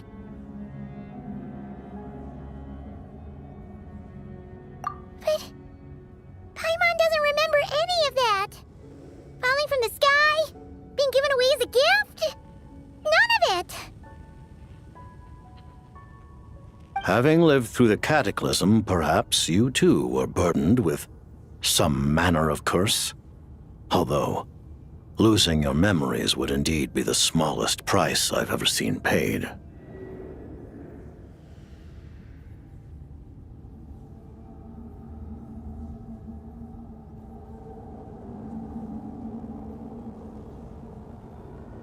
But it's not just her memories from Conria. Paimon doesn't even know how she spent the last 500 years. She only has memories from the past few years. No matter how hard she tries to remember. What was Paimon like back in Conria? Did she know a whole lot because she came from Celestia? Was she super smart? Unfortunately, when you arrived in Conria, your consciousness was like that of a newborn infant. None could say what kind of being you once were in Celestia. During the time you lived in Conria, your personality was no different from how it is now.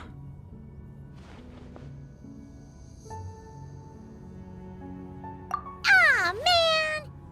Paimon's plan to get her memories back and become super smart is ruined before it could even start. You know, even though Paimon lost her memories, she still feels weirdly close to you for some reason.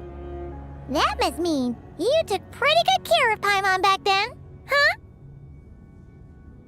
On the contrary, I completely ignored your existence. I was entirely focused on my struggle against Thruptatir the Wise. But now, as I see it, it is as if you are the only sane thing that survived that era of insanity, and thus are worthy of protection. Noted. Man, Paimon's gotta stop projecting friendship on everyone she meets. But, Traveler? Even though you know Paimon's some creation of Celestia now, you still want her, right? You're not going to abandon her?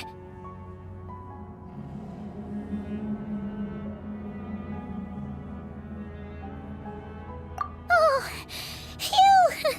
That's a relief. Paimon's just learning about this too. She's barely even processed it.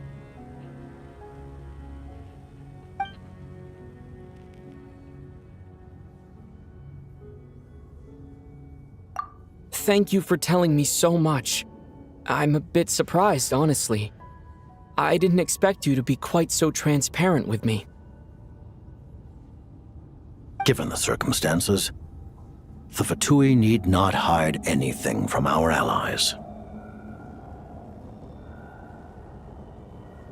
Allies? To advance Project Mistleton, we must first resolve our issue with the Ruler of Death. And, if I presume correctly, you have no intention of letting her actions go unpunished either, do you? That's right. Ever since she said she intends to reclaim Paimon when we next meet, I figured reconciliation was out of the question. Against an opponent of this caliber, deliberating over our allegiances would waste time we do not have. We must join forces unreservedly with whomever we can, if we are to stand anything like a fighting chance.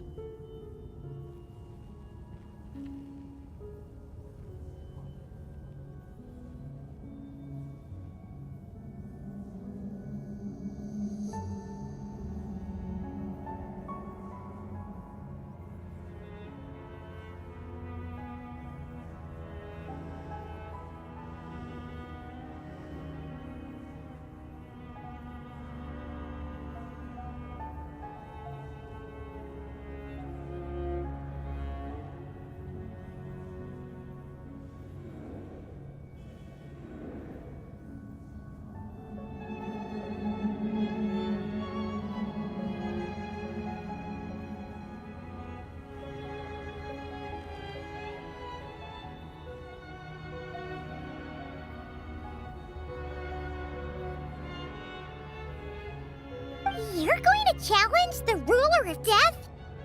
Just for Paimon? But Paimon's only... Thank you! Oh, thank you! Oh, gee! Now Paimon doesn't even know what to say! Anyway, Paimon's super touched! The Tsaritsa will return in triumph in short order, and the Fatui shall hold internal discussions regarding the enemy. The time for us to meet again will come very soon. Got it. Thanks for your help with Paimon. I'll be sure to look after her for you.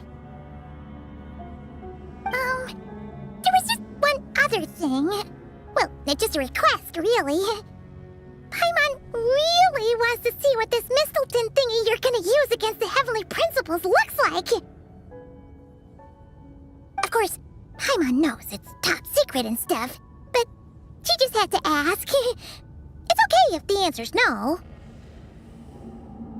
Certainly you may. Whoa! For real? Actually, maybe it's best not to. What if her Nova suddenly pops up again? She might take this chance to...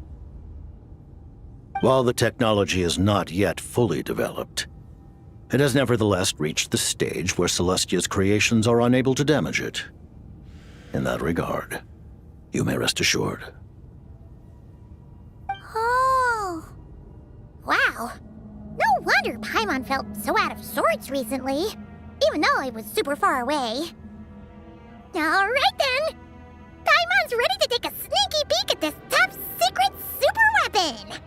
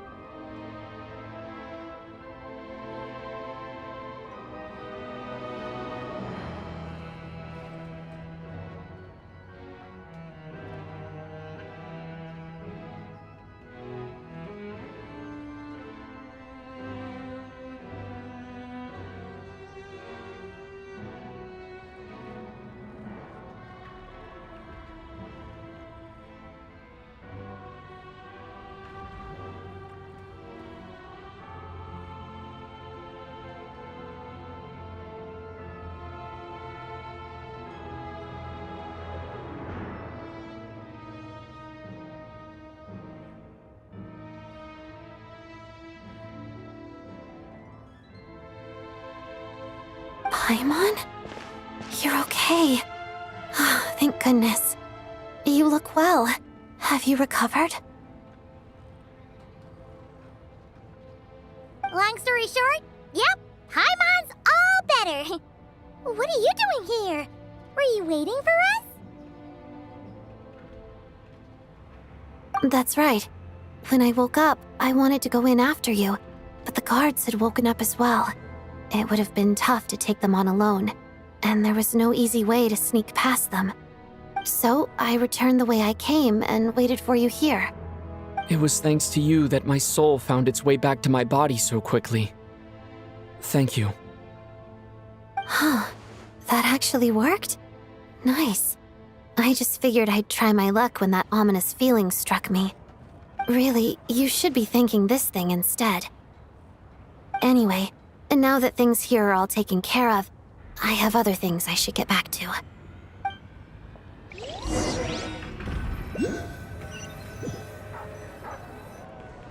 Ah, Director Chuganov, you're back. We just received notice that Project Stuzha has been suspended, so we've convened an emergency meeting. This is the preliminary plan. In addition to expanding production capacity, we've also discussed feasible layoff plans to optimize revenue and expenditure structure. Our calculations indicate that the factory's profits will increase by at least 30%. Just give the word, Director. That won't be necessary. Leave the energy for those who need it. Whether they use it just to get by or to run a business, that's up to them. Start preparing to halt production and lay off the staff. Make sure the workers are able to land on their feet and that they are duly compensated. Thank you all for your hard work during this time. Am I hearing you right? Why? After all the tough times we made it through, now is exactly when we should start to turn a profit. I just suddenly don't want to do this anymore. Huh. Does there have to be a reason? Iskra, it's time to rest. Dear esteemed members of the Rokot, given the effects of Lelik's radical actions upon our organization's reputation and social stability, a decision has been made to permanently withdraw this codename from use. Considering that Lelik did what they did for the benefit of the people, the Rokot has nevertheless negotiated with the authorities, ultimately securing a waiver for all penalties due to them. Lelik will be suspended for a period of time. Depending on their future performance, they may be allowed to adopt a new codename and continue acting as part of the Rokot. The purpose of this notice is to remind everyone once again that motives and methods are equally important when one operates in the shadows. Even with Project Stooge's suspension and our interim operational victory, we must guard against complacency and rashness and work to consolidate the progress we have made so far. We act only for the greater glory and solidarity of our nation. May the aurora shine ever on, and the tundra always stand firm. We act only for the greater glory and solidarity of our nation. May the aurora shine ever on, and the tundra always stand firm. Looks like it's finally over. You mean for us? Just thinking out loud. I've never seen the Snezhnaya Vecha so lively before.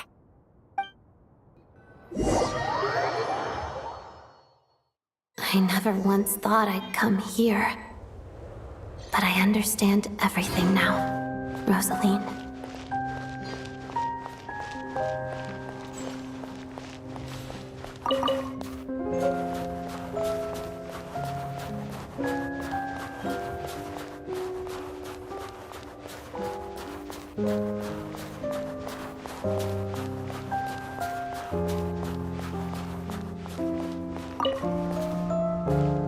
I've seen Spirit Seeker performed many times, including by your mother. Why do you bring that up all of a sudden? Even though the choreography is always identical, every dancer finds...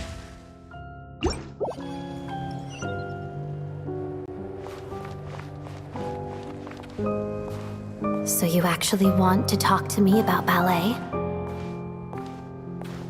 I just think it would be a pity if the dance was lost to history. She didn't teach it to you, did she? That was an unusually subtle taunt for you.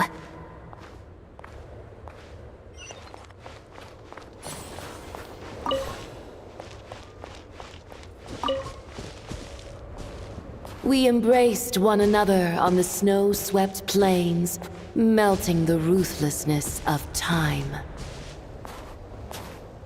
But when our bodies, in pieces, are cast to the winds, what of our love will remain behind?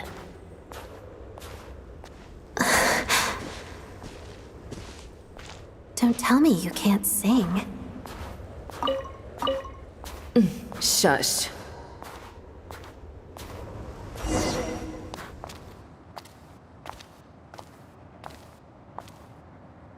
I understand her hatred. The Fatui robbed her of the life she should have had. I never opposed her dancing. Yet still I became an enemy of her ballet. I'll just keep my distance. Many despise me. I'm used to it. You're certainly not one to shy away from confrontation. But children, they need a different approach. I'm hardly the most maternal figure. Yet, she is a child.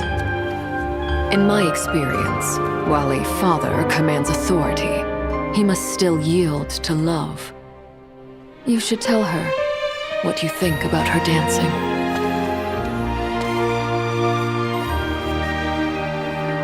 Odette will soon take the stage at the Koralyevsky Theater. This could be your chance. Geonosis secured. It went smoothly. I'll be there.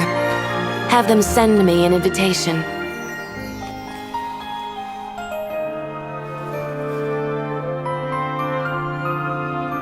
Sadly, things didn't work out. Her final words are inside that block of ice. This? Aren't these for monitoring her subordinates? Not yours. This one isn't her witch's flame, but my two worlds' flames. The two worlds' flames can burn away memories. It was my parting gift to Rosaline.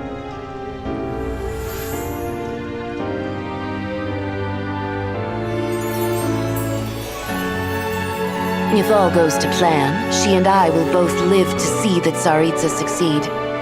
I believe she'll find peace. But if anything happens to me, she needn't follow in my footsteps. The cryo-energy will fade away in time. Then the two worlds' flames will burn away all memories of the Fatui. She'll be free to dance. She deserves this. I will handle the aftermath. The choice is yours, child.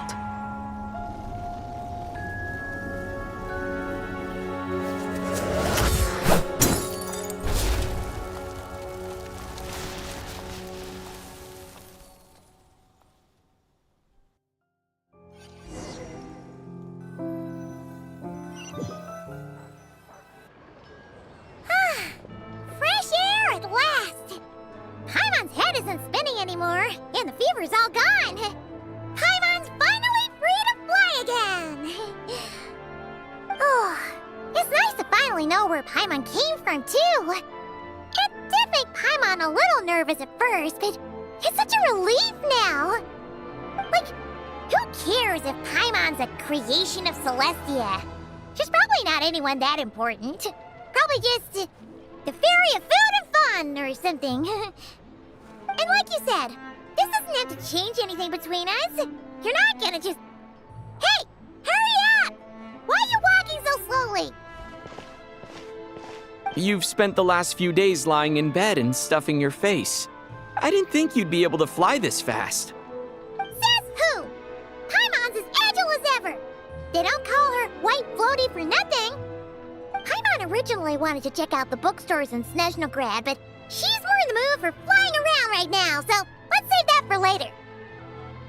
Wait, they've got light novels from Yai Publishing House here too.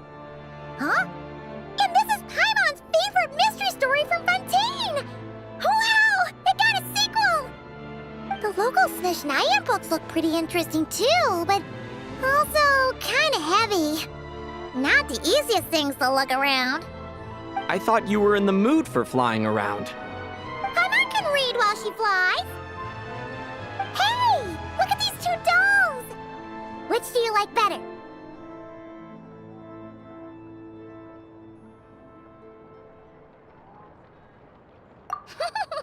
All right, boss, we'll take both. Paimon will have the other one. Oh, I thought we were only getting one. All right, fine. I'll pay. There you are. Thanks for visiting. Paimon will grab this and then... Huh? Huh? Huh? How many layers does this thing have? And what are you laughing at? You knew all along, didn't you? A whole bunch of people are gathered over by the plaza. Hey,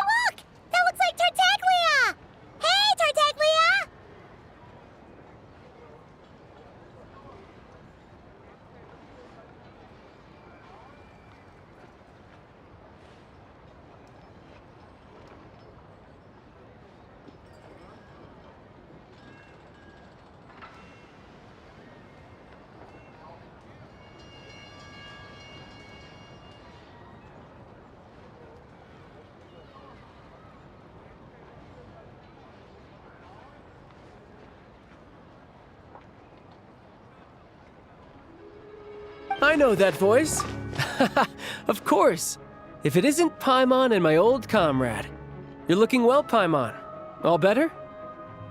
Yeah! The Jester knew what was wrong and fixed Paimon right up! Thanks for sending someone to keep Paimon safe, too. Oh, yeah, about that. That was kind of embarrassing.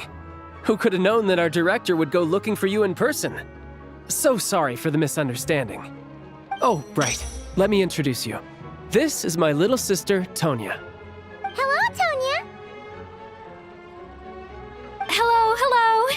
Firstly, I'm really sorry about my brother. Sounds like he's caused you no end of trouble. Hey now, why'd you have to start with that? Not that it isn't true, of course. So she's the real Tonya. She said you two didn't manage to meet up at the theater. She waited ages for me, and when I didn't show, she got a little worried and went outside.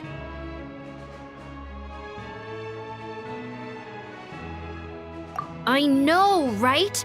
He didn't bother to say a word to me. I searched up and down the city for him, and he only told me about it when I finally caught him at the gates of Glupov. I've been rushed off my feet lately, so I didn't get the chance to go home. I just figured the Traveler would fill you in when he got there. Well, the snow was bad, and you're never late. So I was really worried about you. How was I supposed to know that you'd stood me up? I'm sorry, Tonya. I really am. I'll make it up to you somehow. Just please don't tell Mom and Dad. Although the mix-up led to a series of misunderstandings, it's probably for the best that the real Tonya didn't get caught up in that mess. Besides, it's obvious that Tartaglia isn't usually one to break a promise. He only gave his ticket to me because he had to look into Lelik. No, it's fine. It just meant I didn't get to see the show in the end. By the way, what did you think? You were one of the first people to see it, you know? I would say the best is yet to come. Huh? What kind of review is that? Hey, look!